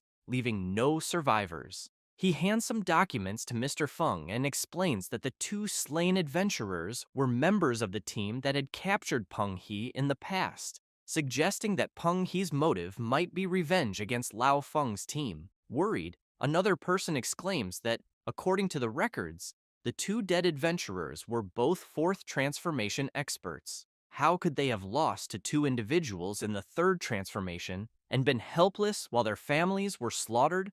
The Four Eyes reveals that one of the adventurers' homes had surveillance cameras, which captured the battle scene. He then plays the footage, where an adventurer faces one of the assassins and without hesitation, strikes with his sword.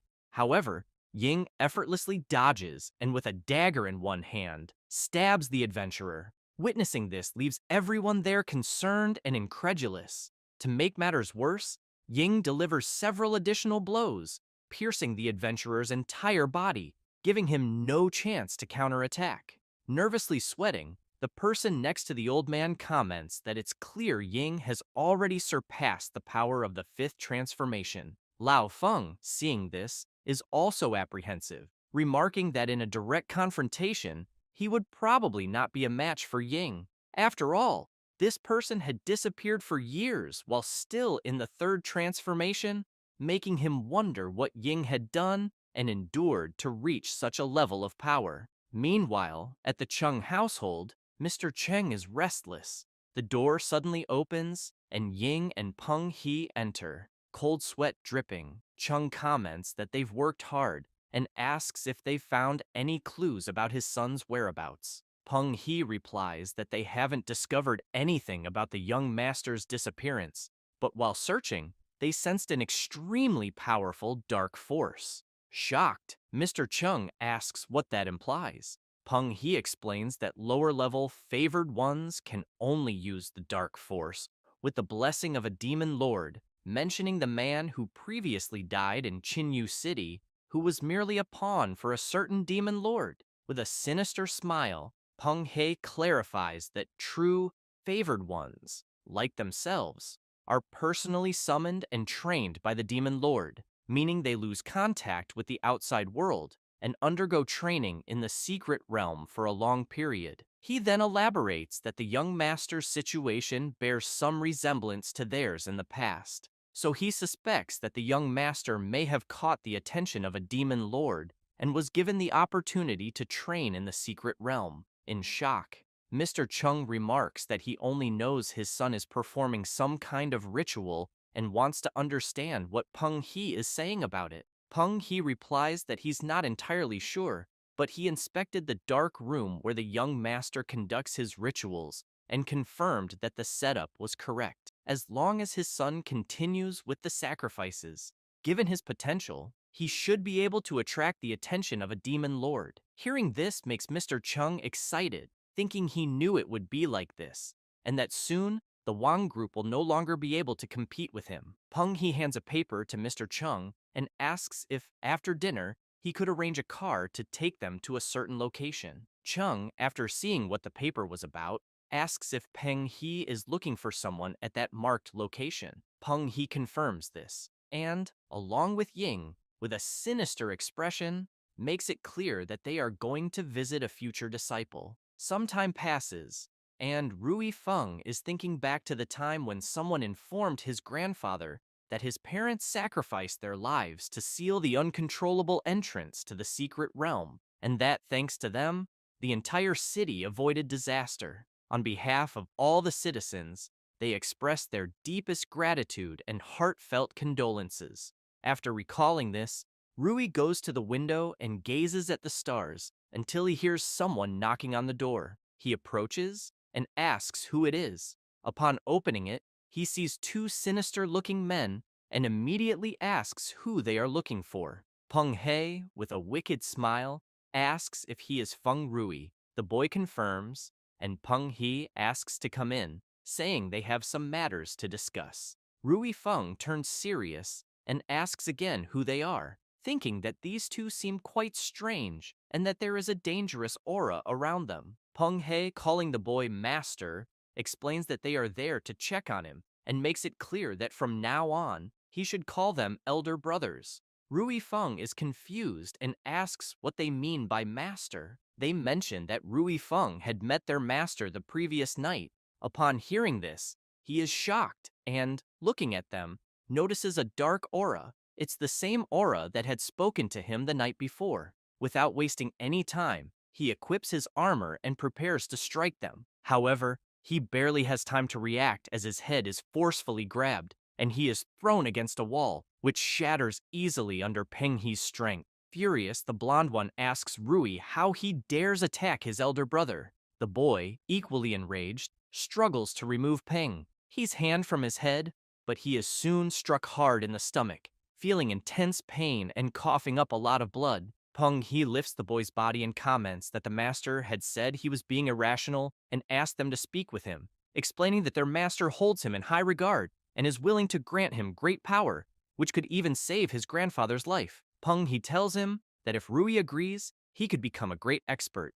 Rui makes it clear to Peng He that there's no way he would ever accept that. Peng He shows disdain for the boy, but soon hears Ying reporting that he had searched the house and that Director Feng was not there. The blonde, frustrated, remarks that it's a shame because he wanted to greet the veteran. Trembling with rage, Rui begs them not to harm his grandfather. Peng He then releases the boy's head, causing him to fall face first onto the floor. Peng He says he's heard that sacrificing a loved one can unleash even greater dark power, and that old Lao Feng's life is now in the boy's hands. He gives him 3 days to think about it, stating that if he agrees to become their disciple, they will leave the past behind. With a sinister expression, Peng He explains that if he doesn't agree, in 3 days, it will be the date of his old man's death. Looking at a picture of Rui and his grandfather, he comments that it would be quite fitting for a gravestone. Meanwhile, in the dungeon of the savage tribe, a demon is furious and about to unleash a powerful attack with his axe. The protagonist, brimming with confidence, awaits the demon's attack and then uses his staff to effortlessly obliterate the monster, leaving no trace behind. Feng is frustrated, as he currently can't find a suitable place to level up, so he's left with no choice but to gather practical experience in regular dungeons. Just then, he notices his system prompting him not to worry about the mission, assuring him it's a piece of cake. The system then instructs him to reach the second transformation and complete the repair, giving him 43 days out of a maximum of 60 to do so. The penalty for failure would be the host's death. Feng realizes that at this pace, he'll have to focus on the nearby dungeons to complete the mission. Just as he's pondering this, his phone rings. He answers, asking Duan what he wants. His apprentice informs him that old Lao Feng wanted him to ask the protagonist something. Feng, intrigued, notices Duan's slightly hesitant tone, but quickly tells him to spit it out. Duan reveals that old Lao Feng wants to have the great mysterious master as his own master. Later, at the city's second hospital, the protagonist visits Rui Feng, who thanks him for making the effort to come. Feng gets straight to the point, asking how he's feeling. Rui explains that his body is fine, but he needs to be monitored to check if the dark power is under control, so he'll have to stay in the hospital for a few more days. He mentions that this is the special ward for mutants and that he's never seen anything like it before. The protagonist laughs and comments that no normal person would ever be admitted there. Meanwhile, at the hospital reception, Lao Feng shows photos of Peng He and Ying, explaining that these two are extremely dangerous and pose a serious threat to public safety. The country has placed great importance on the case, but so far, there's no viable solution. Lao Feng then reveals that he held a glimmer of hope, but didn't expect the mysterious great boss to actually agree to the proposal. Duan explains to the old man that his boss clarified that it wasn't about accepting the old man as a disciple, but rather about finding an opportunity to help him train. After all, his boss prefers a peaceful life and doesn't want to see evildoers getting away scot-free. The old man understands and asks if the boss has any requests. Duan explains that his boss wants an independent training space. It doesn't have to be large, just secret, discreet, and convenient for his use. Additionally, he mentioned that the old man could also undergo special training there. Lao Feng agrees and promises to give the mysterious boss a satisfactory answer as soon as possible. However, just then, they hear a noise, and Lao Feng turns around startled, immediately rushing towards his grandson's room. Meanwhile, Rui is fuming at Peng He and Ying. The blonde, holding a basket of fruit, smiles apologetically, saying it was all his fault for being rude that day and for putting Rui in the hospital, so he felt guilty and came to check on him. At that moment, the old man bursts in and immediately recognizes the two intruders, his fury igniting like Ghost Rider. Peng He, suspicious, asks if the old man is thinking of attacking him. Lao Feng stands there silently, saying nothing. Peng He smirks and tells the old man that if he's not going to make a move, then they should say their goodbyes. He reminds Rui Feng that he only has 2 days left to think over their proposal.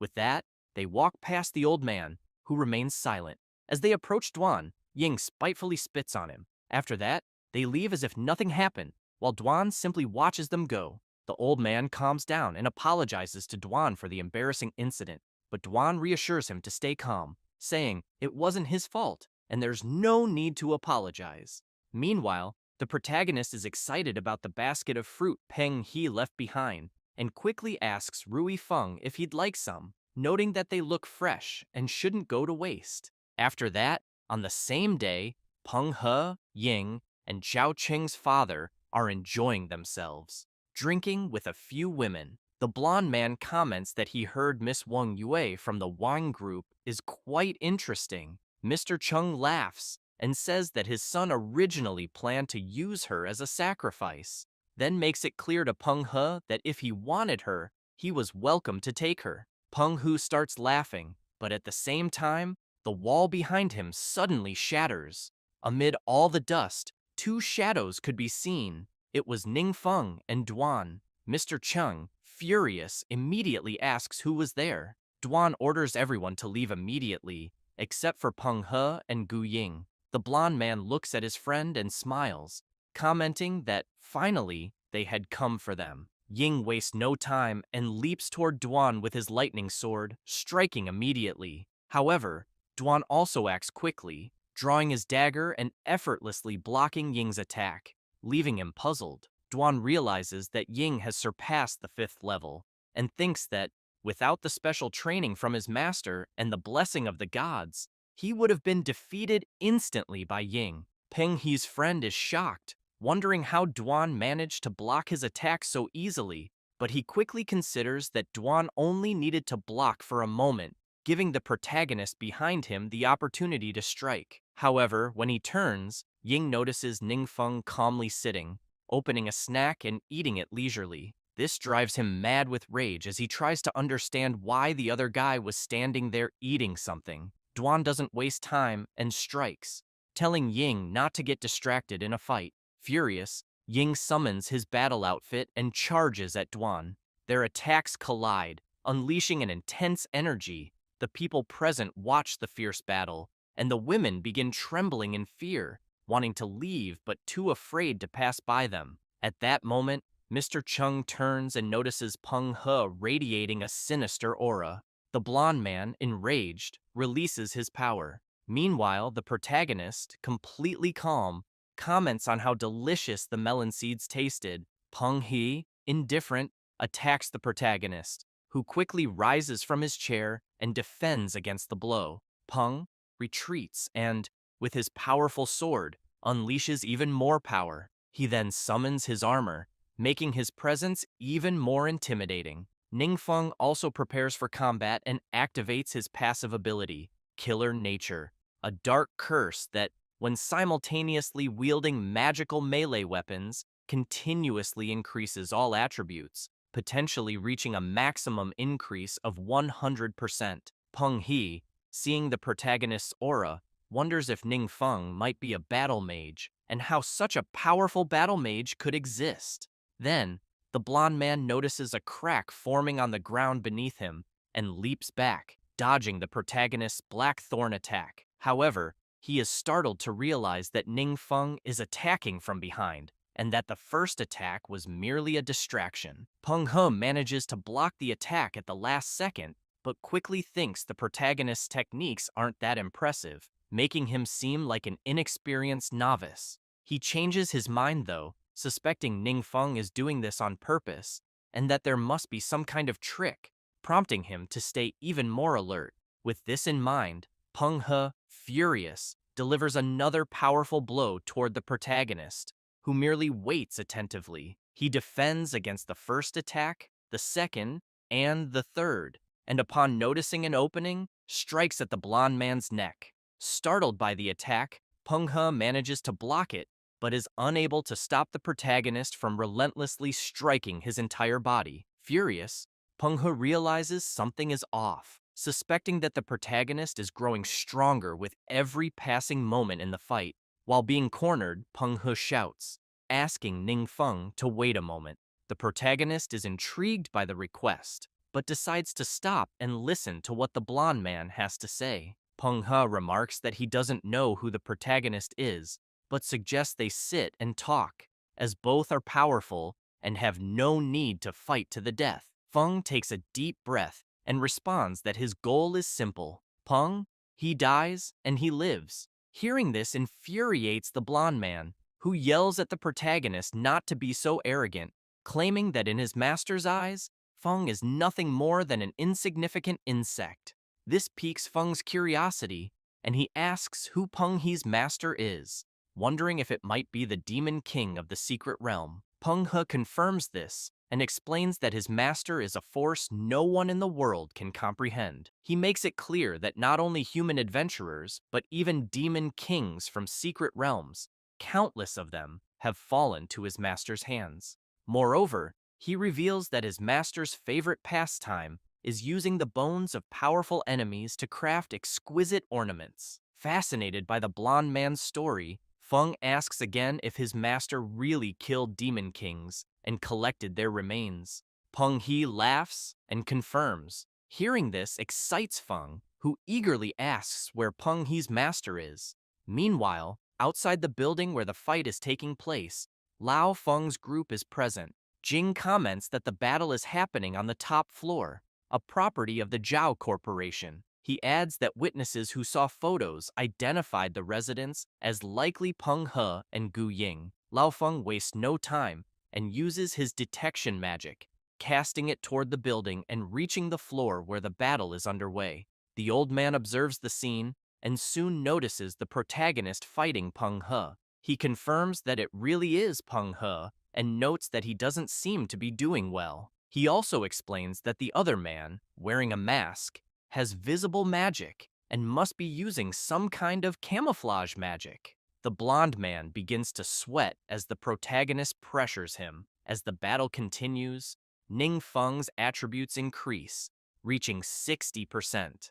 The old man, observing the fight, is impressed, thinking the protagonist's techniques are simple and direct, yet he manages to dominate his opponent with sheer attributes alone. He wonders where such a powerful warrior could have come from. When all of the protagonist's attributes reach 80%, he suddenly faces a massive demonic mouth that swallows him whole. Peng, he has transformed into a terrifyingly colossal monster, and, in his mind, reflects that he never imagined anyone could force him to use this technique. However, he is aware that this technique comes with a certain cost. The old man, witnessing the scene, is astonished, unable to believe the intensity of the battle. Meanwhile, Duan continues fighting furiously against Ying, who asks if he isn't worried about his partner being devoured. Duan calmly replies that Ying doesn't need to concern himself with his master because he isn't qualified to do so.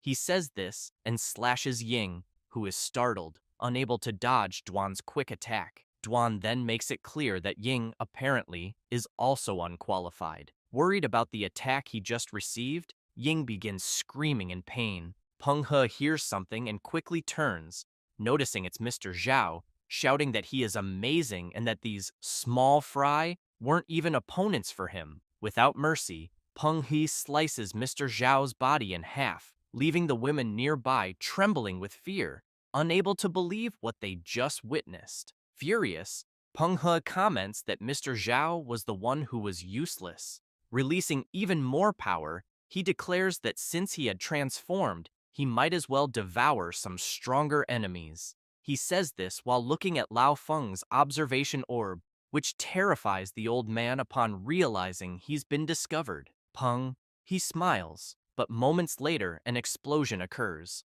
A massive power erupts from within Peng He, leaving him utterly confused as to what's happening. Then, the protagonist emerges from within the blonde man, who collapses to his knees, his stomach completely ruptured. Meanwhile, Ning Feng walks calmly, shrouded in his terrifying aura. Feng remarks that he has been using that ability for a long time, but still isn't sufficiently familiar with real combat.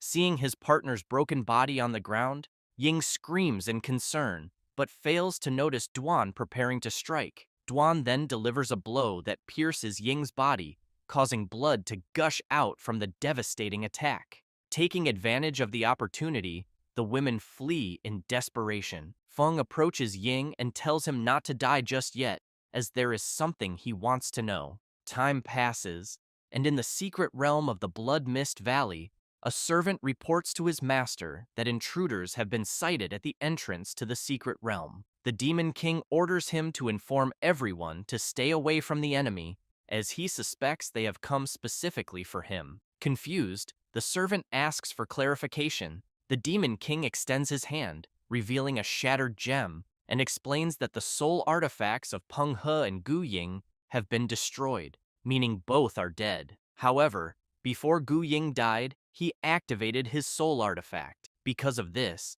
the Demon King explains that he managed to vaguely hear a few words. He recounts that the words he heard were someone asking Ying where his master was, and that Ying revealed his master was in the secret realm of Mount Yuzu, and that he would take revenge. He says this, and then orders his servant that he himself will handle the enemy, as if the adversary was capable of killing Peng He and Gu Ying. Then his servant would stand no chance. Frustrated, the servant acknowledges the order. The Demon King, observing his servant's worry, reflects that, although his subordinates are loyal, they can only rely on his power, as only special races like humans can level up on their own and gain more power through sacrifice. Then, one of the skulls on his armor begins to react. Picking it up in his hand, he recalls that many years ago, he was just a regular demon king who stumbled upon the legacy of a high-ranking demon king.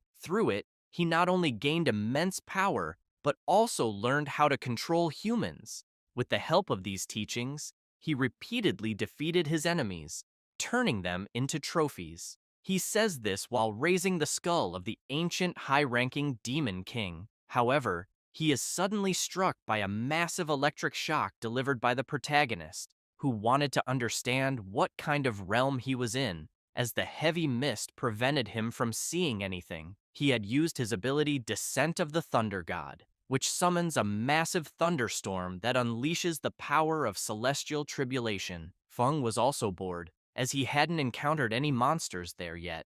Suddenly, a system message notifies him that the legacy of the end has been detected. The protagonist becomes excited at the notification, remarking that it seems his system isn't damaged. He says this and begins walking, commenting that judging by the aura's source, the path is that way. After walking a bit, he grows excited, commenting that he has found what he was looking for and that it is in the hand of the black statue. However, he doesn't realize that the black statue is actually the Demon King, now charred from his attack. Wasting no time, Feng begins absorbing the fragments, wondering what had happened to the countless relics since there was only one. After absorbing it, the protagonist becomes thrilled, as all his attributes have increased by 100 points without using any abilities, and now he can crush most adventurers.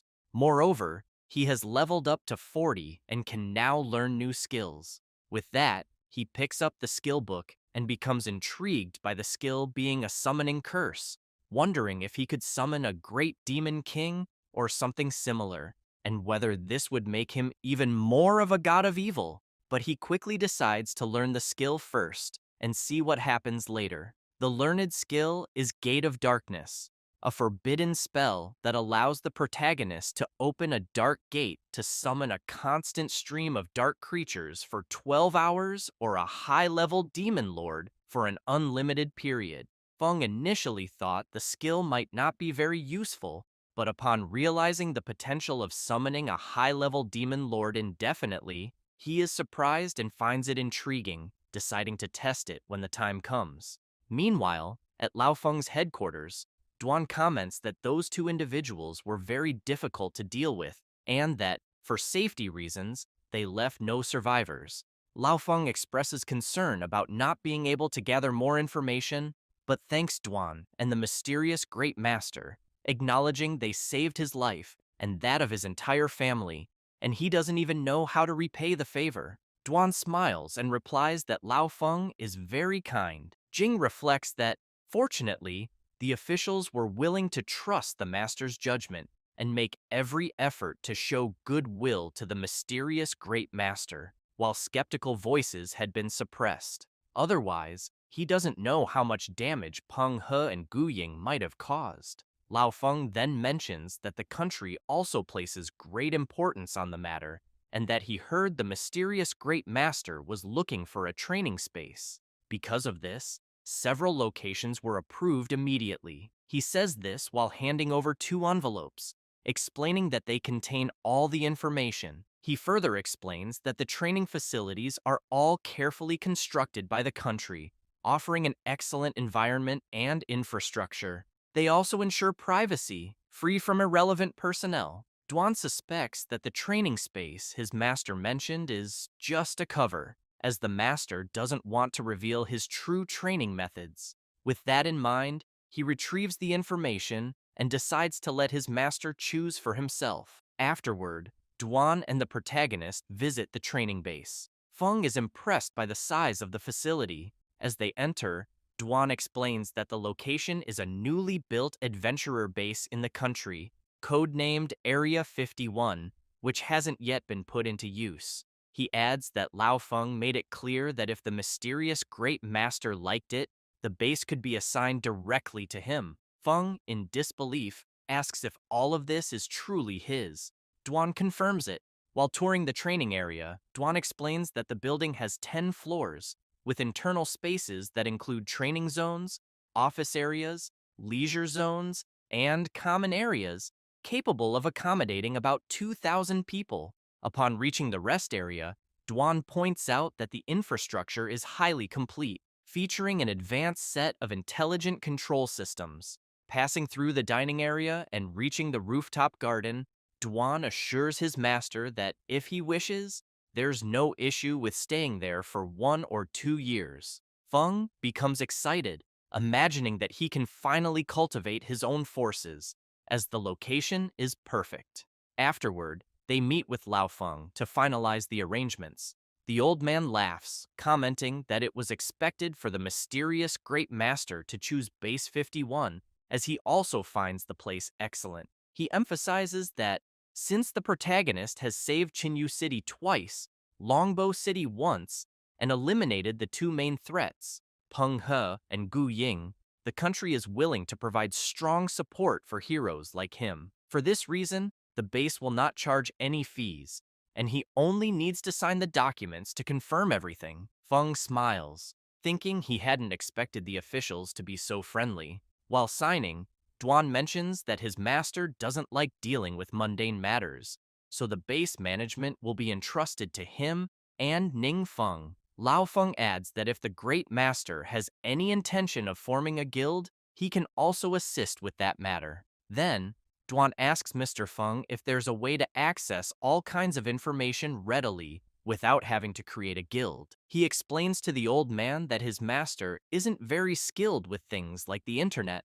Lao Feng smiles and says that's easy to solve, explaining that for a national-level expert like the Great Master, their office can arrange a dedicated information channel. As long as the information isn't highly confidential, it can be synchronized and shared with the agency. Feng gets excited upon hearing this, realizing they're treating the mysterious Great Master as a national-level expert. Compared to him and Dwan painstakingly gathering information, the agency's information channel will indeed be much more efficient. However, he keeps in mind that he won't rely on a single source of information, knowing he'll need to develop multiple channels in the future. Regarding the establishment of a guild, Feng feels there's too much to manage. Instead, he believes it would be better to transform the base into another model, especially with no shortage of high-quality resources. After finishing their preparations, they start walking, and Dwan tells Lao Feng that the Great Master has organized his special training for the following week, promising to notify him in advance. The old man is pleased, thanks Dwan, and also asks him to express gratitude to the master for his efforts. At that moment, Lao Feng hears his phone ringing. Upon answering, one of his staff members reports that they've uncovered some mysterious disappearances during their investigation, very similar to the cases of Peng He and Gu Ying. Furthermore, they fear that similar individuals might appear again in the future. Hearing this makes Mr. Feng deeply concerned, thinking that even with the Great Master's special training, he cannot fight the enemy alone. Taking a deep breath, he wonders if there's a way to train strong people quickly. That same evening, the old man visits his grandson's house. When Rui Feng sees him, he is delighted. Lao Feng notices a suitcase and immediately asks where his grandson is headed. Rui Feng, excited, explains to his grandfather that since the supernova training camp is about to begin, Ning Feng has organized special training for them. He mentions that he just received a call saying he needs to be at the training base in 2 days, so he's packing to avoid being late. His grandfather, intrigued, asks how many of them there are. Rui Feng replies that, including himself, there are 5. Without realizing it, Lao Feng gets excited and once again transforms into Ghost Rider, startling his grandson, who warns him that his head is on fire again. However, the old man reassures his grandson not to worry, explaining that he took some medicine Dwan gave him. He insists he's clearly improving but admits that the power of darkness is still not easy to control. Noticing his grandson hadn't understood his earlier question, he rephrases it, wanting to know what kind of people Ning Feng had invited. Rui Feng explains that it's just a few good friends and that, aside from himself, The others have known Ningfeng for a long time. The old man gets excited upon hearing this, thinking that the great master will look after those close to him. Quickly kneeling down, he offers to help his grandson pack. Then, he advises him to listen carefully to Ningfeng when he arrives at the training camp, as it's a rare opportunity that shouldn't be wasted. He also tells his grandson to control his pace and not forget to call when he's ready to form a team for ranked matches. Rui Feng is left confused by his grandfather's sudden flurry of excitement. After that, at the training base, Wang Yue's group arrives, and she quickly becomes intrigued, commenting that this seems to be the place Ningfeng mentioned, but there is nothing there except forests. Soon, they notice something strange, and are immediately teleported to where the Proto and Lord Laofeng's grandson are. Everyone greets each other, and is amazed by the place, noting that even the main bases of the 7 great guilds are nothing compared to this location. The blonde girl quickly wants to know how the Proto found such a place. He smiles and explains that it belongs to one of his older friends and that he borrowed it. Wang Yue thinks to herself that she has never heard Ningfeng mention them before, and that he has become increasingly mysterious since his awakening. Next, the Proto introduces Duan, saying that he will be the one in charge of them during training. Everyone immediately greets Duan. He turns to the group and announces that he will lead them to the training room. The berserker, suspicious, asks the Proto if he knows Duan well. Feng becomes irritated and makes it clear to them that the celestial phenomenon some time ago was caused by Lord Duan's passage during the trial of the gods, and that he is even stronger than the leader of the Yu Guild. Everyone is astonished and wastes no time heading to the training grounds, where they soon get excited and release their auras. Duan is impressed and wonders why they became so animated so suddenly. While in the training field, the Proto observes them and thinks that by casting a forbidden spell there to simulate the effects of a training room, they won't need to worry about exposure. Feng also considers that he needs to establish a guild, cultivate only the strong without limitations, and select members based solely on strength and determination, thereby creating an alliance. Wang Yue is the first to start and quickly focuses, but she is struck in the arm and screams in pain. She feels a sense of dread and oppression, everything seeming very real, and realizes that if this weren't training, it would definitely break someone's will. She wonders if her friend Ning Feng endured such a cruel trial to become stronger. Jiangshu also feels the power, and reflects that neither he nor the cleric are supernovas, and they never dared hope to surpass others' talent through hard work. However, he knows the Proto has shown them there is hope. Rui Feng thinks that he cannot rely on his grandfather's protection forever, and therefore also wants to protect the people he cares about. Meanwhile, Shu Wei remains silent, saying nothing. Ningfeng smiles and says they are all doing very well. After a while, everyone is exhausted, commenting that it feels as if they have been tortured for centuries and are nearly dead from the training. Duan enters the room and declares that it is enough for the day. He asks everyone to rest and announces that he will lead targeted training the following day. Afterward, they head to a VIP room where they all gather. Wang Yue comments that although the special training is just beginning, the gains they have already achieved far surpass previous years. She emphasizes that it's simply impossible to identify weaknesses by relying solely on one's own understanding. Rui Feng reflects that the power of darkness in his body felt strange that day. Even when he gave his best effort, there were no signs of this power going out of control. At that moment, Xiaoting begins to cry, and the Proto asks what is wrong with her. Wang Yue explains that it's due to the stressful situation she and Jiangshu are experiencing. Since there are more spots for their school to participate in the supernova training camp, skepticism has been spreading online. The Proto is intrigued by this and picks up his phone, saying he will check if it's true because he can't believe something like this exists. The blonde girl shows Ningfeng her phone, and soon, everyone sees various toxic comments about the school, Xiaoting, and Jiangshu.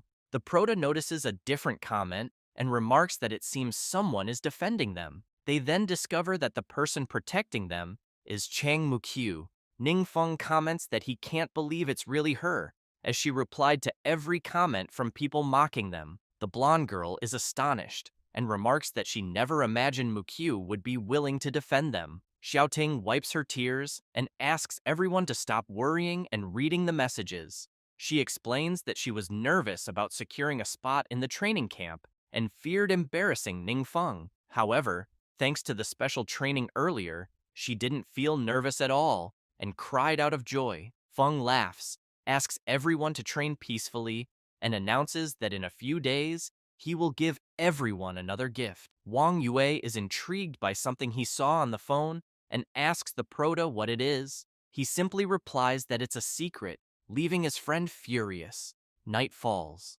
In his room, Ningfeng reflects. He recalls that the memories of the Demon King he absorbed last time brought information about him, the evil god. He discovers that, in fact, there are 7 evil gods born of darkness, who are the common beliefs of monsters in the secret world. However, he, the evil god, does not belong to these 7. On the contrary, he holds the title of one of the 12 lords, the Almighty God of Law. Alongside 11 other gods, he led their families to destroy a legitimate evil god, ensuring that all dark entities dared not invade the world of light again. Unexpectedly, the Almighty God of Dharma, free from the threat of darkness, began to study the power of darkness and became obsessed with it. Fortunately, the other 11 gods noticed this in time and fought against the Almighty God of Dharma, who managed to escape and became an evil god. Feng reflects that this legend circulates in the world of light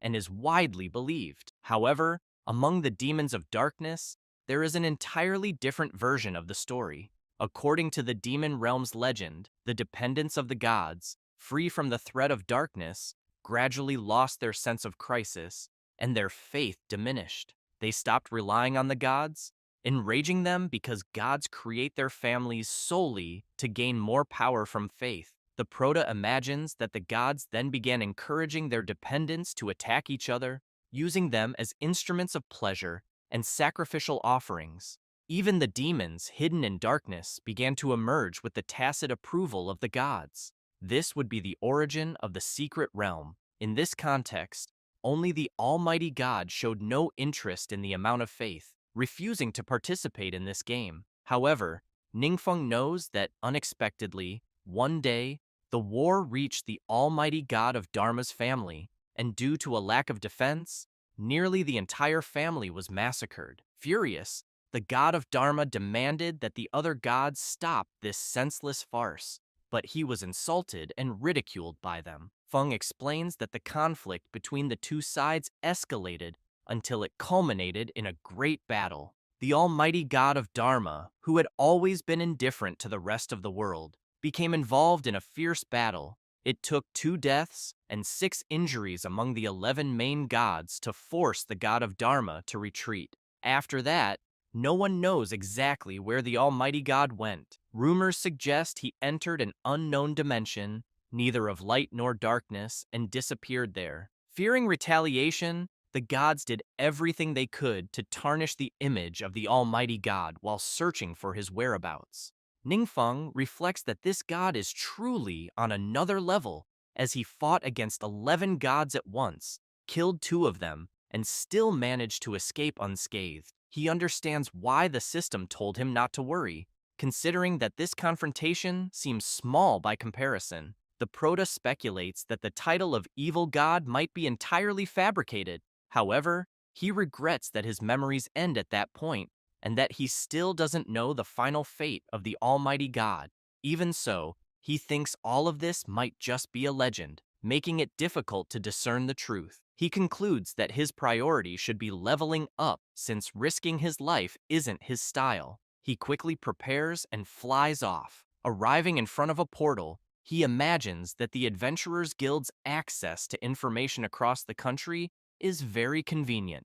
After all, there, one can find many unknown secret realms. As soon as the Proto enters a dungeon to train, several monsters rush at him. He grabs his staff and, with just one strike, easily defeats them all, gaining several experience points. While navigating his system, Ningfeng comments that the experience points from these monsters aren't bad, especially since the boss seems likely to drop something valuable. Before long, the secret realm's boss appears. Excited, Ningfeng leaps and strikes the armored bull's forehead with his sword. Due to the monster's tough armor, his sword breaks. Observing the destroyed weapon, he reflects that his real level isn't very high and that the weapons he can use aren't as good as those wielded by 4th or 5th level adventurers. After continuous high-intensity combat, he didn't expect his weapon to fail so quickly. However, the Proto notices something and sees the bull mocking him. He discards the broken sword and unleashes his terrifying power, leaving the armored bull terrified. He then finishes it off. Feng is frustrated to see that he only leveled up from 43 to 47. He comments that the monster didn't provide much experience and, on top of that, cost him a sword. However, he figures that at least he unlocked another ability. He chooses the Wind Blade skill, which, when activated, creates a violent storm imbued with the power of darkness, corrupting all light. Feng knows that the more forbidden spells, the better. Otherwise, he'll always worry about lacking power. Still, he understands that relying solely on forbidden spells isn't enough. Without proper weapons and equipment, he can't defeat even a boss, let alone a god. Turning around, he wonders where to find the next secret realm. He decides to head to the nearest city to buy some new weapons, just in case. Upon arriving, he visits a shop. A saleswoman quickly approaches him and informs him that all the legendary quality long swords in the shop are there. Ningfeng asks if there are only 7, but says it doesn't matter. He orders all of them and asks for their price.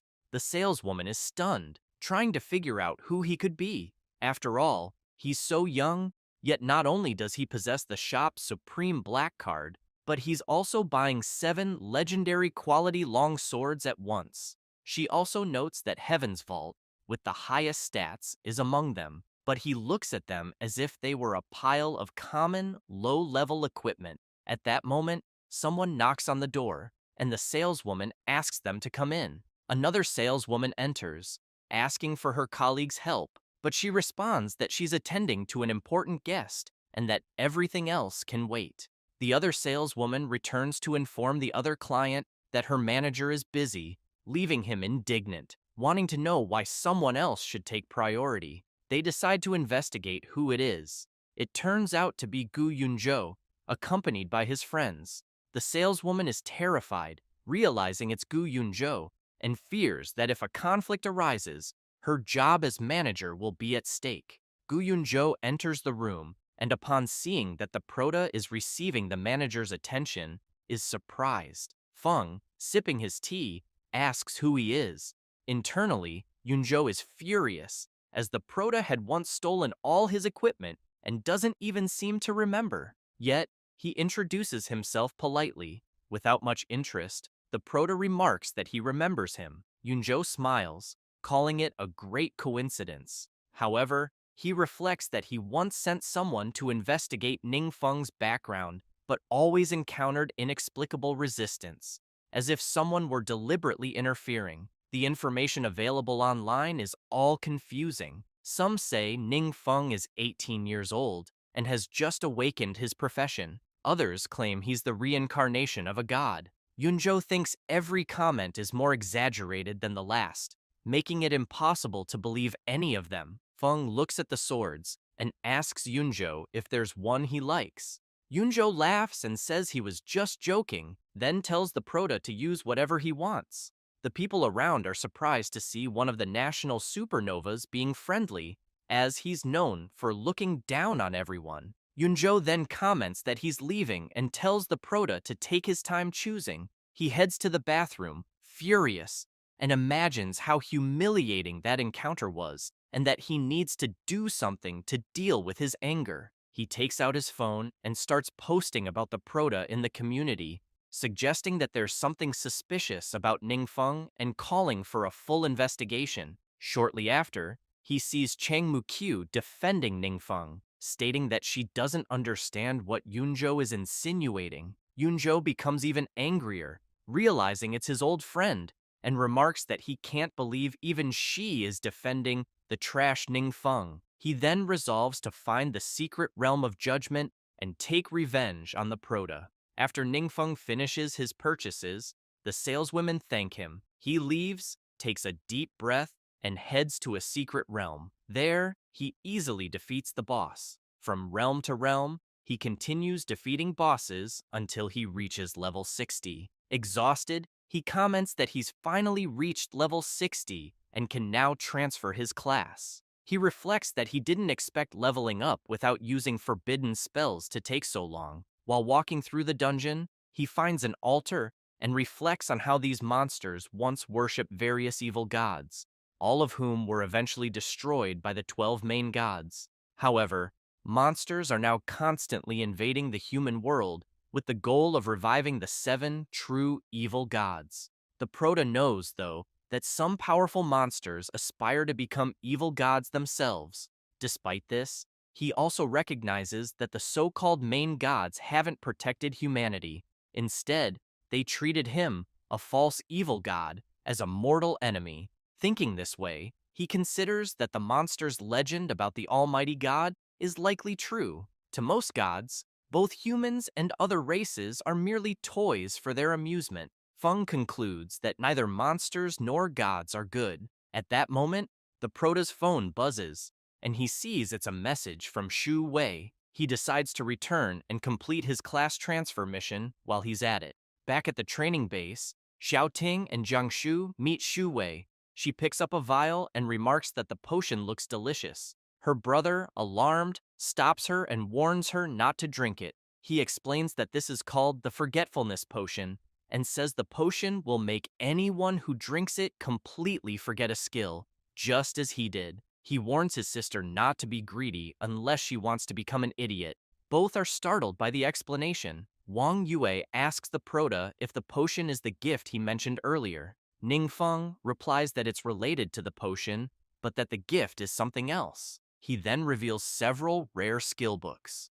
Everyone is amazed to see that they are legendary quality skills. The Proto explains that the skills are Shadowless Arrow for the Archer, Link Healing for the Priest, Giant Strength for the Berserker, and Heavy Barrier for the Shield Warrior. Each person picks a skill and comments that epic skills can only be bought on the market, and this is the first time they've seen legendary ones. Wang Yue asks the Proto if the skills were dropped in a dungeon. He smiles, confirms, and explains that they came from the highest difficulty dungeons, suggesting that she can challenge them once she levels up.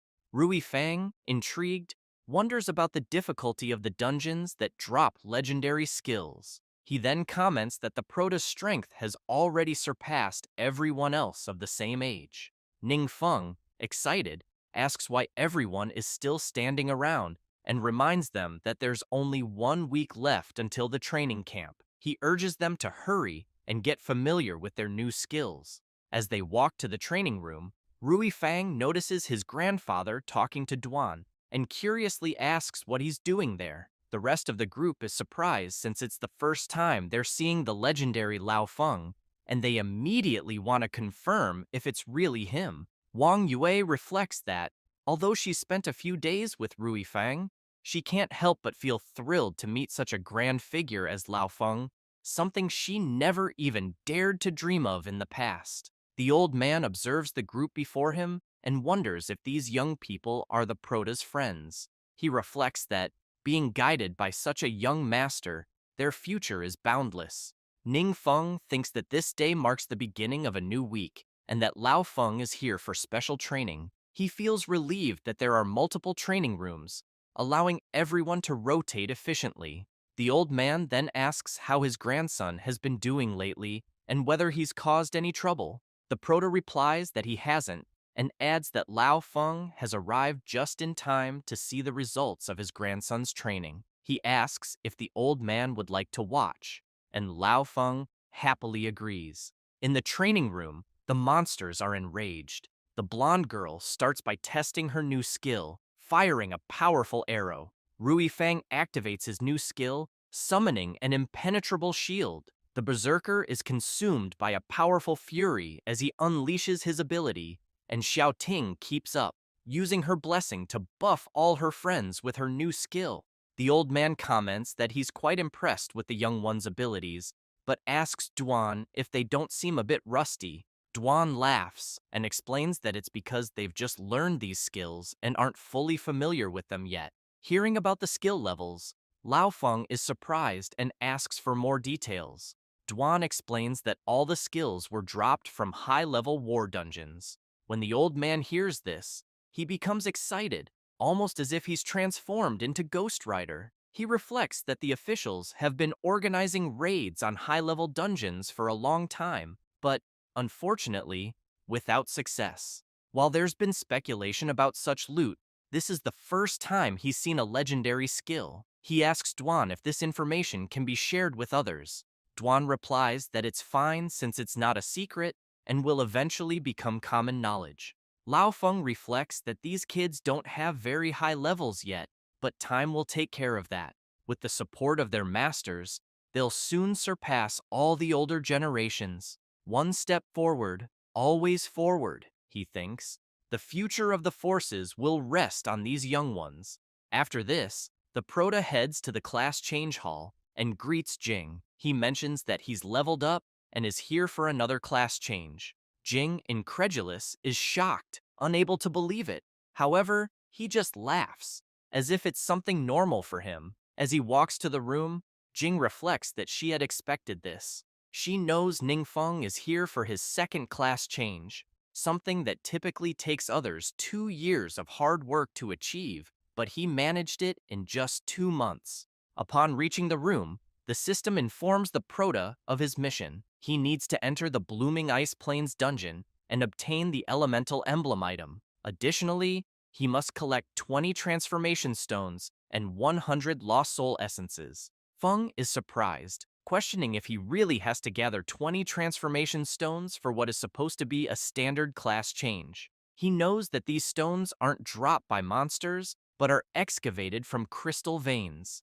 Considering this, he decides it's best to ask at the trade house first. Soon, he heads to the Yuan Chung trade house. However, the vendor informs him that there has been a recent increase in people changing classes, and transformation stones are currently out of stock. He asks the Prota for 3 days, assuring him that he can obtain them within that time. Feng considers that 3 days isn't too long and decides to complete the emblem mission first. To save time, he orders the lost soul essences directly from the trade house. He mentions that he still has other matters to attend to and asks the vendor if he can handle this for him. The vendor replies that it's no problem at all. Ningfeng takes a moment to check if he has any additional items with him. He places what he finds on the ground, and the vendor begins to sweat nervously upon realizing that there are over a dozen epic class skills from various professions, along with several legendary grade pieces of equipment.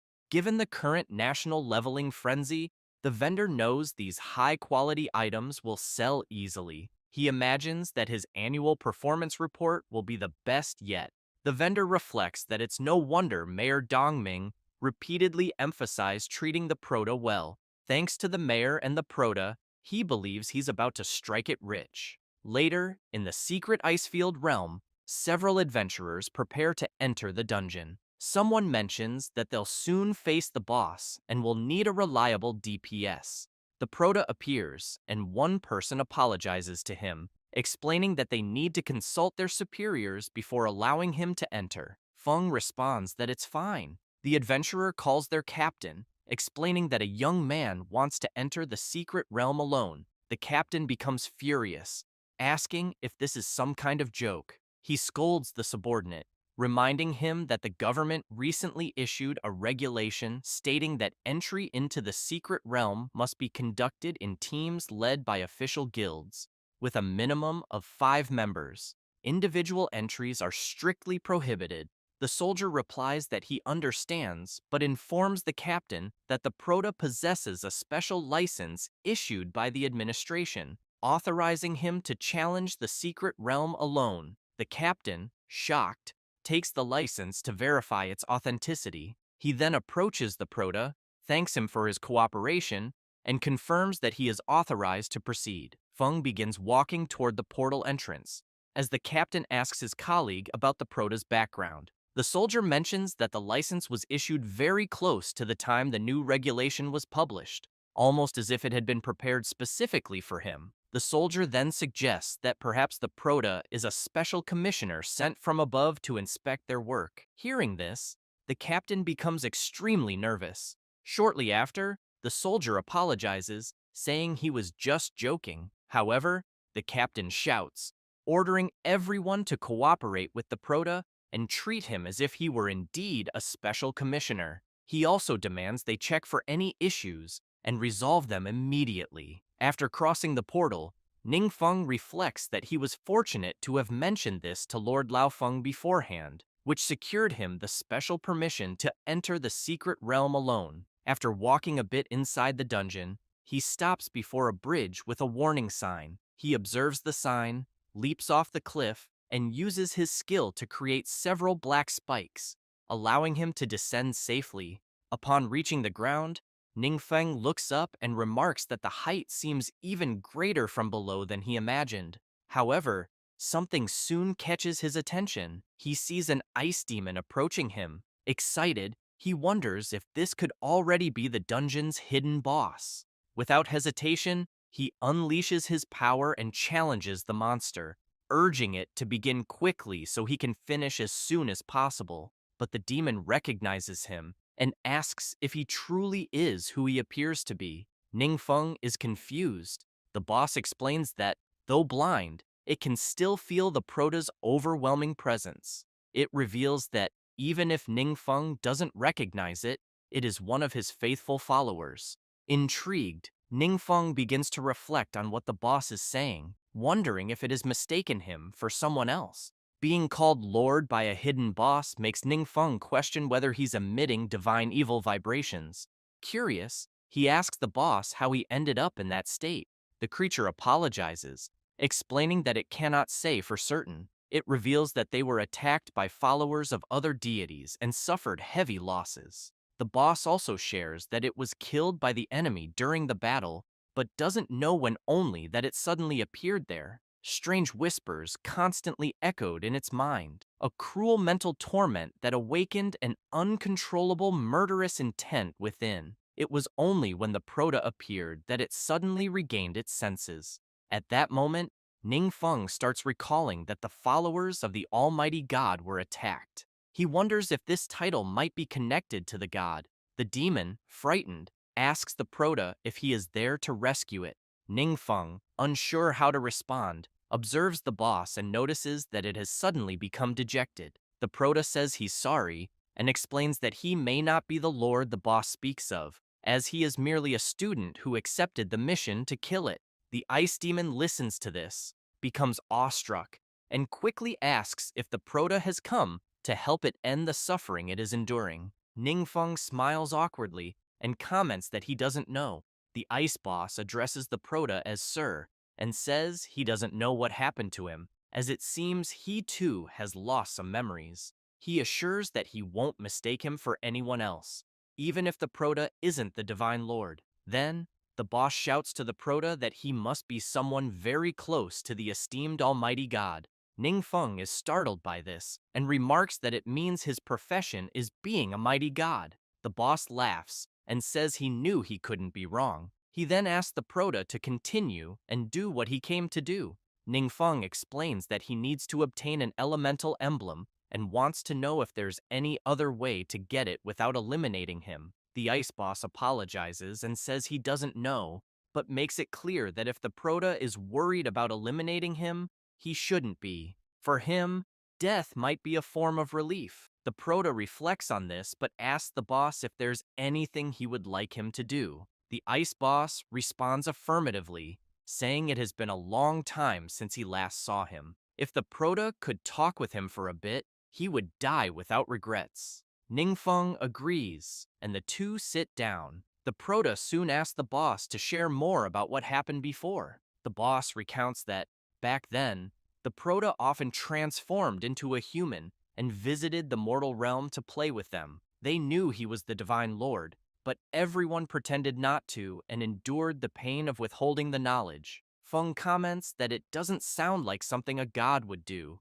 The ice boss laughs and says the Prota is carefree and straightforward. In fact, they were very happy to be with him, and now there is no pressure. Then, the demon asks the Prota to share about his current situation. Ningfeng says there's nothing special, just that he has to go to school, level up, and play games in his free time. The Prota invites the boss to come closer, saying he will teach him how to play some games. However, the ice demon stands up and comments that it's almost time and that it was a tremendous pleasure talking to him. They look at each other, and the Prota promises that if there's a chance in the future, he will take him to play games. The ice demon agrees and says he'll be waiting for that. Then he disappears. Ningfeng stays silent, not saying a word as he looks at the items the ice demon left behind. Meanwhile, there's a meeting with guild leaders.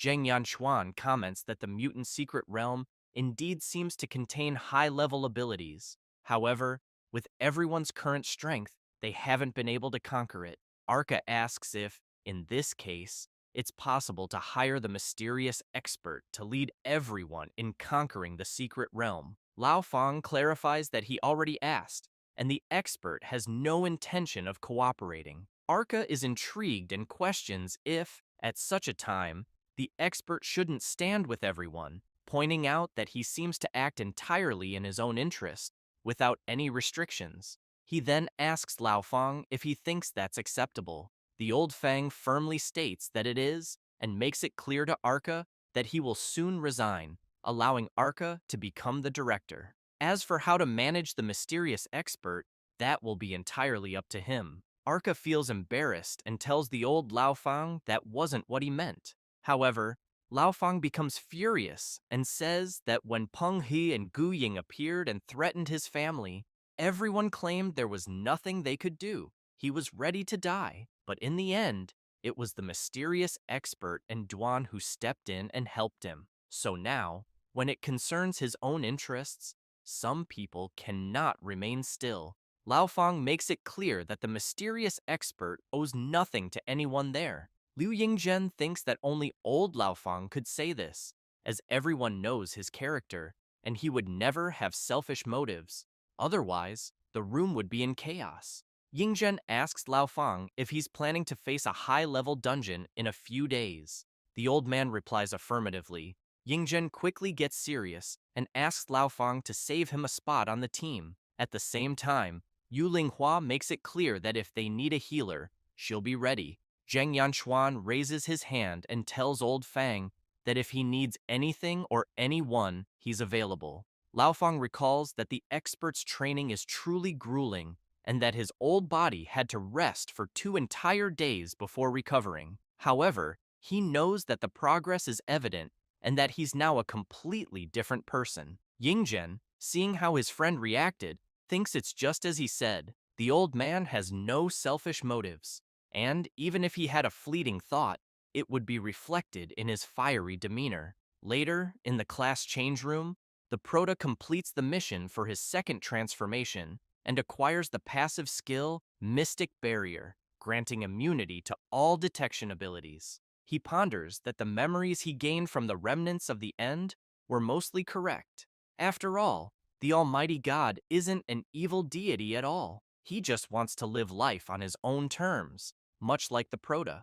Ningfeng also remembers being told that his aura is exactly the same as the Almighty God's. He wonders if this could be due to the system, and, if so, what exactly the connection is between the system and the Almighty God. Additionally, why did someone who had already passed away become a hidden boss in the secret realm? He then picks up the pendant he received, seeing that it's a legendary quality accessory. It grants plus 12 spirit, plus 15% casting speed, and 5% spell critical rate. It also has additional effects such as solid ice wall and ice thorn explosion. The Supernova Training Cap exam is divided into high school and university sections, bringing together nearly all the most outstanding young adventurers in the country. Among them, the high school section includes a total of 180 participants.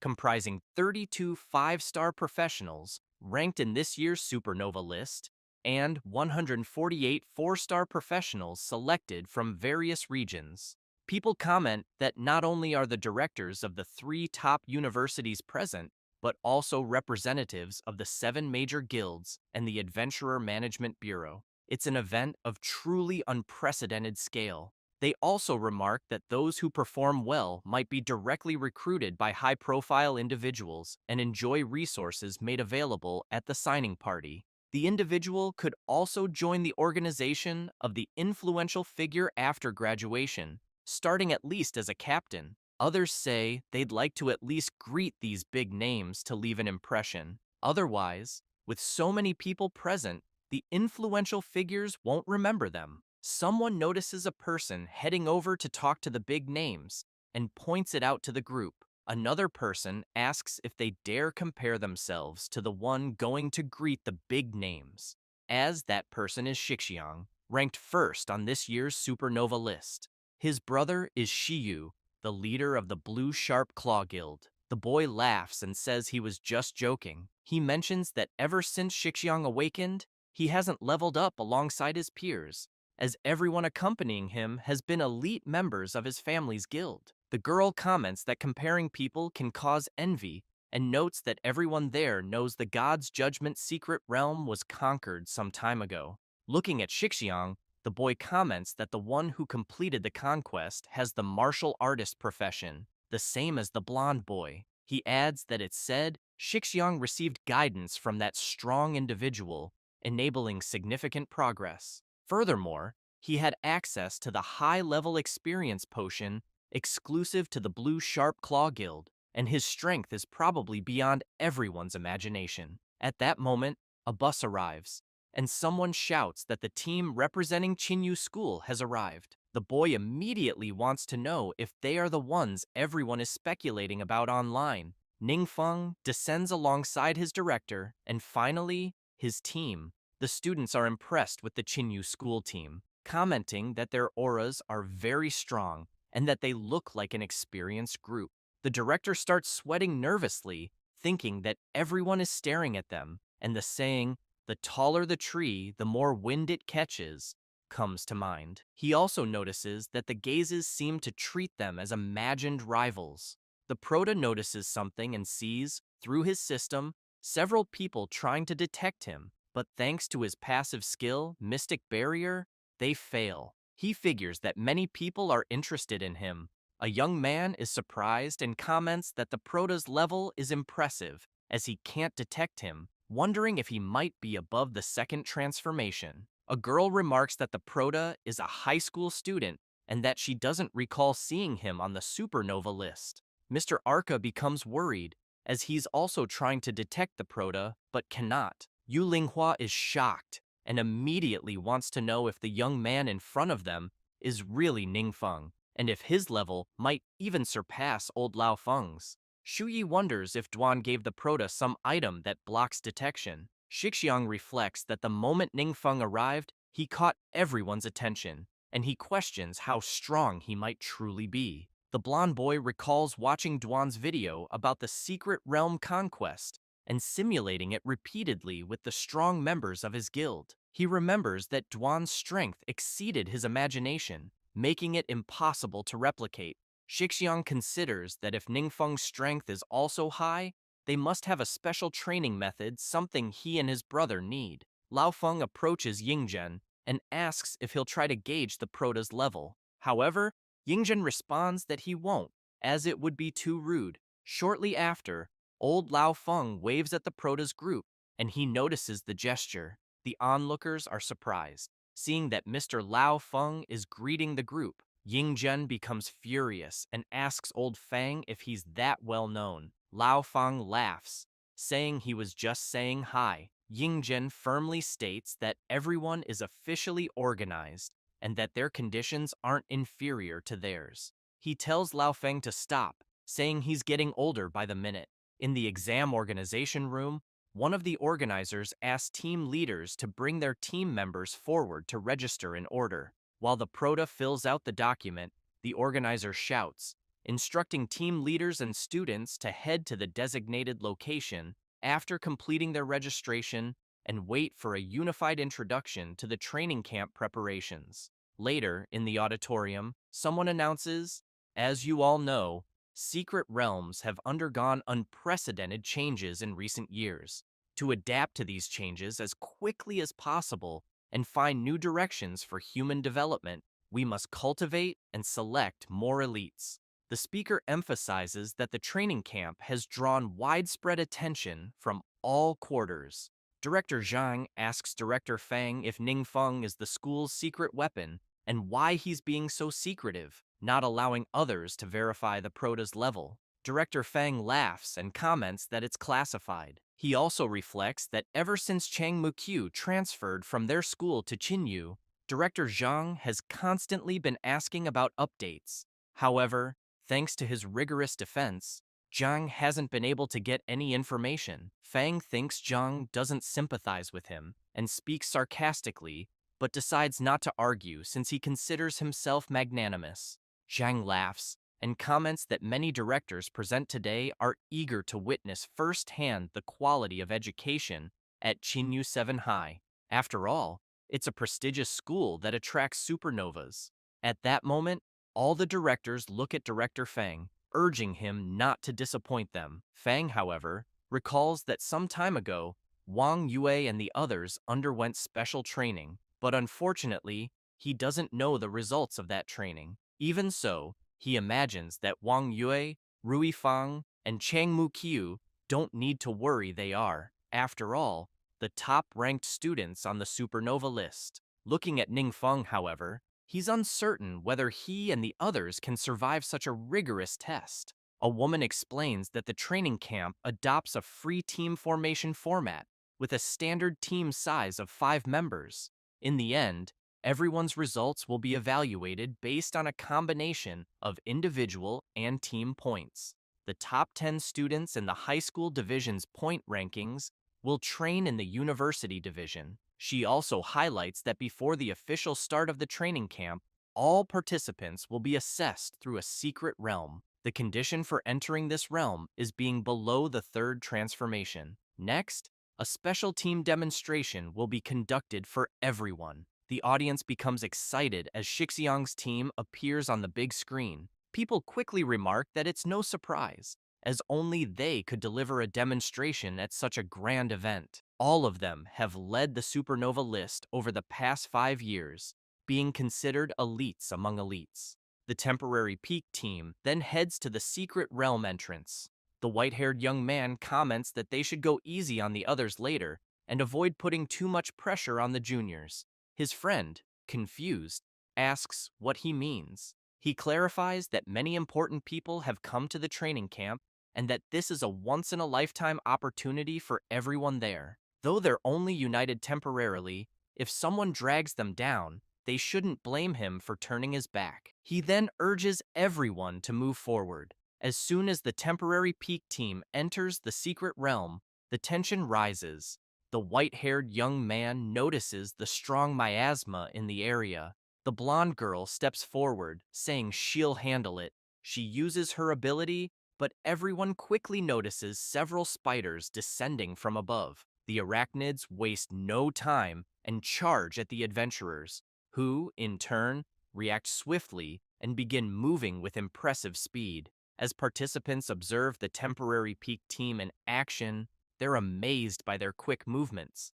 Looking at Shixiang, they note that he isn't lagging behind the others, making it impossible to claim he's just a high school student. Gu Yunzhou, watching Shixiang, grudgingly admits that he's no longer at their level. Lao Fang comments that he's heard the 5 youths on the temporary peak team have been training together recently and, if nurtured well, could soon begin conquering high-level secret realms. Yingzhen agrees, noting that they seem poised to reach elite status, advancing steadily with little rest. Soon, Yingzhen observes that they've reached the boss quickly. Shixiang smiles as his entire team charges at the boss. It doesn't take long for them to defeat it. The screen displays the information that the temporary peak team completed the conquest in 48 minutes and 18 seconds, setting a new record. Other participants comment that this outcome was expected from the five and lament that they wish they could be on that list too. Someone approaches the Proto and asks if he's really Ningfeng. The person introduces herself as Kei Yuchen and mentions that Mayor Dongming is her uncle. Wang Yue is impressed upon seeing her and remarks that she's one of the top 5 members of the temporary peak team. Yuchen explains that her uncle often mentions the Proto and that she came over to greet him. Others notice the interaction and wonder why someone of Yuchen's stature, a top student at Beijing Qing University, is talking to someone from the high school division. Yuchen then points out that the granddaughter of the Yuancheng Commerce founder is present and expresses her pleasure at meeting everyone. She adds that during the training camp, if anyone needs anything, they can ask her directly, and she'll ensure the trading company sends it immediately. Ningfeng laughs and comments that she's very kind. Xiaoting jokes with Wang Yue, telling her to keep an eye on the Proto because every girl he meets is beautiful, and their family backgrounds and strengths are getting better and better. Yuchen considers that while her uncle mentions Ningfeng often, she still doesn't know much about his strength. She decides to take this opportunity to get to know him better. One of the members of the temporary peak team approaches and asks Yushen to join them in finding a place to rest. However, she replies that she doesn't want to go and prefers to stay and watch the exam unfold. Irritated, he asks what's so interesting about watching the evaluation, given that they are the strongest participants. Shixiang says he also wants to stay and watch, prompting the other members to relent and agree. As other teams carry out their evaluations, someone remarks that whenever 6 teams enter the secret realm simultaneously, everyone receives corresponding evaluation tasks. Final scores are calculated based on task completion. At this point, it's clear that the teams are struggling with the evaluation. Director Fang shouts that the secret realm is too difficult for high school students and fears that, at this rate, there won't be a single team in the high school division able to pass. He adds that since Shixiang, no team has made it onto the leaderboard. They can't even reach the boss and are already struggling with the small fry. How can they even dream of making it to the leaderboard? Fang reflects that student morale is dropping and many are clearly underperforming. This cannot continue. One of the temporary peak team members yawns and comments to his friend that he already said there's nothing interesting to watch because everyone is too weak. The Proto's team approaches. He greets the instructor and says they're up next and are here to receive their evaluation task. After entering the secret realm, Iron Jaw Swamp, they open the system to check their objectives. Ningfeng quickly comments that teams are generally divided into 4 categories based on their functions. Assault teams, the main combat force, responsible for conquering new secret realms or acting as the vanguard against powerful enemies. Research teams conduct studies in secret realms, uncovering knowledge that benefits humanity. Guard teams protect controlled secret realms or provide cover for non-combatants in emergencies. Support teams enhance battlefield strength, applying buffs and offering emergency healing to sustain combat and reduce casualties. Ningfeng mentions that each type of team has 10 specific tasks, plus a main task. Wang Yue asks the Proto which type of task he wants to choose. Ningfeng replies that they'll go with research. She responds that it was expected from the top student in the theoretical class. Ningfeng reflects that his primary reason is that there are still many things he doesn't understand, such as gods, families, and world levels. Choosing research is the best way to combine practical training with gaining knowledge. Xianting becomes excited and says everyone should pick research, adding that it's fine since they have a big shot leading the team. Rui and Jiangshu agree, saying they have no objections.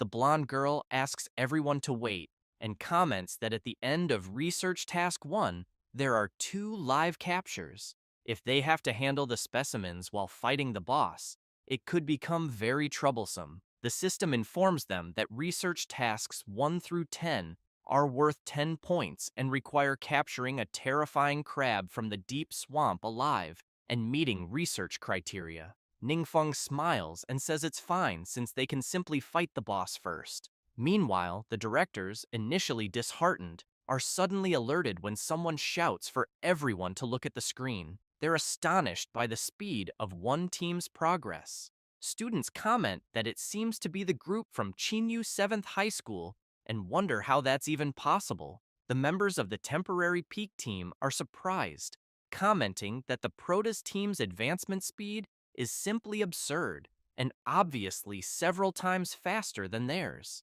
Yukin thinks this must be why her uncle Dongming speaks so highly of Ningfeng. Yingzhen, amazed as he watches the Protoss team in action, asks old Laofeng if the skills they're displaying are legendary level. Laofeng confirms, and Yingzhen, alarmed, asks if legendary skills are truly that powerful. Laofeng explains that it's not just about the skills. The kids themselves are exceptionally strong. Yingzhen remarks that the combination of abilities, timing of movements, and team coordination are all top-notch. Sweating nervously, he observes Ningfeng and notes that he doesn't seem to be using any high-level skills. Yet even with a simple attack, he completely incapacitates his enemies, demonstrating incredible strength. Director Zhang tries to talk to Director Yang, but Yang tells him to be quiet, saying there's no time for chatter since the Protoss team has already reached the elite monsters. They attack swiftly, and as soon as they defeat them, they advance to the next stage. Before long, the team regroups and reaches the final boss. Without hesitation, Wang Yue and Jiang Shu leap forward. The blonde girl prepares her powerful arrow, while the berserker wields his mighty axe. They attack the final boss and easily defeat it. The screen announces that the Protoss team has broken the temporary peak team's record, completing the task in 8 minutes and 14 seconds. The crowd is astonished by the result. Ningfeng asks everyone if they completed their missions. They all smile and shout that they did. The Proto then calls for everyone to leave and report back. Upon exiting, they find everyone else waiting for them and are confused. Chang Mukyu starts clapping, followed by Yunzhou and his friend. Soon, everyone is applauding and cheering for them. Mukyu comments that they're good people and get along well at school. Yunzhou tries to be friendly and tells the crowd that when someone was bad-mouthing Ningfeng online, he argued with every one of them. He adds that he can't stand injustice and hates even more when people resort to dirty tricks behind others' backs. The organizers, seeing this, laugh and remark that the students' morale has skyrocketed. They observe that this is the charm of the strong, reminiscent of Yingzhen and Laofeng in their prime. At that moment, the megaphone announces that the high school division evaluation has concluded. Students start shouting, saying the top 10 rankings are about to be announced, though they know there's little suspense.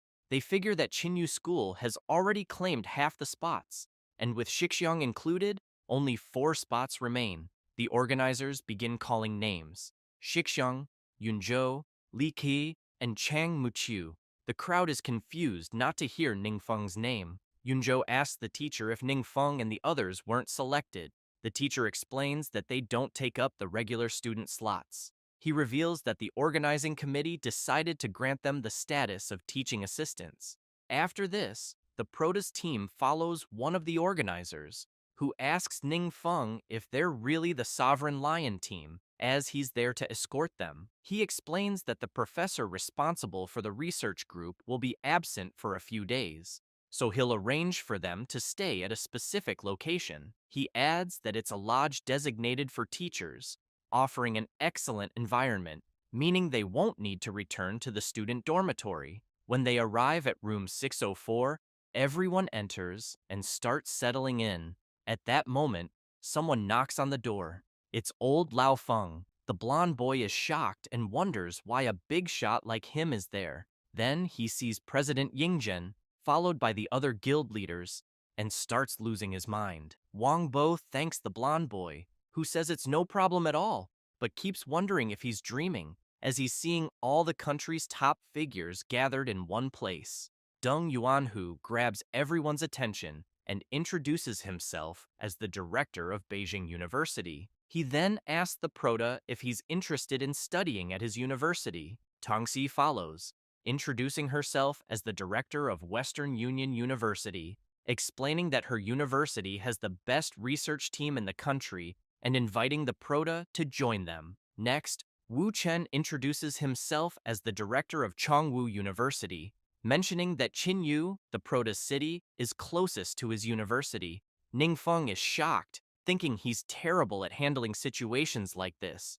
Lao Feng notices the tension and quickly asks the three directors to calm down, pointing out that they're putting the kids in a tough spot. He suggests letting them participate in the training camp first and discussing these matters later. Embarrassed, the three directors agree, but silently resolve not to let the others take advantage of the situation. The Proto continues chatting with them, and the next day, he wakes up yawning from lack of sleep. He's startled to see his friends up so early and looking exhausted.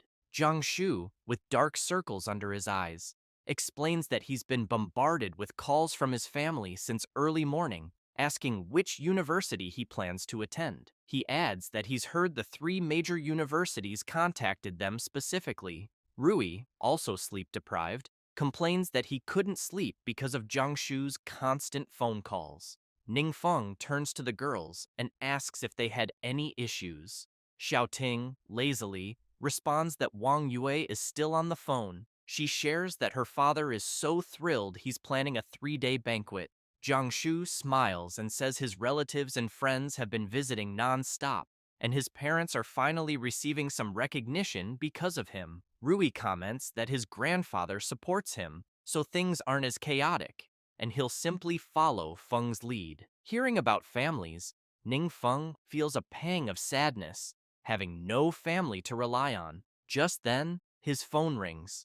Answering it, he realizes it's Professor Qi Wei. She asks how he's doing in the training camp and whether he's adapting well. Qi Wei mentions that 3 major universities contacted her to inquire about Ningfeng's university plans. He laughs, commenting that she's the one who's been taking the calls. Qi Wei confirms and jokes that she knows he likes staying up late, so she decided to call at that time. Ningfeng is touched by her care and asks for her opinion on the matter. Later, the training camp organizers greet all the university students and the 10 high school students. The students begin murmuring about how monstrous this year's high school division is, with 5 students at the instructor level. What's even more shocking is that 3 of those 5 aren't even on the supernova list. The professor announces that the first stage of special training, Secret Realm Rating, will begin that day. He emphasizes that the secret realm they're entering hasn't been fully explored and may contain all kinds of lurking dangers. He urges everyone to follow orders and act within their capabilities. Before departure, he asks everyone to confirm their group tasks with their respective professors. Additionally, he informs the group that each of the 10 high school students will join a university team. Chang Mukyu approaches the professor, introduces herself, and asks which team she's assigned to. The professor points to the side and tells her she'll be part of that team. She turns to see she's assigned to Ningfeng's team. Later, inside the unknown secret realm, creatures begin advancing toward the Protoss team. Ningfeng is focused, researching the monsters they are encountering, and discovers that they are a new subspecies of lizardmen, over 2.5 meters tall. Rui notices that the Proto is distracted and blocks an attack from one of the lizardmen. However, another monster charges at Ningfeng, but he simply elbows it and easily takes it down. Afterward, Ningfeng sits on one of the defeated creatures and concludes that they weigh between 800 and 1,000 kilograms and that their scales provide high defense. Chang Mukyu reflects that they are already in the depths of the secret realm and have surpassed the fastest assault team. She also thinks that the group has fought exceptionally well so far, with experience points accumulating rapidly, as if Ningfeng is carrying everyone. Watching the group fight, Chang Mukyu notices that, compared to their first encounter, Wang Yue and the others have significantly improved. She wonders if by earning their recognition, she could reach the same level of skill. Ningfeng mentions that Professor Chi Wei said the research team at Western Union University is indeed very strong, but the management there is very strict, which might make it hard for him to adapt. On the other hand, the research team at Beijing University offers more freedom, which could be better suited to him. Wang Yue feels happy for her friend and comments that this level of consideration was to be expected from Professor Chi Wei's student. At that moment, Xiao Ting asks everyone to check the class group chat. They quickly become surprised by the content. It's a message where some students ask where Professor Chi Wei is, and someone replies that she is still in the secret realm and hasn't come out yet. The proto notices an audio message and clicks to listen. A student screams desperately, saying the entrance is also changing and pleading for someone to quickly rescue the people in the secret realm. Meanwhile, chaos breaks out in the city. An adventurer reports through the communicator that the training secret realm has suddenly changed. The monsters' levels have drastically increased, and almost 100 people are still trapped inside. He also mentions that the magical fluctuations at the entrance are highly chaotic, making entry impossible. At that moment, several students appear, running in panic. The adventurer gets startled and tells one of the students not to run there. The boy points toward the realm and screams, saying his teacher is still trapped in the secret realm and pleading with the captain to save her quickly. The adventurer hesitates and shouts back, saying there's no way to save her. He asks the boy if he has seen how the secret realm has become and explains that support has already been requested and all they can do is wait for the rescue teams to arrive. The student insists, yelling at the captain to do something because it was due to him saying there weren't enough support classes that Professor Chi Wei entered the secret realm. Now, the captain is hesitating and leaving the professor behind. Furious, the adventurer clarifies to the boy that it's her responsibility to get out. He asserts that if she cannot escape, it's her fault, and no one forced her to participate in the rescue. The students are terrified by the adventurer's decision. At that moment, someone arrives calling for the students. They soon realize it's Ningfeng. The proto wants to know where his professor is. Zhang Luo comments that she is still trapped in the secret realm and that the school organized everyone to train there. But the secret realm suddenly changed. Zhou Nana starts crying and says many people are still trapped inside, adding that Professor Chi Wei barely managed to protect them to escape. She also mentions that the guard team said there weren't enough people and they needed to recruit volunteers to help with the rescue. The adventurer becomes even more furious and shouts, telling the girl not to talk, as if her teacher had been killed because of him. He keeps complaining. Furious, the proto wastes no time and smashes the adventurer's head to the ground. One of the guards sees this and immediately gets ready, asking Ningfeng what he is doing. However, a hand rests on the guard's shoulder, asking him not to move. It's Jiang Shu, who gives the guard a serious look. Ningfeng drags the adventurer's body. Another adventurer sees this and starts sweating nervously, wondering who will stop the proto from acting further. At this moment, Ningfeng notices a man standing in front of him. Two adventurers appear. The proto realizes it's the vice president of the ERA Guild and immediately wonders why he is there and if he came to help with support. If so, that would be great because someone has finally arrived to assist. The adventurer reports to Ningfeng that the students have been accommodated and fled. Then he asks how the situation is.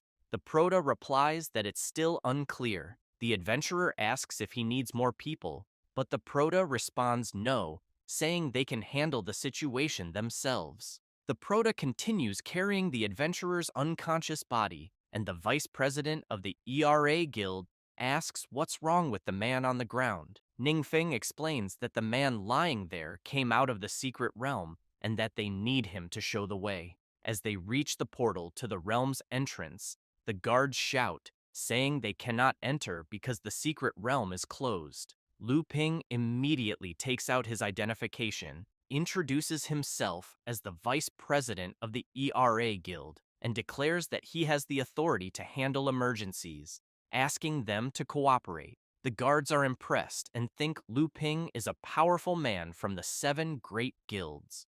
The vice president quickly requests entry, and Ning Feng thinks that Lu Ping seems to be a highly respected person. So they head straight into the secret realm. Upon entering, they immediately receive notifications that their attributes have been reduced. The mage, alarmed, comments to her captain that they are under the domain effect. This is a positive or negative state that continuously takes effect within a fixed range and usually cannot be dispelled. Lu Ping mentions that he knows this secret realm and that it didn't have the domain effect before. Therefore, it must have appeared after the change. Looking at the Proto, Lu Ping notices that he doesn't seem to be affected. However, Ningfeng concludes that his base attributes are high enough that, even under the domain effect, it won't be too serious. Nevertheless, he knows the others probably won't last long and hopes Professor Chi-Wei is safe. The Proto throws the man he was carrying onto the ground, and Lu Ping asks his partner to wake him so he can show them the way. The mage quickly uses her skill on the adventurer, who wakes up in a panic, screaming that the place where the others separated from him is far from the entrance, and that the path is filled with fierce monsters, making it impossible to cross.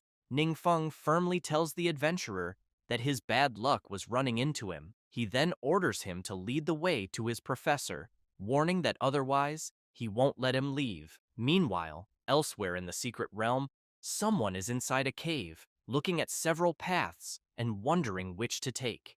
Along one of these paths, several monsters begin to appear. One of the adventurers notices this and becomes frightened. Alongside him are several others, injured and exhausted. Professor Chi Wei is trying to heal some of them with her skill. One severely injured adventurer pleads with her to rest a bit, as she's been using her abilities for too long. She responds that she's fine and will rest later, as his wound cannot wait. A girl begins to cry, thanking the professor from the bottom of her heart. Another adventurer overhears and wonders what the point is of saving these people anyway, since they're all rank 3 or lower adventurers who, even united, wouldn't stand a chance against the monsters. After healing the adventurer, he attempts to stand and comments that he's feeling better. Another adventurer, worried, remarks that a lot of time has passed and wonders if someone will come to rescue them. A third tries to reassure him,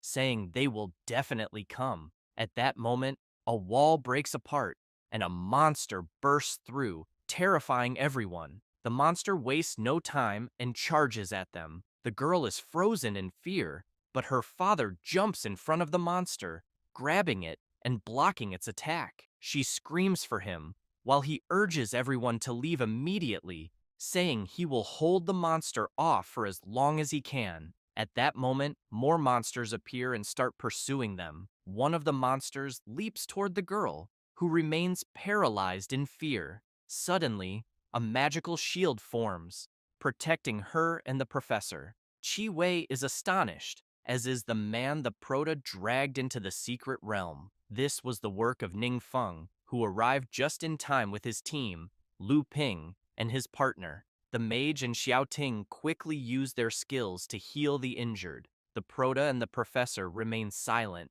watching the little girl sob over her father's body. The mage informs Lu Ping that, including the dead, there are only about 20 people here, and that the others haven't been found. At that moment, everyone feels an intense tremor. Soon, a massive creature emerges from the depths of the dark cave. Jiang Shu wastes no time and strikes the creature, but something strange happens. The monster's skin regenerates rapidly. The berserker is stunned to see the creature's tentacle heal in seconds. They realize the creature is blocking the exit. One of the monster's tentacles quickly advances toward the professor and the girl, but Ningfeng effortlessly slices it apart. He then shouts, ordering everyone to follow him. Ningfeng continues striking the monster, blow after blow, without tiring. Lu Ping notices that the tentacle cut by the Proto has completely lost its ability to regenerate. At that moment, the adventurers see a light and shout, saying they're close to exiting the cave. They run desperately, but soon freeze in fear as the demonic octopus leaps in front of them. Lu Ping is shocked and shouts that the monster is enormous. Wang Yue is also stunned, but the Proto charges forward, telling her not to move. As he advances, he considers that the monster might be the source of the anomaly in the secret realm, and that defeating it will make things easier. However, he quickly spots a tentacle rushing toward him, forcing him to block it with his sword, which breaks as a result. Lu Ping remarks that the monster's attack damaged the Proto's sword. Ning Feng grabs another blade, focusing intensely and unleashing a massive power through it. He resumes cutting the creature's tentacles, further enraging it. Then, he uses his ice explosion ability, creating multiple icy spikes that pierce the giant octopus. Without pausing, he continues attacking ferociously until delivering a powerful strike with his sword, causing a massive explosion and defeating the creature. Shortly after, various drops begin to fall around the Proto. Outside the secret realm, several troops are already mobilized, waiting for them. Support teams comfort the adventurers emerging from the dungeon, reassuring them that the worst is over. Others weep as they see their fallen comrades. Lu Ping comments to the Proto that, thanks to him, the secret realm is back under control. Otherwise, the disaster would have been much worse. At that moment, Ningfeng notices something and sees his professor looking somber. He picks up one of the drops and offers it to her, asking her to accept it. It's a healing emblem, a legendary consumable item that permanently increases physical and mental attributes by 5 each, and boosts healing effects by 50%. Both she and Lu Ping are astounded by the item. The vice president of the ERA Guild shouts, asking if it's the legendary divine mark. Ning Feng explains that the monster dropped it. Lu Ping reflects that this is the first time he's seen anyone obtain the divine mark since the test realm was breached. He wonders if Ning Feng might truly be blessed. Chi Wei, overwhelmed, tells the Proto that she can't accept such a precious item because she's only a 3-star professional and it would be a complete waste for her to use it. Ning Feng laughs and asks what she means, urging her to accept it. The professor then absorbs the item. The Proto thinks to himself that he'll need to arrange a special training session for the professor soon so she can develop more self-defense skills. However, he also knows that the training field strictly prohibits licenses and that it'll take over 2 months to complete the program. He then asks Professor Lu Ping if he can take an afternoon off during the weekend. The professor quickly agrees, adding that if the Proto wants to rest, he can take a few extra days off as well. Ningfeng chuckles, saying that won't be necessary, but notes that despite everyone calling Professor Lu Ping a smiling tiger and irrational, he's not so hard to talk to. The professor turns and says there are just a few more details to wrap up before they can leave. At that moment, a crowd approaches, eager to know which one of them defeated the giant monster. Lu Ping smiles and points to the Proto, saying it was him. Ningfeng is startled as numerous microphones are thrust in his face, with reporters demanding a statement about the dungeon. They ask if he's a student, given how young he is, and if he can share everything that happened inside the secret realm. The Proto panics and freezes. Rui Fang, noticing his friend's state, remarks that he seems quite nervous. Wang Yue smiles and explains that Ningfeng is not good at speaking in formal situations, especially during interviews. She adds that, as a child, the Proto always avoided school interviews whenever he could. Watching him now, all embarrassed, she feels confident he will get used to such situations in time. Later, in the teacher's apartment as her in at the training camp, the Proto lies down, still flustered by the unexpected interview earlier. Suddenly, he remembers something important. He retrieves his skill book, which he recently acquired, and discovers the skill Soul Guardian, allowing the user to block a fatal attack. However, the skill has a very long cooldown. Ningfeng is thrilled with the skill, knowing it could save lives, but he wonders what kind of forbidden spell it could evolve into. He then absorbs another skill, this time a passive one called Immortal Catastrophe, which grants him 1 resurrection opportunity for every 1 million faith power points accumulated. Currently, He has 4,243 faith power points out of a maximum of 2 million. For each world level he advances, the maximum faith power he can store increases by an additional million points. He finds this intriguing and speculates that it might be something inherited by gods from their vassals. However, he knows the ability to resurrect will be crucial for him. He also knows how to improve his world level, but still needs to figure out how to gather faith power. Finally, Ningfeng smiles, thinking that perhaps Duan can help him with this. Meanwhile, in the city, many people are being attacked by a strange substance, and the perpetrator is sitting atop the victims. Two adventurers arrive, but quickly show fear. The old man Lao Fang also arrives and asks about the situation. The adventurers explain that the man ahead is named Tian Yu, who mysteriously disappeared 5 years ago and recently resurfaced. They report that he suddenly attacked someone during a conflict, affecting more than 10 pedestrians and 8 security guards. Based on a preliminary assessment, they say his strength clearly exceeds that of someone in the 5th transformation. Lao Fang steps forward and comments that Tian Yu resembles Peng He and Gu Ying. The old man approaches Tian Yu, who immediately becomes excited upon realizing he's facing the infamous Lao Fang. He declares that Lao Fang has been his idol since school days, and that it's an immense honor to meet him in person. Just then, Lao Fang's phone rings, and he calmly answers it. Tian Yu grows furious, accusing the old man of not taking the situation seriously by answering a call at such a crucial moment. While continuing the phone conversation, Lao Fang asks the person on the other end if they are looking for him. He then says he'll come as soon as he finishes something first.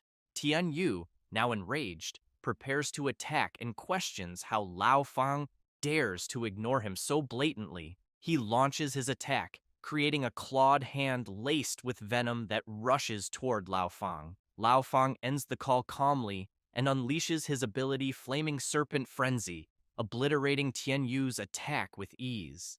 Tian Yu is shocked to see his attack dispelled so effortlessly. Lao Fang reflects that the young man before him is as strong as Gu Ying, but reminds himself that after his special training, he is no longer the same. Besides, he can't keep Duan waiting and needs to finish the fight quickly. Tian Yu, furious, equips his magical set and unleashes his power, as does Lao Fang. The adventurers watching from afar see their auras clashing and comment that both are incredibly powerful, clearly exceeding the 5th transformation. Tian Yu is struck by a counterattack and is stunned, believing that, as a disciple of the Demon King, he shouldn't lose to someone like Lao Fang. However, he suddenly notices something. A massive fireball, resembling a flaming spirit bomb, is heading straight for him. Lao Fang calmly watches as his attack hits Tian Yu head-on. Afterward, Lao Fang turns to the two adventurers, comments that he has something else to attend to first, and bids them farewell. Later, at the base, he meets with Duan, and they begin to talk. After Duan shares his intentions about the potions, Lao Fang is surprised and asks if Duan is truly willing to make the formulas for all high-level potions public. Duan confirms this, explaining that his master's words were clear. He wants to make the formulas for all high-level potions public and, if possible, leave the matter under the responsibility of the Adventurers Guild. Lao Fang reflects that the world is in a critical state, with dungeon danger levels constantly rising, while adventurers' strength lags behind. At the same time, to improve their skills, adventurers need to conquer even more dangerous dungeons, creating a seemingly unsolvable deadlock. The old man thinks that high-level potions are so important that they could completely change the existing energy system, becoming a crucial strategic resource. He also considers that the mysterious Grand Master must have conducted a rigorous assessment before entrusting them with this matter. With this in mind, Lao Fang thanks Duan for his trust and remarks that what he just said carries significant weight for the Adventurers Guild. He then asks Duan if there are any other requirements related to this matter. Duan replies that his master only mentioned what he had said and, as far as he knows, there are no other conditions.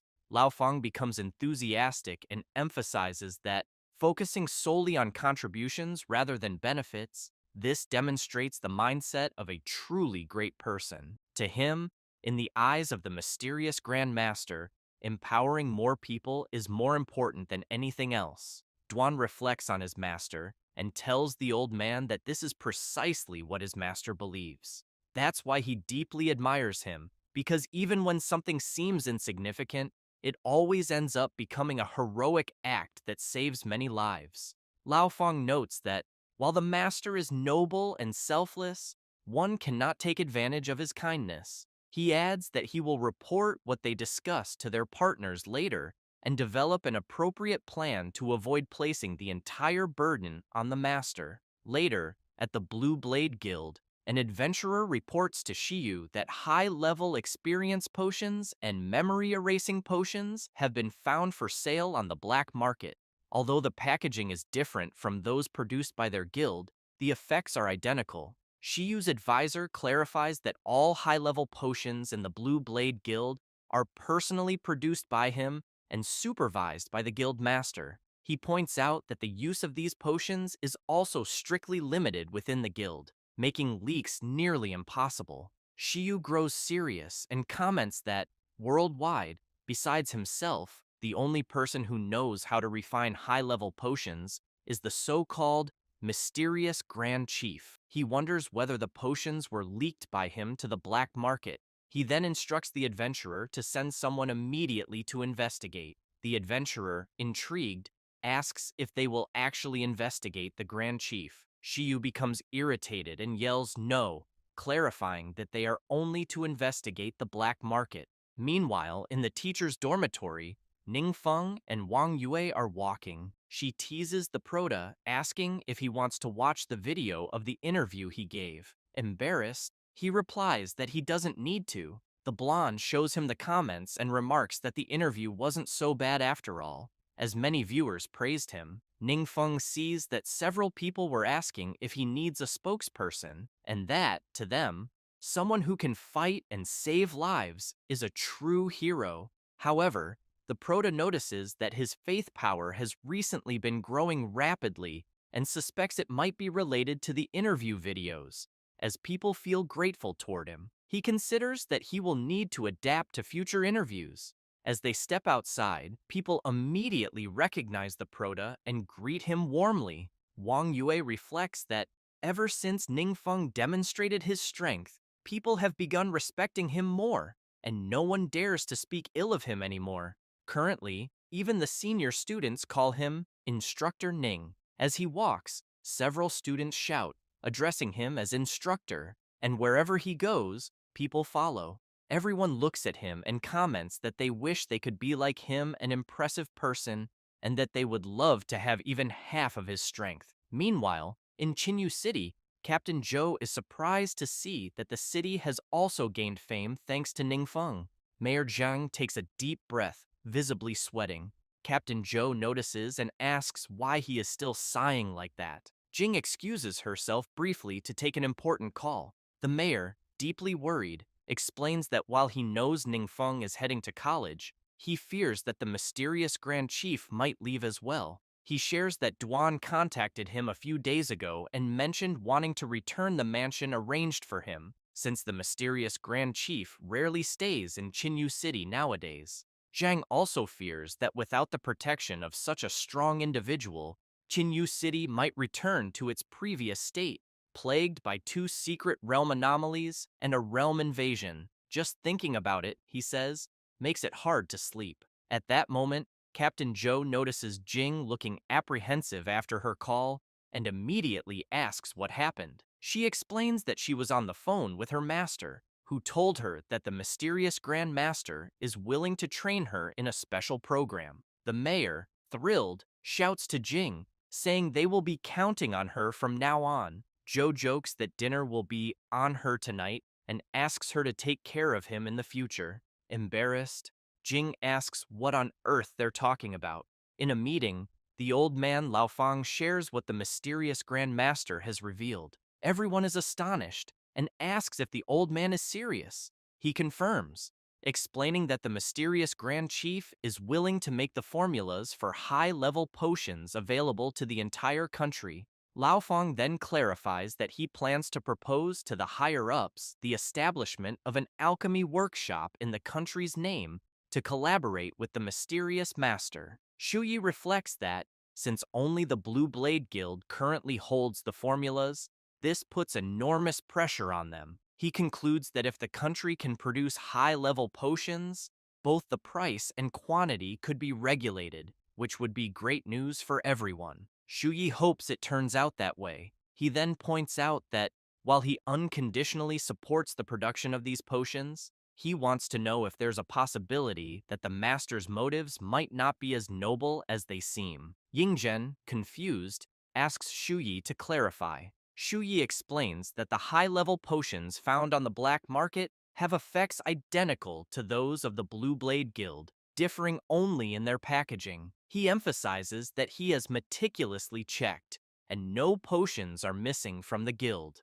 Regarding potions consigned to the auction house, the quantity is small, and all were released with tracking spells, with no cases of resale identified on the black market. He then shouts, demanding to know where these potions are coming from. Shuyi also reminds everyone that, on the day they completed the trial realm, young Duan mentioned that the mysterious Grand Master already knew the formulas for high-level potions. At that point, Mr. Arca remarks that a vast underground trade network, like the black market, always operates outside the law, and many shady deals take place there. He fears that these high-level potions may have already fallen into dangerous hands without their knowledge. Whether or not this was the mysterious Grand Master's intention, he says, it is effectively aiding the enemy. Lao Feng acknowledges that such a possibility exists and states that he will send someone to investigate immediately. However, he notes that Jing needs to complete her special training first and will only be sent afterward. Additionally, it will be necessary to inform the mysterious Grand Master. Arca, intrigued by the situation, remarks that he has previously stated that it is absurd for a powerful individual to act entirely according to their own interests without any restrictions. He makes it clear that, regardless of how Director Lao Feng handles this, the Endless Guild will also send people to cooperate with the Blue Blade Guild in the investigation. He emphasizes that if it is discovered that these high-level potions are indeed connected to the mysterious Grand Chief, he expects Director Lao Feng to handle the matter impartially and refrain from saying things like, "I'll do whatever I want." Lao Feng assures Arca not to worry and declares that if it is confirmed that the case is related to the mysterious Grand Chief, he will take full responsibility. Meanwhile, within a certain secret realm, the Prota's team is gathered. Xiao Tian comments that his brother is extremely strict about potion management and that all received and dispatched potions are meticulously recorded. He asserts that no anomalies or leaks have been detected. Rui Fang adds that the potions from his family are managed by him and his grandfather, and they frequently review everything together to prevent mistakes. Ning Feng, concerned, reflects that he never gave much importance to potions and didn't expect everyone else to value them so highly. However, he acknowledges that thanks to such diligence, it's possible to confirm the whereabouts of the potions. Ning Feng then remarks to the group that since the potions neither belong to them nor to the Blue Blade Guild, he wants to understand how they ended up on the black market. He wonders aloud whether there might be other people who know the formulas for these potions. Meanwhile, in the black market, people are conversing and conducting business while someone lurks nearby. A hooded man comments that he never expected the 7 great guilds to send investigators over a single potion vial. He tells them not to worry, as he knows that the people from that lower world have no awareness of their existence, having tested it in front of them himself. Then, surprised, he remarks that apparently another guest has arrived to buy a potion. The mage comments that this place is truly cursed and extremely difficult to find. The bald warrior tells his master that the mage and the swordsman are there to buy some high-level experience potions. However, The mage makes it clear that they are not there to purchase potions, but rather to investigate a certain someone. She then explains that about a week ago, a young assassin dressed in white came there to buy potions from the hooded man and never returned. She then asks the mysterious person if he knows where this assassin ended up. One of the henchmen tells his master that it seems these people have come to cause trouble. At that moment, the hooded man reveals himself and without hesitation launches his tentacles, capturing both the swordsman and the mage by the mouth. He then pulls them closer and pierces them with a paralyzing substance, rendering them unconscious instantly. The bald man, frightened, immediately apologizes to his master and says that those people deceived him, as he truly believed they were there only to buy potions. The evil being tells the warrior not to worry and explains that he specifically chose that place to deal with such situations since disappearances in the black market rarely attract attention. Then, the demon throws the adventurers to the ground and orders his henchmen to take them downstairs. In the underground level, several adventurers' bodies can be seen being stored in a certain retention substance. The bald man throws the adventurers' bodies on the ground, while the demon lord comments that the current number of individuals is sufficient. He then tells everyone to rest for a while, as when the next batch of warriors awakens, they will initiate a new plan. He continues by saying that, back then, they became the new masters of the world. The demon lord releases his power and warns his subordinates that he cannot stay outside for long, so he must return at that moment. Saying this, he flies away at full speed and soon reaches a mansion where he possesses one of the elders of the Blue Sharp Guild, who immediately displays a sinister smile. A few days later, the Prota is talking to Dwan over the phone and asks him about any leads he has found. While lurking in the black market, Dwan reports that several individuals received high-level potions from that market, but the sellers have since disappeared. He suspects they may have been informed about something and thus went into hiding. The Prota says it's fine and asks his friend to just keep him updated with any new information. Dwan thinks that he can't even handle such a small task and feels ashamed to continue following his master. At that moment, he notices that Jing is calling. Answering the call, he asks if she has discovered anything on her end. As she walks through the crowd, Jing comments that she has not yet managed to uncover anything. Meanwhile, in a certain hideout, the bodies left behind by the demon lord begin to manifest. Soon, they raise their arms and stand up, forming a group of possessed adventurers. The next day, at school, the Prota's class is gathered, eating during the break. One of the students, very surprised, thinks that Assistant Ning Feng has a very powerful presence and a personality free of arrogance. He realizes that after spending a few days together, everyone has become more familiar with one another. The Prota, while observing the people around him, keeps in mind that the place is filled with the country's finest young talents.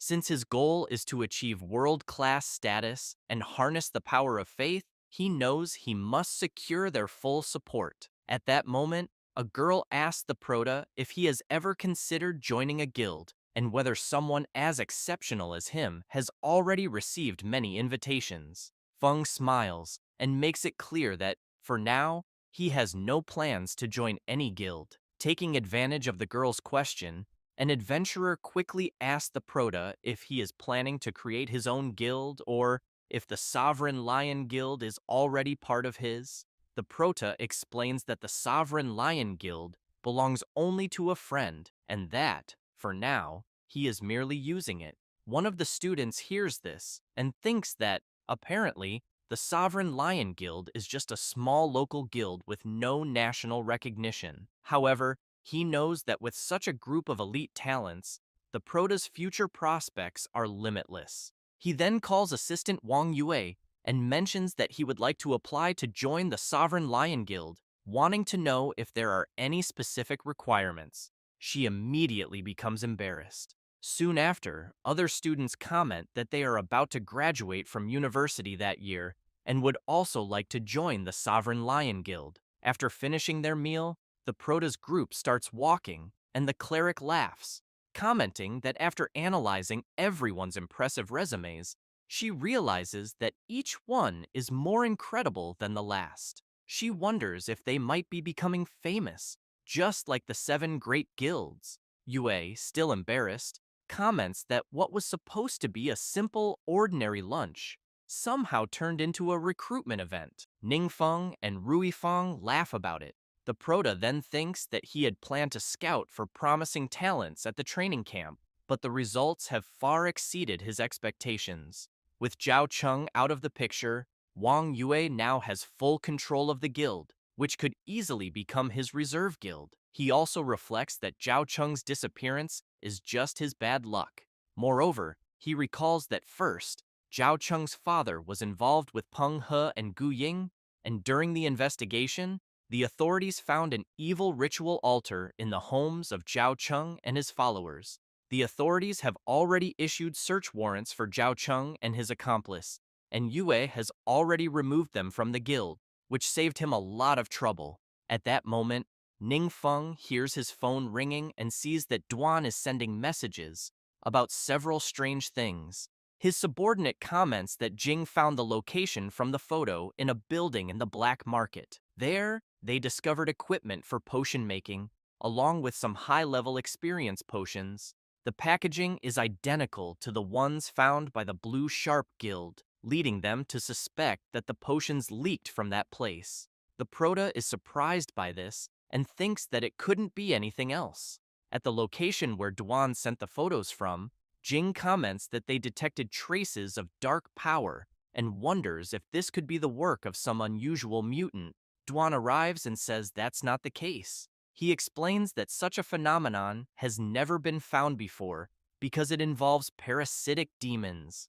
Duan recalls what his master once said, that monsters usually cannot survive for long outside their secret realms. Then, he explains that the parasitic demon is special. He further clarifies that they need to parasitize other life forms to reproduce and completely take over the host's mind and body. Without specific methods, it is almost impossible to distinguish between a normal life form and one that has been parasitized. Duan also mentions that, at the stage they are observing, the parasitic demons are still very weak and need to remain hidden. Moreover, the holes in the ground are parasitic nests where the demons hatched. Jing, frightened, asks if that means they have already hatched. Duan replies that yes, the parasitic demons there have likely already hatched and are far away. Jing begins to sweat coldly and comments that this means an unknown number of parasitic demons have already infiltrated the human world.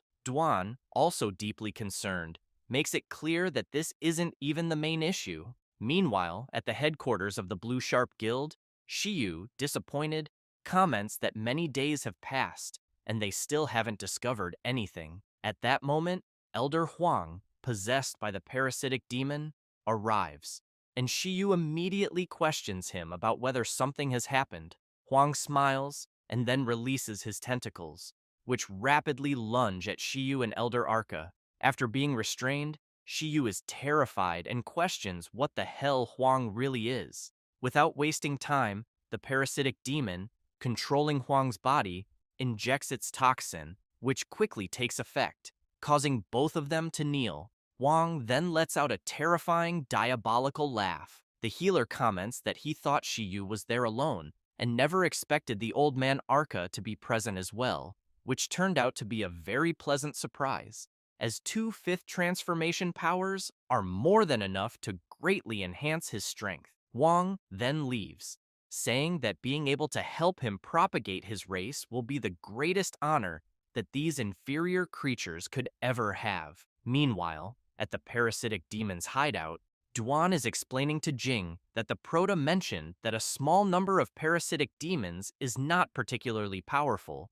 but they have a unique ability called Swarm. As their numbers increase, they receive an overall boost, and each one's strength rises significantly. At the same time, the king responsible for feeding the parasitic demons gains an even greater boost than the common individuals. Jing asks if these parasitic demons were hiding in the black market, silently accumulating power. Duan confirms and adds that, after all, Human potions have no effect on them, so it's likely that the potions were merely bait to attract hosts. Jing becomes even more alarmed and asks what they will do about it. Duan explains that the Proto mentioned that once the power of the parasitic demons reaches a certain level, instruments or spells for detecting dark power will reveal anomalies. Additionally, if they want to eliminate the parasitic demons, they will need divine artifacts. Jing, confused, asks Duan to explain divine artifacts. He explains that they are objects granted by the gods or blessed by divine beings. She acknowledges the information and says she will report to her superior immediately, as well as find a way to obtain a divine artifact as soon as possible. However, in her mind, she has no idea where to find a divine artifact, but she is sure her master will have a lead that will allow her to locate one. After Duan explains the situation, the Proto is perplexed about where to find a divine artifact. He quickly recalls that in the memory of the previous Demon King, there were indeed some details about parasitic demons, which is why he knows a little about them. After all, parasitic demons coexist with their hosts, and when they suffer serious damage, they transfer those injuries to their hosts, allowing them to share the burden. This is their survival advantage. He knows that only divine artifacts can suppress this characteristic of the parasitic demons and achieve a precise separation. However, after thinking it through, the Proto concludes that, apparently, nothing in that world seems to meet these conditions. He also realizes that parasitic demons operate in secrecy and, if left unchecked, will cause massive destruction. He wonders how he will be able to eliminate them. At that moment, the Proto's phone rings. Ning Feng immediately asks Duan what the problem is. Duan reports that there has been a massive surge in dark power at the Blue Sharp Guild, just as he had mentioned. Duan also states that everyone in the guild has lost contact, including President Shiyu, and, furthermore, some adventurers with strange behavior are gathering at the Blue Sharp Guild. Ningfeng quickly grabs his coat and tells Duan not to let anyone get close to avoid danger, saying that he will check out the situation himself. Later, at the Blue Sharp Guild headquarters, Huang comments that, finally, they no longer need to remain hidden. He says this as he observes all the parasitized adventurers standing before him. Arca and Shuyi, now possessed, scream to their leader that all the clan members have gathered. At that moment, Huang senses a strange presence and turns to see what it is. Everyone watches as someone approaches. It's the Proto, standing before all the parasitic demons. Ningfeng becomes serious, while Huang is shocked as he recognizes him from the video he saw earlier. He immediately wants to know what the Proto is doing there. The Proto notes that there are too many controlled people in that place, and using a destructive curse would only turn them into shields for the parasitic demons. He wonders whether the weapon he wields could be considered a divine artifact. Wang wastes no time and shouts, demanding to know why the Proto is there and why the others sent him. Feng remains serious and asks the healer if he is the king among them all. Huang smirks and asks if the Proto is there to join them. However, he then bursts into sinister laughter, making it clear that he will not allow humans from the lower world to follow him. He says he knows the Proto is very powerful and that, with his body, they could create even stronger warriors. Saying this, he immediately launches his tentacles at Feng. Without difficulty, Feng slices through all the tentacles. Wang is completely shocked, as he never expected this. The parasitic demon screams, admitting that Ningfeng is indeed strong, but insists that even with such strength, it won't be enough to defeat him. He claims that the gap between him and the Proto is as vast as that between mortals and gods. Holding his sword, the Proto thinks to himself that he already expected normal weapon attacks to have no effect. Huang believes that he has already confirmed that in this world, there are no divine artifacts, and that the Proto is merely wielding an ordinary weapon. Ningfeng begins to concentrate, and soon, a rift begins to open behind Huang, making him scream in alarm. The Proto has activated his ability, Gate of Darkness, which, when opened, can summon creatures from the infinite abyss of darkness for 12 hours. Alternatively, it can summon a high-ranking demon lord with no time limit.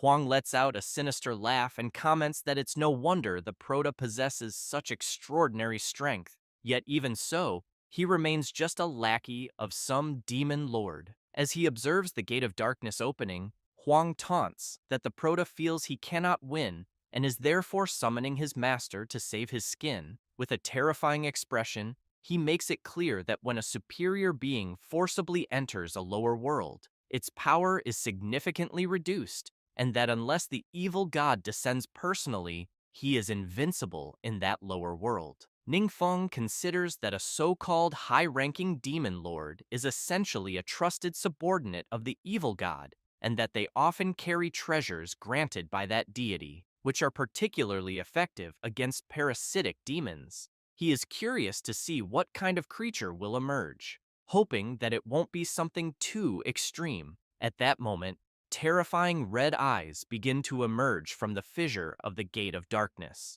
Ningfeng is shocked as he sees a demonic capybara stepping out of the rift, leaving even Huang bewildered. The Proto, disappointed, wonders if this creature is truly a high-ranking demon lord. The capybara begins to walk forward, slowly approaching all the parasitized adventurers. Then, it leans forward and collapses to the ground. Huang bursts into laughter and asks what the hell that creature is, saying he can't even sense the slightest amount of dark power from it.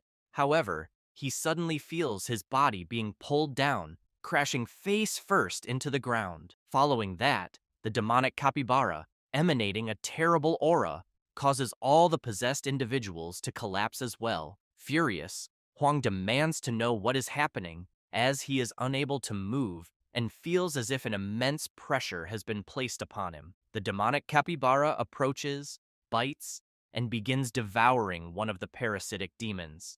The Proto thinks that this creature just swallowed the parasitic demon hiding in the shadows, and from the looks of it, this seems even more practical than a gift from the gods. Huang starts screaming, saying that this is impossible, that he thought at most it would be a demon lord. He then demands to know what kind of terrible creature the Proto has summoned. The Proto mocks Huang, asking if he wasn't just saying that he was invincible in the lower world. Huang, bleeding and terrified, quickly backtracks, saying that wasn't true, that he was just boasting, and begs the Proto not to take him seriously. Ningfeng steps forward and asks Huang to help him record a research video. The Proto starts recording and asks the parasitic demon to explain how it infiltrated their world. The parasitic demon reveals that, previously, Huang and his team had intruded into its secret realm. It took advantage of the opportunity while Huang was distracted to parasitize him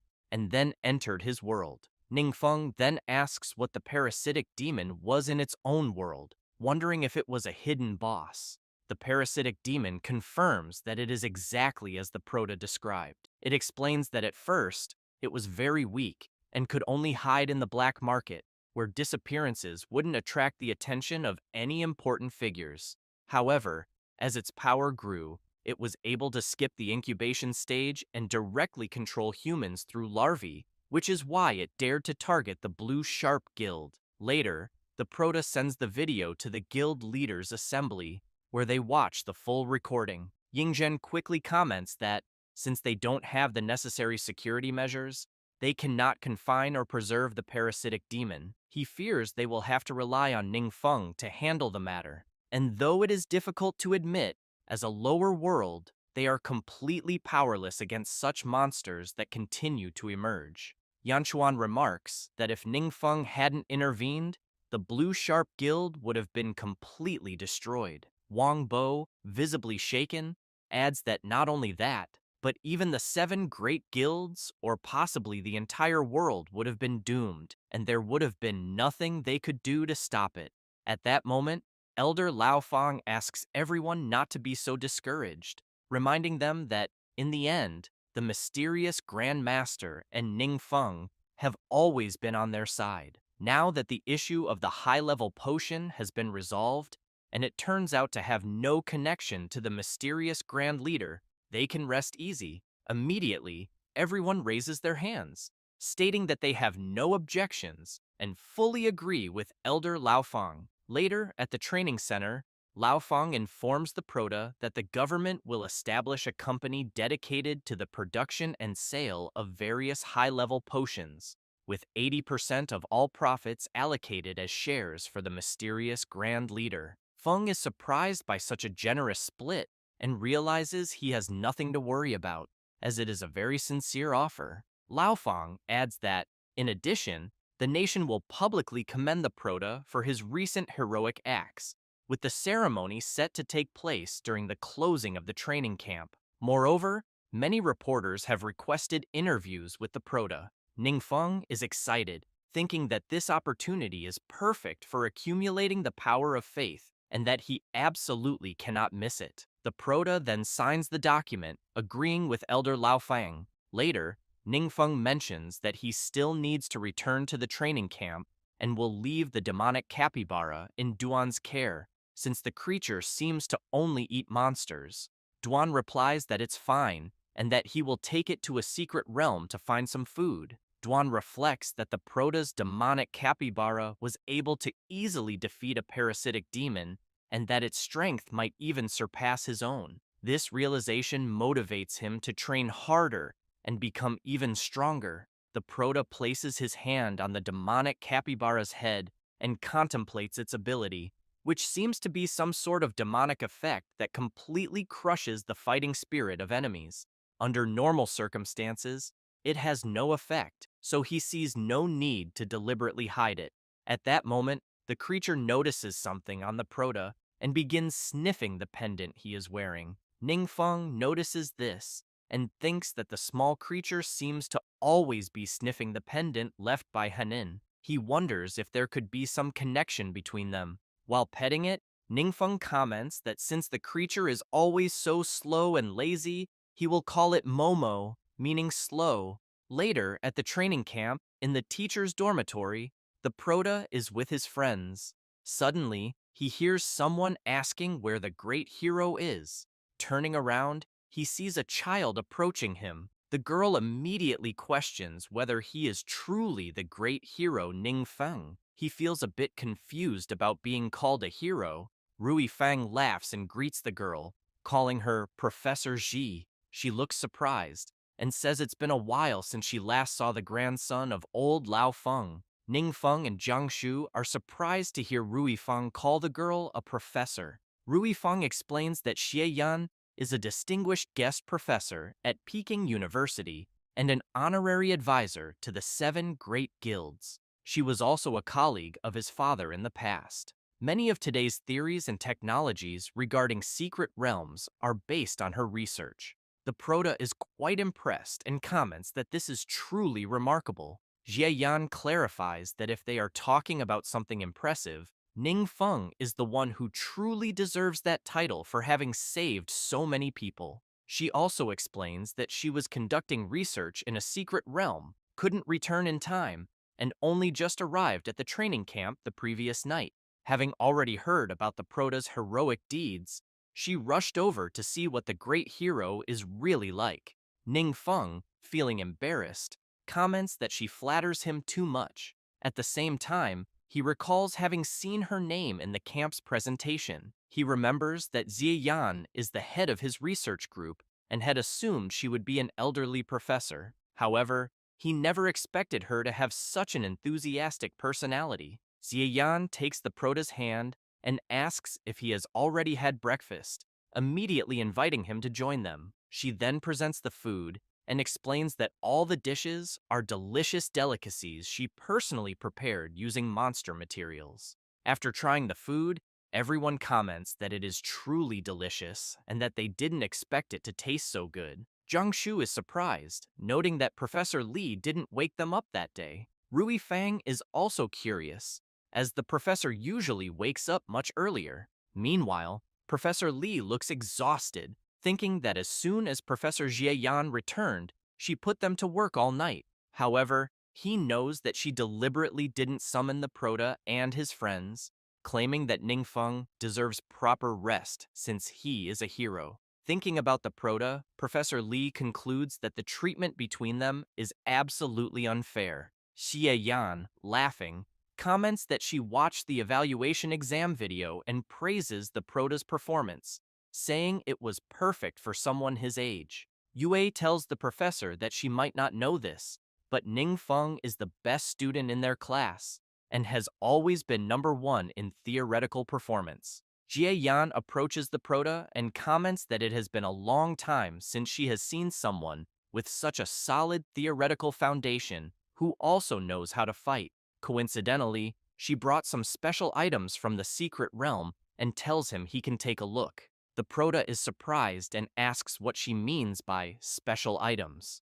Later, they arrive at the research lab, where Professor Lee is working. Shi Yan asks the Proto if it's his first time in a research laboratory, and then apologizes for the mess, explaining that it is just a temporary facility. The professors there are immediately surprised to see Jie Yan, but she asks them to continue their work and explains that she is just showing the place to the Proto and his friends. Lee is shocked and thinks that the Proto's group clearly consists of just a few teaching assistants, yet they are receiving attention from the higher-ups. As Professor Lee handles some crystals, everyone gathers around him, making him feel a bit uncomfortable. Then, the Proto's pendant begins to glow, and he quickly notices a faint energy fluctuation coming from Hanan's pendant, questioning what could have influenced it.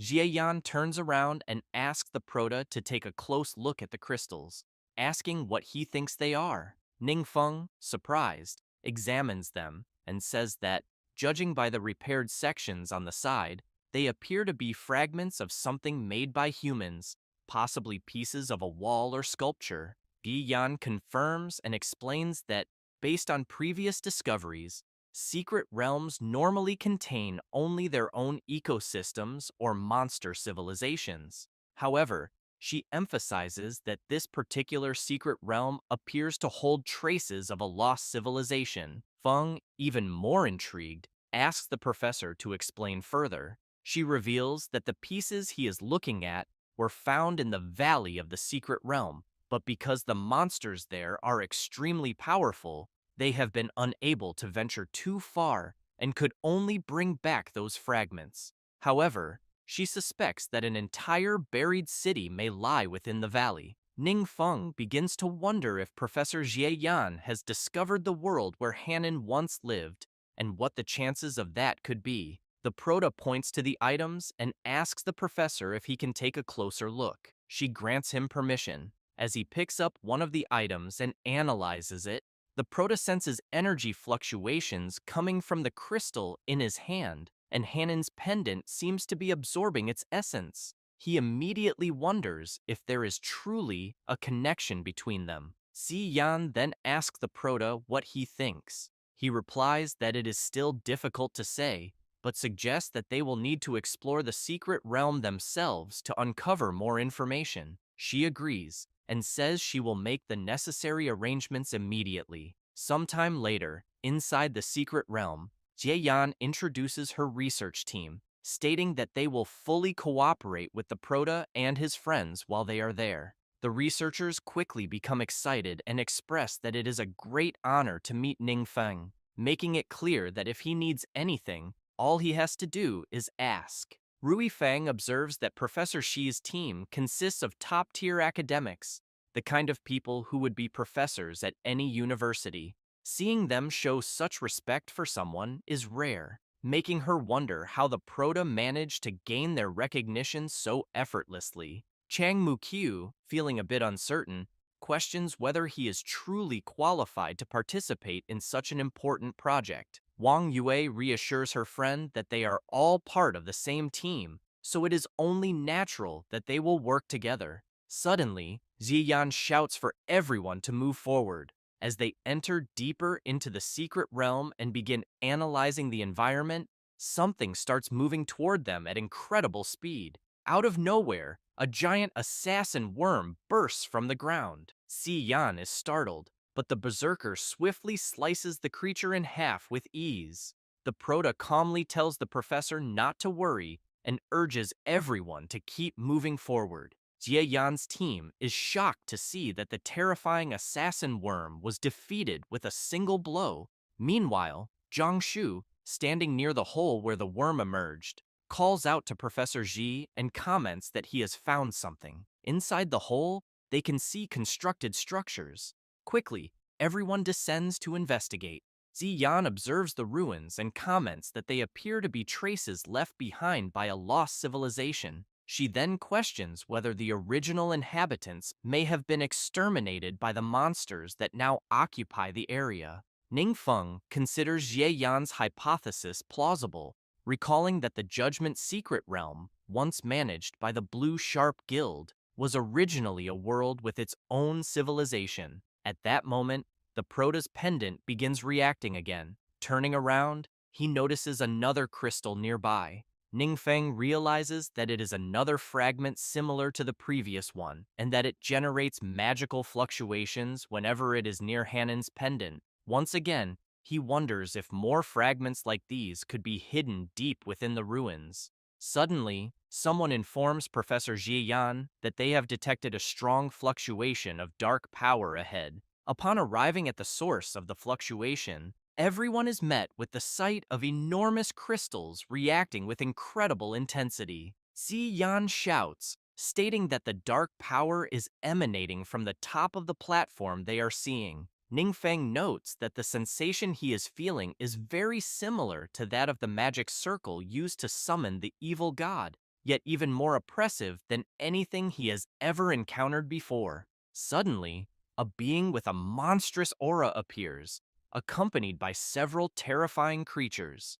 The demon lets out a roar, and immediately the goblin soldiers charge forward with full force. Zhang Shu tells Lao Fang's grandson that there are many monsters and that they are extremely fast, so they must be careful. Rui Fang responds that he understands and says they don't need to worry because they have the Prota covering the rear, so they can treat this as a test. The Berserker and Lao Fang's grandson begin effortlessly destroying all the goblin soldiers, preventing them from advancing. The demon chief notices this and becomes furious.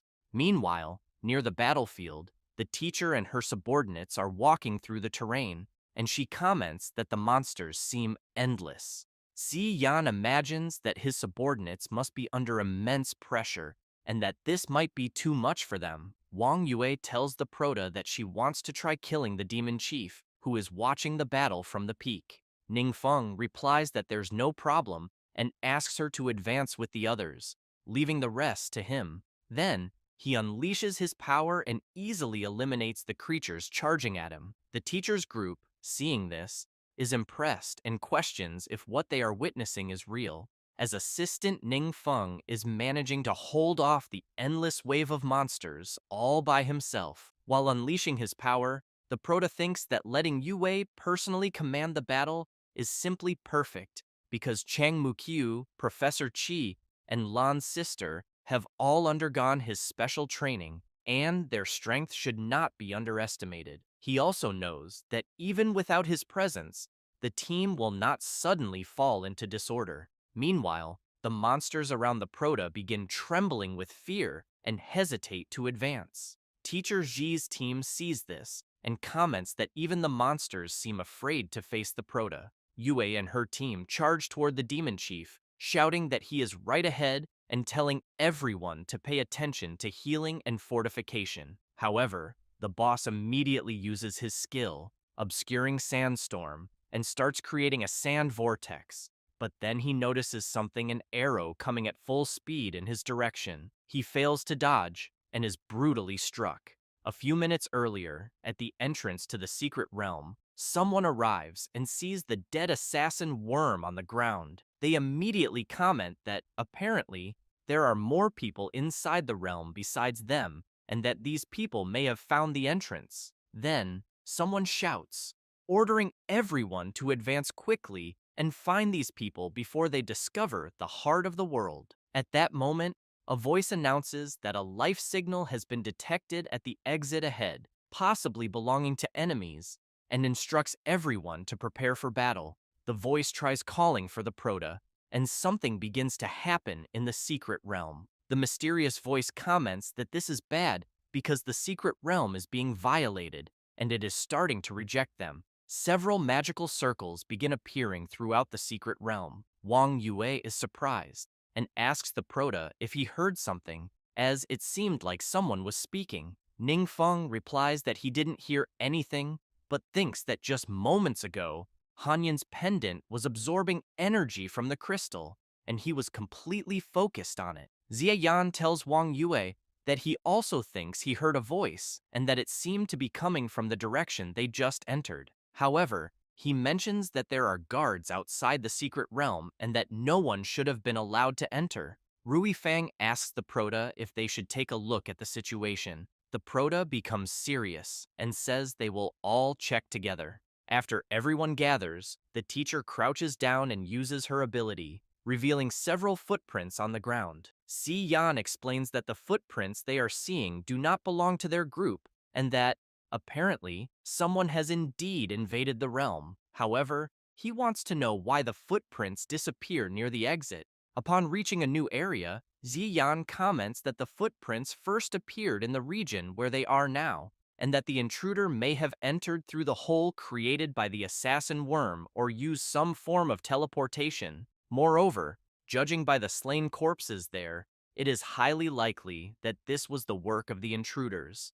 Later, after reporting to the leaders of the great guilds, they head to the secret realm. Yingzhen, analyzing the corpses, quickly concludes that the intruders' attacks were swift and clean, with no signs of prolonged battle, indicating that the invaders are exceptionally powerful. Additionally, even the items dropped by the monsters were left behind. Lao Fang becomes serious and comments that the intruders are extremely fast. He then explains that speedrun is a method for quickly clearing secret realms, involving the use of the most efficient combat techniques to eliminate monsters while collecting only the most important treasures, leaving everything else behind. He adds that this requires exceptional skill and coordination within the team. Wang Bu remarks that for a secret realm as difficult as the one they are in, he cannot imagine anyone other than Ning Fang's team accomplishing such a feat. Xie Yan asks Wang Bu if the adventurers could be from another world.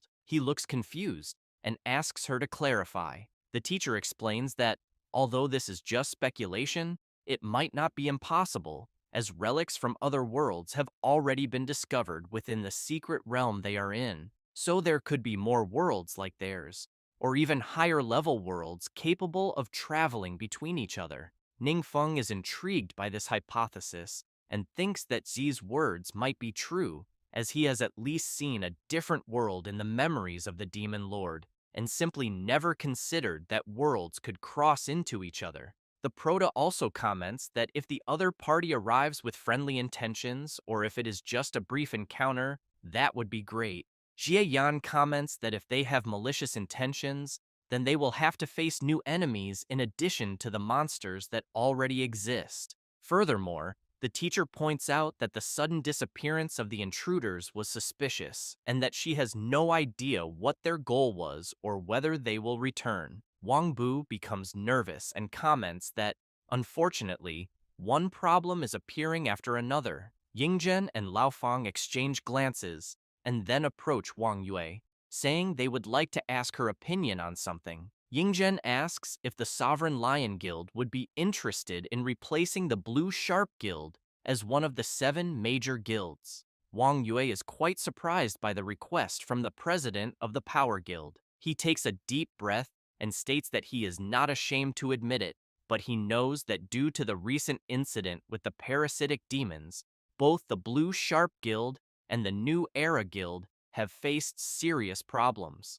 The president of the New Era Guild is voluntarily resigning, so they have not yet officially appointed a new president. As for the Blue Sharp Guild, a large number of members are leaving, and they are already requesting the guild's demotion. Wang Yue feels awkward and says that she is just a high school student and that the Sovereign Lion Guild is only a small guild. Yingzhen comments that there is nothing for her to worry about, as they have already discussed the matter, and all the presidents of the great guilds are happy to welcome her. Yue then turns and sees the Proto giving her a smile. Then, Ningfeng tells her to make whatever decision feels right for her and makes it clear that no matter what happens, he will always support her. The leaders understand that the Prota's promise alone is enough to solidify Miss Wang's position among the 7 great guilds, and that, given their relationship, issues such as being a high school student or having a small guild will simply not be a problem. Overjoyed, Wang Yue comments that she is willing to try and asks that if she does anything wrong, they guide her. The leaders laugh and tell her not to worry about that.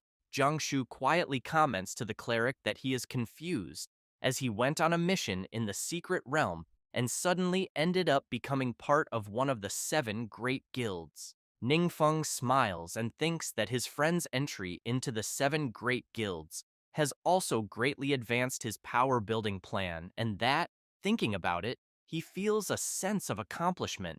At that moment, the Prota hears someone calling him Master. He is startled and confused about what it could be. He then turns to his friend and the others present and notices that no one else seems to react to the voice he heard. He wonders if he is the only one who can hear it echoing in his head.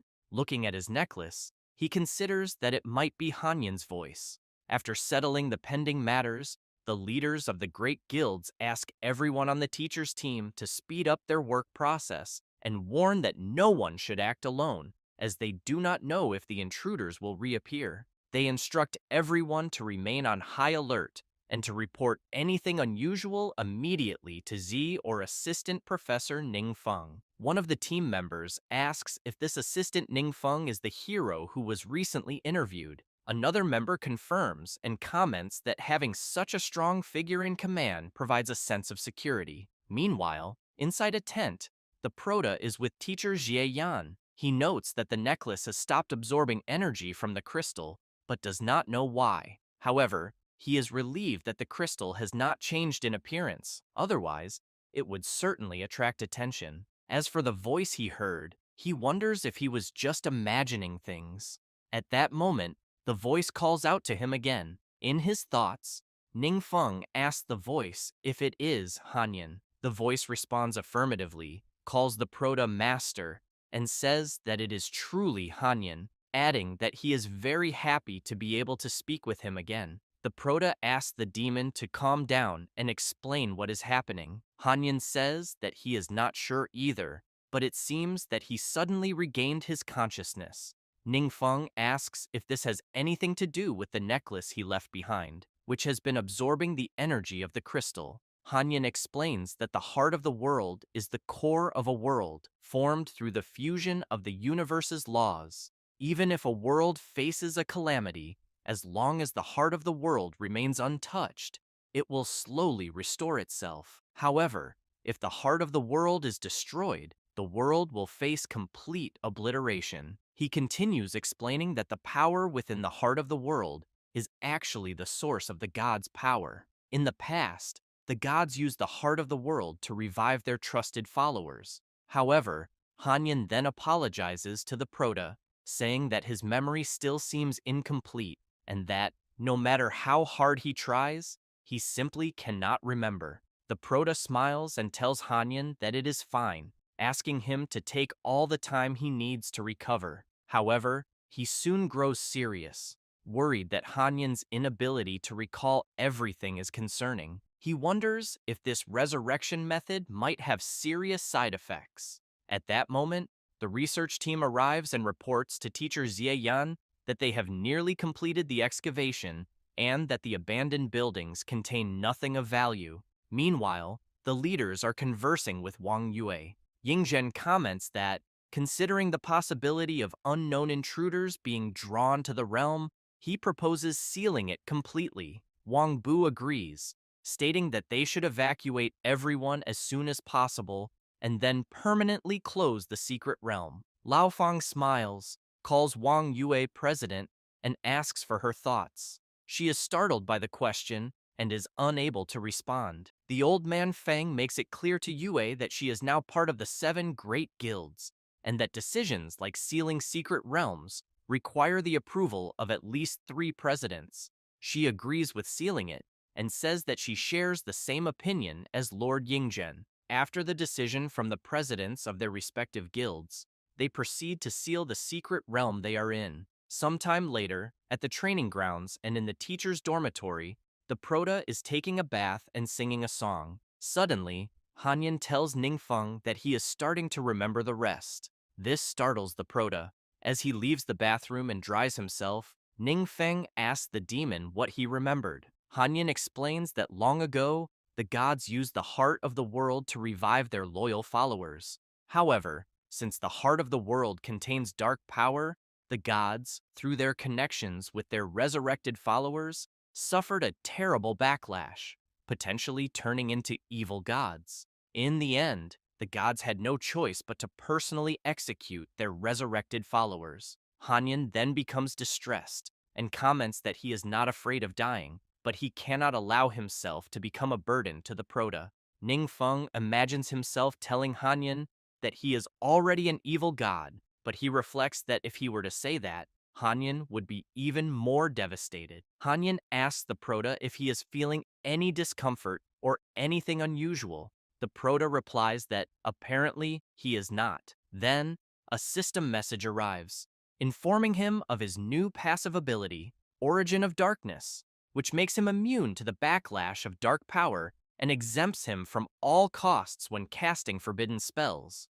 After learning this, the Prota asks Hanyin if his resurrection has any effect on him or if it has impacted the Prota in any way. Hanyin responds that he is not entirely sure. Ningfeng smiles and says that now that Hanyin has been revived, he should simply continue living, and that if any problems arise, they will deal with them together when the time comes. The ice demon comments that the way the Prota speaks is exactly how he used to speak before, but insists that he does not want to be a burden. Ningfeng calls Hanyin's name and says that there is something he has been thinking about, something he feels he should share. The ice demon immediately asks the Prota if he is an evil god. The Prota explains that the legend is somewhat like that and says that the gods call him an evil god. Moreover, every spell he casts automatically transforms into a forbidden black curse.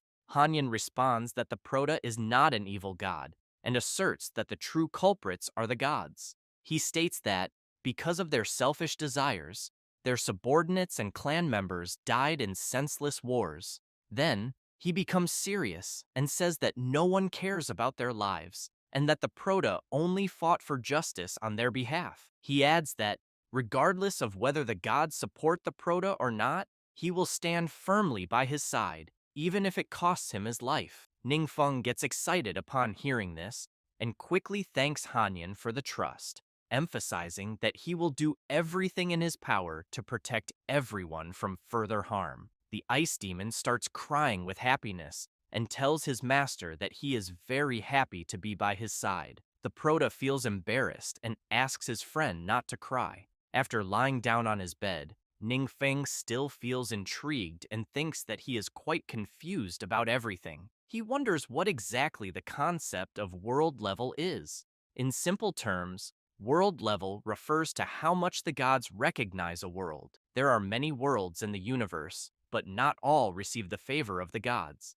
That is why, only when intelligent life is born in a world does it attract divine attention. However, the Prota knows that this is merely attention, as if someone accidentally discovered a slightly beautiful insect. Only by passing the gods' tests can a world gain their favor and receive greater civilization and power. In summary, the more tests that are overcome, the greater the gods' favor and the higher the world level. Hanyin comments that, based on what his master said, the strongest in the world they live in are only around level 150, even with the best equipment and legendary level skills. He adds that this really shows that the world level is quite low, practically without any divine favor. Ningfeng asks his friend if it is really that bad. Hanyin tries to cheer up his master and says that with him there, their future can only improve. Regarding his master's equipment, Hanyin also mentions that he has a suggestion about it. He explains that the equipment in their world is quite outdated and does not meet the needs. Therefore, the Prota needs to quickly upgrade to divine-grade equipment. Ningfeng, surprised to learn about the divine grade,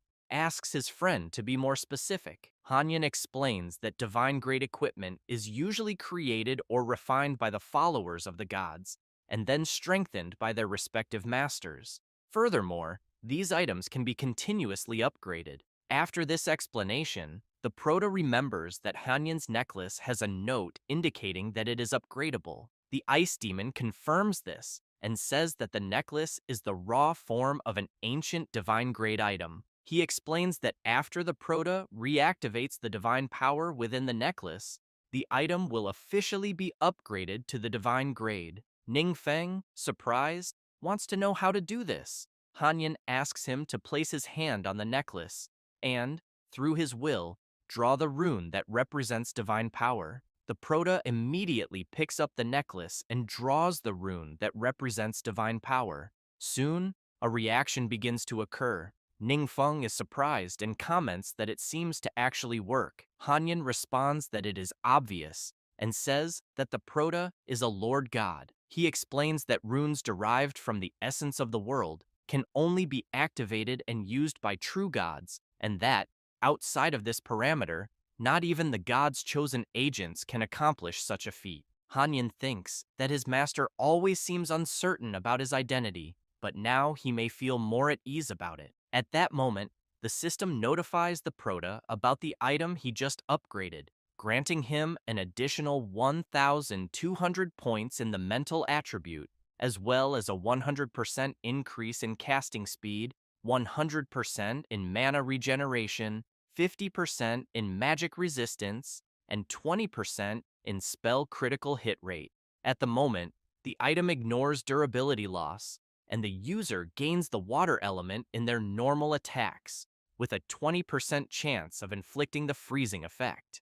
Additionally, they receive extra spells such as Ice Wall, Ice Spear Explosion, Ice Arrow, and Cold Tide. Ningfeng is very surprised and thinks that 1,200 mental points represent almost the total sum of his attributes so far. And that's not all. The necklace adds several powerful features. Hanyan, however, comments that it is truly a pity that the item is only of legendary quality, because once he finds suitable materials, he will be able to help him improve it even further. As for the remaining components of the set, the proto will need to find the rest of the followers to complete it. As the night passes, the proto comments to his friend that he always makes him realize how much he still knows nothing. Hanyan responds that it is an honor for him to be consulted about his master's doubts. It doesn't take long for dawn to arrive. Hanyan quickly greets his master with a good morning, who, in turn, notices his friend and comments that he seems to be in good shape. Hanyan laughs and says that as long as he is by his side, he will always be full of hope. While brushing his teeth, the proto reflects on the fact that, the day before, without realizing it, he talked with Hanyan for a long time. However, he knows that, unfortunately, his old world is different from the one he lives in now. So much of his experience is not applicable. Still, he is certain that Hanyan, as his assistant, remains reliable. Later, in some unknown secret realm, a terrifying monster is being slain by a freezing ability. Then, the creature falls to the ground, leaving some adventurers surprised. Ningfeng, pleased, imagines that the 1,200 mental point boost is truly incredible. Lu Ping calls out to the proto and comments that what he is doing is frightening, as he is finishing off bosses with just one hit. Xie Yan crosses his arms and agrees with Professor Lu Ping. Ningfeng, a little embarrassed, asks the professor if there are other secret realms that same day. He replies that there are not, and explains that they are already ahead of other ongoing groups, and that, at that moment, they were faster. Furthermore, he mentions that the committee is practically pulling their hair out because of this. The proto is intrigued and asks the professor to explain further. Lu Ping states that the proto knows that all the training camp participants are the best among the best.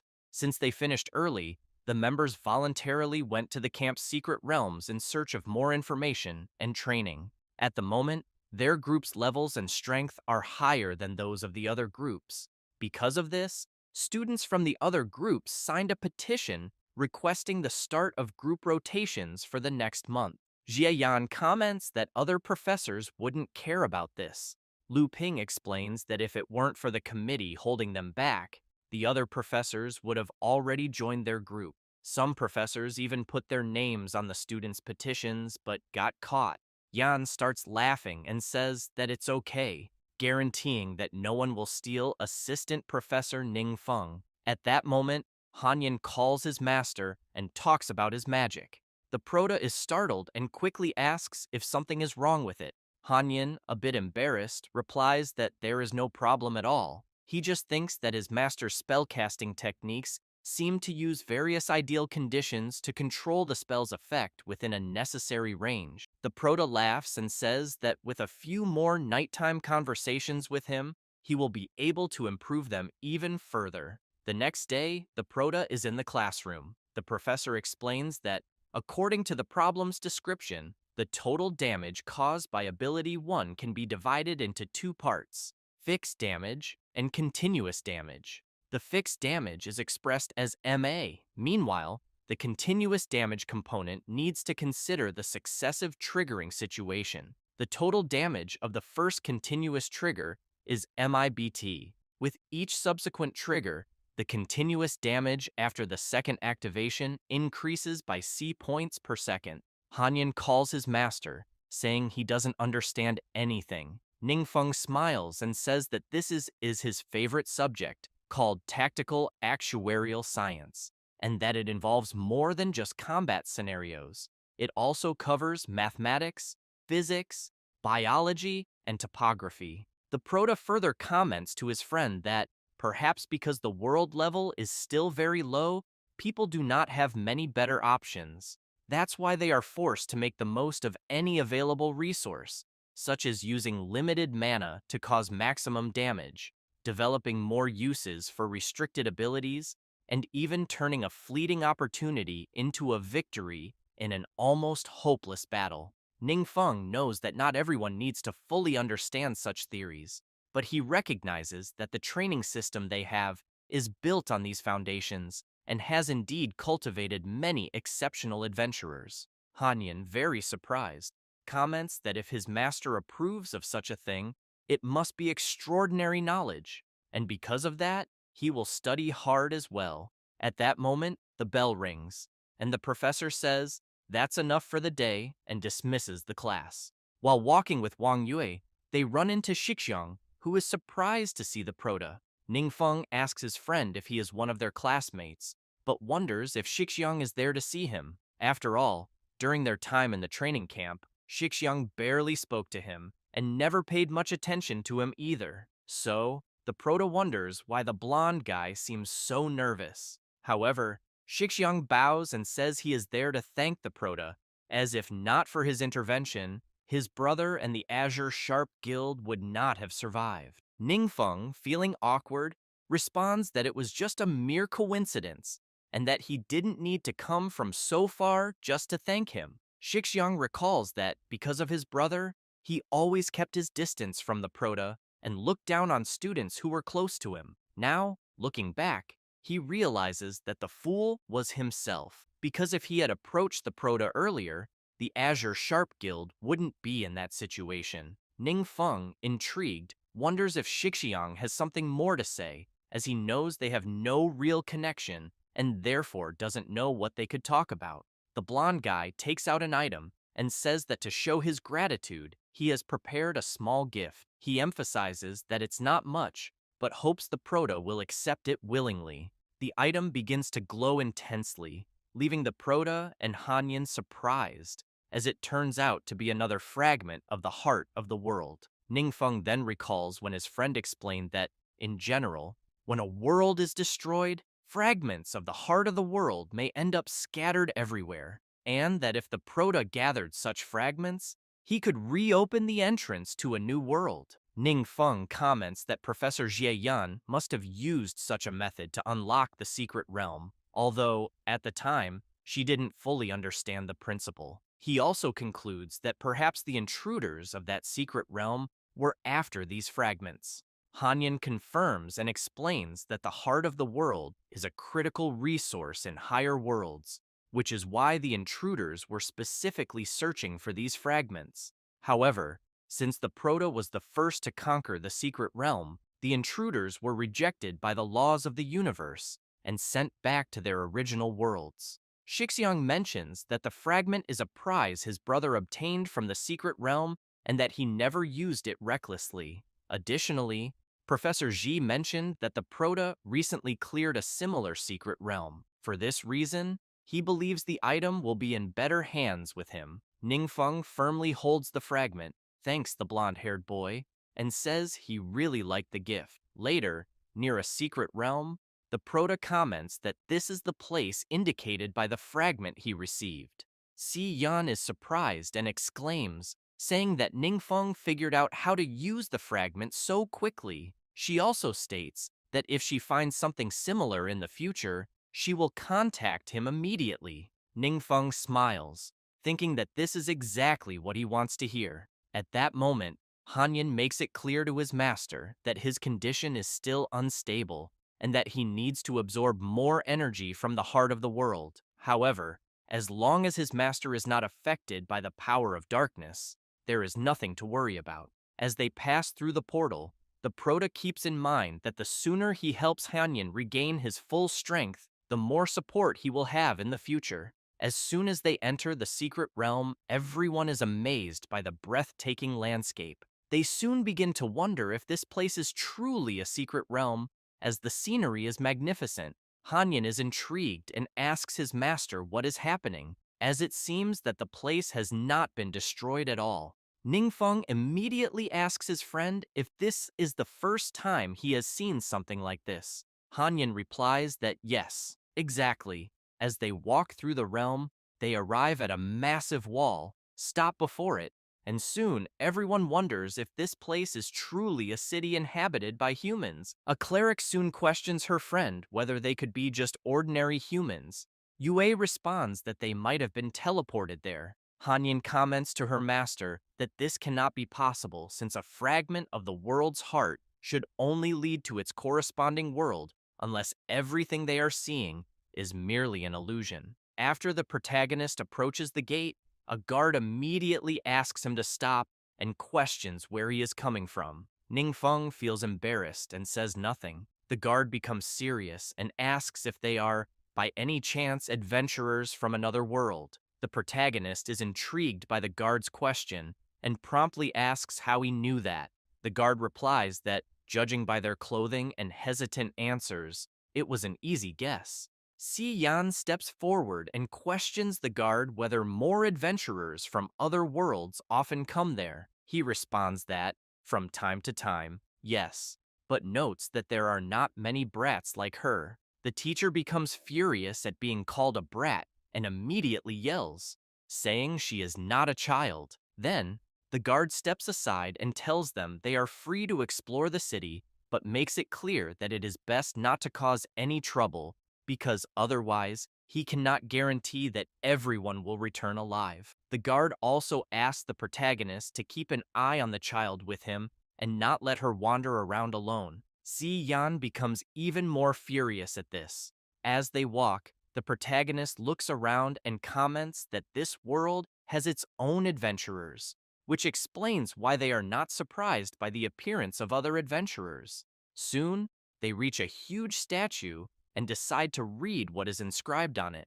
On the statue's plaque, it is written that this is a sculpture of Arlita the Brave, daughter of the heavens and guardian of the empire. The protagonist is intrigued and comments to Hanyin that something is strange because he has clearly never seen such writings on the plaque before. However, he can read them normally. The ice demon explains that this is a connection established by the world's heart, which also proves that they were not transported to another place.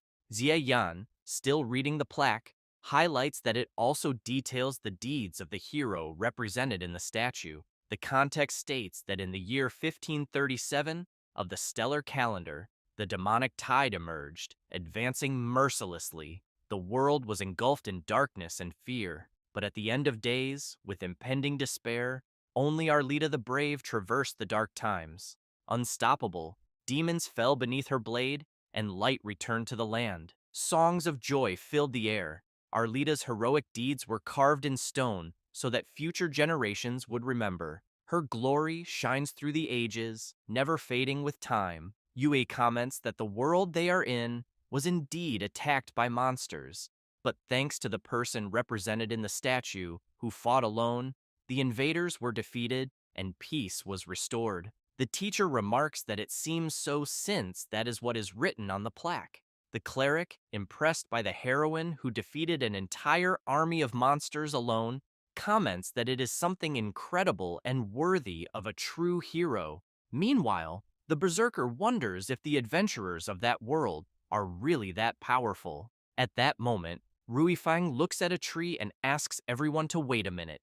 Quickly, Jiangshu rushes to his friend and asks what happened. Lao Fang's grandson says that while everyone was looking intently at the statue, a word appeared on the tree, telling everyone to run, and then it disappeared. The protagonist also approaches and asks Ruifang if he really saw the word run appear on the tree before simply vanishing. He replies that he did and insists he is not seeing things. Suddenly, the protagonist realizes something. Observing the people of that world, he senses that something is not right. At that moment, something starts happening to the statue, and then several monsters appear. The protagonist immediately makes it clear to everyone that everything they had been seeing was merely an illusion, but wonders how they managed to do such a thing since he did not sense the presence of any undead. The creatures waste no time and charge at him. He grabs his sword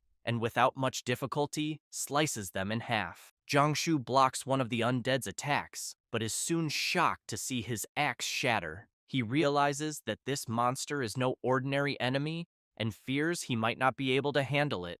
The undead takes advantage of the opening and charges at the berserker. However, the attack is blocked, and Jiangshu sees the undead completely frozen. This was the work of Hanyan, who, moments earlier, had commented to the protagonist that the undead adventurers present there seemed to be from a higher-level world and feared that the protagonist's companions would stand no chance against them. Ningfeng quickly questions his friend about what they should do at that moment. Hanyan says he can use the remaining energy to temporarily manifest and help them defeat the enemies. The protagonist is pleased and says he will leave everything to him. His friends are startled upon seeing the ice demon. However, the protagonist quickly asks them not to be afraid and explains that Hanyan is an ally of his, summoned from another world. Hanyan waves and says it is a pleasure to meet everyone and that they will be working together for a while. He then moves to the front line of the undead adventurers, raises his staff, and uses his ability, creating several ice stakes that immediately start striking the undead. Yue is impressed and comments that the ice demon's magic is simply incredible and that his power is far beyond legendary level abilities. However, someone with a dark energy appears and easily shatters the ice stakes.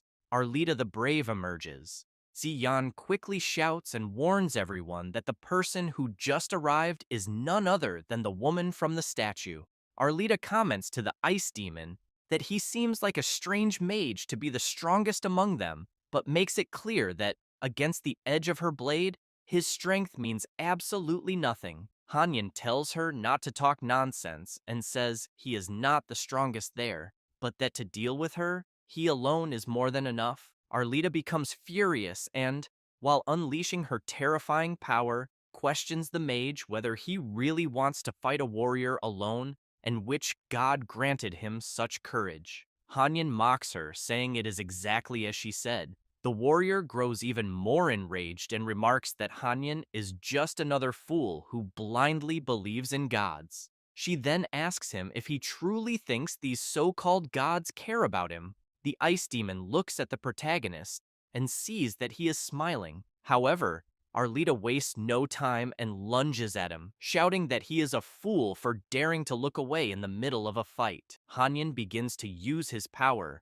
and an icy aura spreads through the area. As she advances, Arlita notices that her speed has slowed and wonders if it is some kind of water magic-based deceleration effect. However, she does not allow herself the luxury of pondering and quickly channels her power into her weapon, breaking Hanyan's ability. While questioning whether the weapon on the warrior's arm is the source of her power, the ice demon channels his freezing magic. He then unleashes his ability Endless Ice Ray, combining it with glacial explosion and frost fusion, launching everything at Arlita. She, in turn, thinks it is impossible since she wields the divine weapon Godfall. However, upon feeling a mark on her chest, she finds it strange.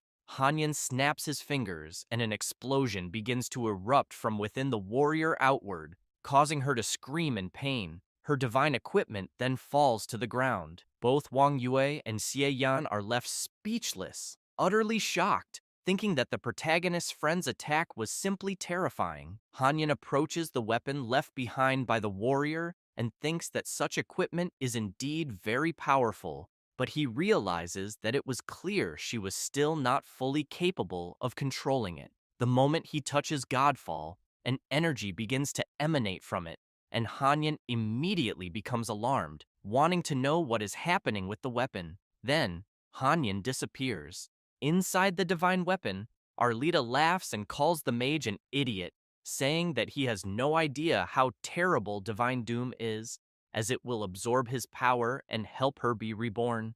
Arlita believes that as long as Divine Doom exists, she will be immortal. Ningfeng, realizing that his friend has disappeared, becomes serious and calls out for Hanyan. However, Hanyan asks his master to remain calm, says that he is fine, and explains that the warrior's weapon suddenly absorbed his energy, which is why he could no longer maintain his physical form. The protagonist says he understands and decides to take a closer look at this so-called divine weapon. After picking it up, he observes it carefully. As the protagonist holds the weapon, Arlita is pleased, thinking that everyone there seems to be fools, as they are simply offering their energies to the divine weapon, meaning she no longer needs to absorb energy from the undead. Ningfeng begins communicating with the warrior through telepathy and immediately questions her happiness.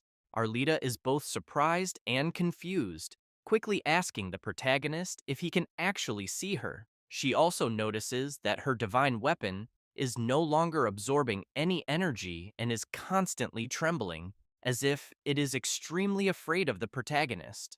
Ningfeng recalls that the moment he touched the divine weapon, a system screen appeared before him, asking if he wanted to initiate absorption. The protagonist smiles, thinking that he did not expect such a weapon to actually be one of the remnants of the end. However, he knows that things are not yet clear, so he should not rush into absorbing it. He then asks Arlita to explain what is really going on. Meanwhile, Jie Yan asks Yue what might be happening in the battle where Ningfeng is. Yue notices that all the undead around them have stopped moving and finds this very strange. Back on the battlefield where the protagonist is, Arlita explains that, as he can see, the country was once beautiful, and although monsters invaded, they had always protected the nation from harm. After eliminating the monsters, she told her team that they had all done a great job. However, she then noticed one of her friends acting strangely and decided to ask what was wrong. Kalan turned to her and asked if she could not see it. There was a box right in front of him that read, "A god is watching you." The other members shouted that they could not see anything. Arlita, shocked, shouted back, asking if he had really been recognized by a god. Kalan remained surprised by the system screen that had appeared before him. As Kalan continued fighting, new messages appeared, stating that God was pleased with his performance and that he had received divine recognition. He was then given the option to choose a god's blessing. Soon, everyone was astonished to see Kalan start floating and emitting an overwhelmingly strong aura. The blonde warrior reassured his friend that he would always take care of them from alongside the gods. One of the warriors in Arlita's team tried to console her, telling her not to be sad and explaining that Kalan had ascended to the gods, who might now watch over the country more closely. Moreover, if they kept working hard, they too might earn the gods' attention. Arlita smiled and agreed with her friend. However, sometime later, the country had fallen into complete chaos, with countless demonic creatures spread across the entire kingdom. Arlita's team struggled desperately to resist these monsters and continue protecting the realm. As she cried in frustration, she questioned why the monster attacks seemed to be growing stronger and why the gods did nothing. Why had Kalon not returned? Had they been forgotten? A frightened mage asked his friend if they were going to die there, trapped in that endless hell. Arlita became serious and responded no, saying that they still had one last hope. After saying this, she went to a certain place and stood before the divine weapon. After hearing her story, the protagonist immediately asks if she used the cursed weapon to repel the invading monsters, and whether the weapon also cursed the entire country. She replies yes, and explains that after defeating the monsters, she used the power of darkness to restore the country to its former state. However, she did not expect that, little by little, the darkness would consume her consciousness, transforming the country into a secret, terrifying kingdom. Arlita also reveals that, since then, adventurers from other worlds occasionally come there to explore, only to be turned into undead by her. While holding the divine weapon, the protagonist reflects that the power of darkness comes with an extremely high price in the end. He then notices something and turns to see what it is. Right in front of him, someone steps through a portal. That someone is none other than Kalon, Arlita's former friend, who immediately greets the protagonist and states that the gauntlet Ning Feng is holding belongs to him, asking if he could return it. Arlita, realizing it is her old friend, is surprised and wonders if it could really be him. Ning Feng smiles and makes it clear to Kalon that the gauntlet he is now holding belongs to him. The blonde warrior laughs and says that it seems there has been a misunderstanding. He emphasizes that the weapon was left there intentionally by him for a refinement ritual. Both Ningfeng and Arlita are intrigued, wondering what in the world this refinement ritual that Kalen mentioned could be. The blonde remains silent for a brief moment. Then, radiating a terrifying aura, he asks the protagonist if he is deaf, stating that he has already made it clear that the gauntlet belongs to him. He then asks if the protagonist is planning to become material for his refinement process. At this moment, Hanyan senses Kalen's aura and comments that the power he is feeling is, without a doubt, the true essence of the Holy Spirit. Arlita kneels and pleads with the protagonist to allow her to uncover the truth behind all of this and asks if he can help her. Ningfeng smiles and asks why Arlita does not do it herself. The warrior is confused by the protagonist's question. Meanwhile, Kalan simply observes the protagonist, intrigued to see him smiling. Ningfeng then makes it clear to Arlita that he possesses an ability that can grant her a temporary physical form, but warns her that, in the end, she will completely dissipate, leaving nothing behind. Arlita shouts that she is not afraid and begs the protagonist to grant her a body, stating that she is willing to endure any consequence. Ningfeng then asks her to lift her head and uses his ability Dark Ritual, Soul Seizure, which employs spiritual power to control the target's mind, transforming them into a temporary but powerful clone. As the effect of the ability manifests, Arlita gains a physical body, leaving even Kalon startled. Arlita begins examining her own body and comments that the power of darkness is truly impressive. Ningfeng explains to the warrior that he will not control her mind and that she will have full control over her own body. She turns and thanks the protagonist. Kalon, still shocked, demands to know how his old friend suddenly reappeared. Arlita immediately begins channeling power through her divine weapon and tells her friend that she did not fully understand what he said before, so she asks him to explain it properly this time. Kalan asks Arlita if she is being controlled by some evil god and what the protagonist has done to manipulate her. However, Arlita wastes no time and charges at him with full force. Kalan tries to defend himself, but due to his friend's overwhelming attack, he coughs up blood and is sent crashing into the ground. Arlita points her weapon at Kalan and demands that he explain why he did not appear when the monsters invaded the kingdom. why he decided to show up only now, and what he means by refinement ritual. Still on the ground, Kalan yells that he did not abandon her and begs her to trust him. He then explains that, at that time, he was in the middle of another trial, something crucial for him. When he realized what was happening in her kingdom, it was already too late. The blonde emphasizes that Arlita would not understand the hardships he has faced since leaving the world he once lived in. Even though he is currently one of the most powerful beings in the world, before a god, he is nothing more than a mere failure. He tells Arlita that she must understand this pressure and helplessness. Arlita, now serious, demands that he stop dodging the question, ordering him to answer immediately, is he truly after her divine weapon? Kalan stands up and shouts, saying that he simply left a magical mark on Godfall. When the divine weapon disappeared, he was able to sense it. He then pleads with his friend not to blame him, as he only seeks to grow stronger with Godfall. Otherwise, one day, the god will surely abandon him. He then reveals that when he placed his mark on the divine weapon, Arlita was already dead, along with all of their friends. However, in his thoughts, Kalan calls his friend an idiot, thinking that if not for God's power, dealing with them would have been far too easy. But he knows he is being threatened by a great evil, so he begs his god, asking that, for the sake of his loyalty, he not be abandoned and instead receive divine punishment to annihilate everyone there. Before he can react, his friend attacks him savagely, making him cough up a great amount of blood, leaving Wang Yue and Xia Yan utterly shocked by the sudden turn of events. Arlita then approaches the protagonist, kneels, and thanks him for giving her this opportunity, saying that she and her people can finally escape their endless nightmare.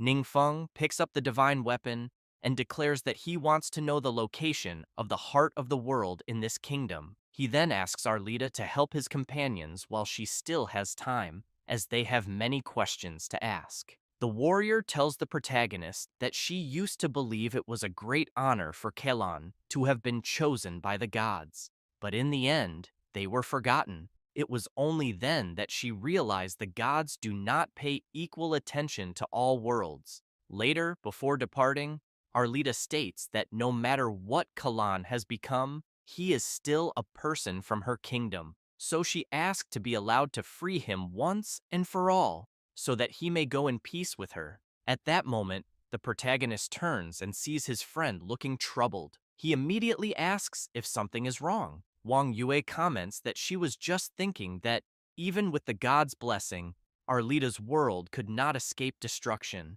so she wonders if they will one day face the same fate. Ningfeng smiles and tells her that this will not happen, asking her not to worry. He also reminds her that he is still waiting for her to take him somewhere to eat good food. Yue smiles and assures him that it will definitely happen. She then asks Professor Jie Yan if they can finish their meal before returning. The professor agrees and mentions that she is also feeling a bit hungry. Yui then decides to explore the area to see if she can find some local specialties. Meanwhile, still within the kingdom, a rift suddenly begins to form in the sky, and someone emerges from it. It is Kalan, radiating immense power. He comments that he has arrived a little too late, but at the very least, he can still remember the vague appearance of the other person within that body. He then recalls the protagonist and wonders if that person could truly be the legendary omnipotent mage.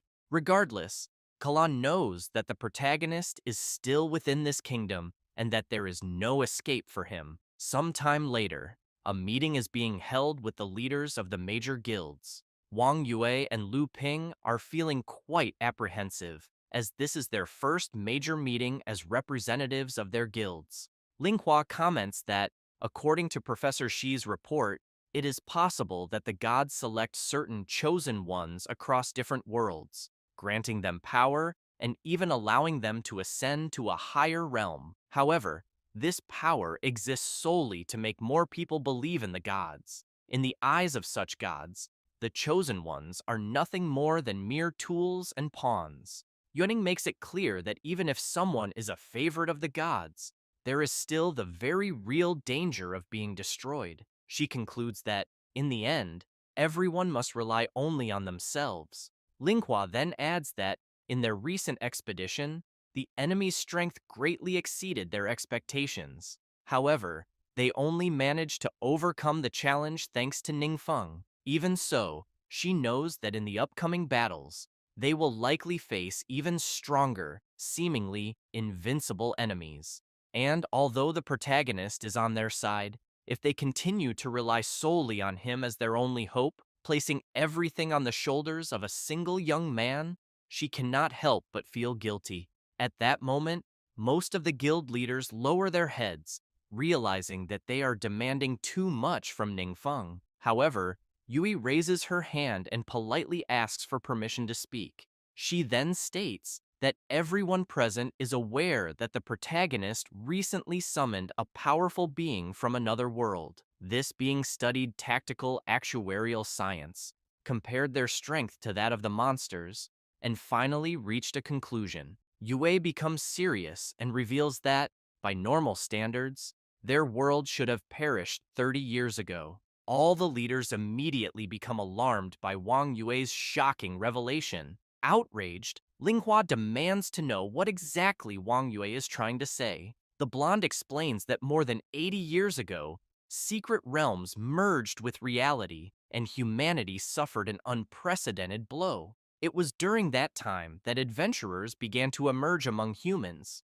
However, Wang Yue makes it clear that even then, humans were at a huge disadvantage against the monsters, and that it was only thanks to countless sacrifices and the efforts of their predecessor, including everyone presents, that humanity has survived until now. She further explains that this person from another world stated that the monsters they faced long ago have already surpassed what the world could withstand. The fact that they have not yet perished and are still fighting is already a miracle. Wang Yue declares that she still believes that as long as there is a chance, they can keep this miracle alive. She adds that their world has been protected by generations of heroes for 80 years, and that now it is their turn to protect it. After finishing, she sits down, feeling embarrassed, and quickly asks if she said something wrong. All the leaders begin applauding her, declaring that Wang Yue has the spirit of a true heroine.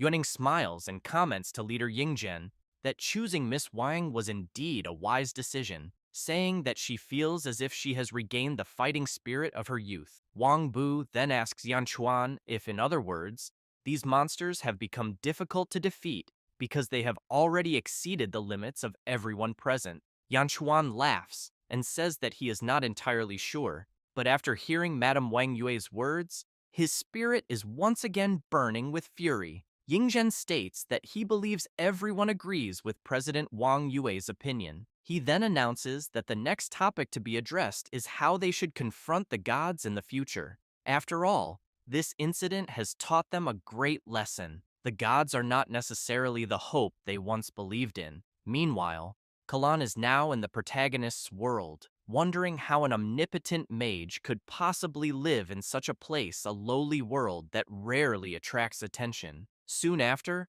Kalan realizes that he can sense the presence of the secret realm of judgment within this world. He then decides that he needs a place to stay, and that this location will be perfect for establishing his sanctuary.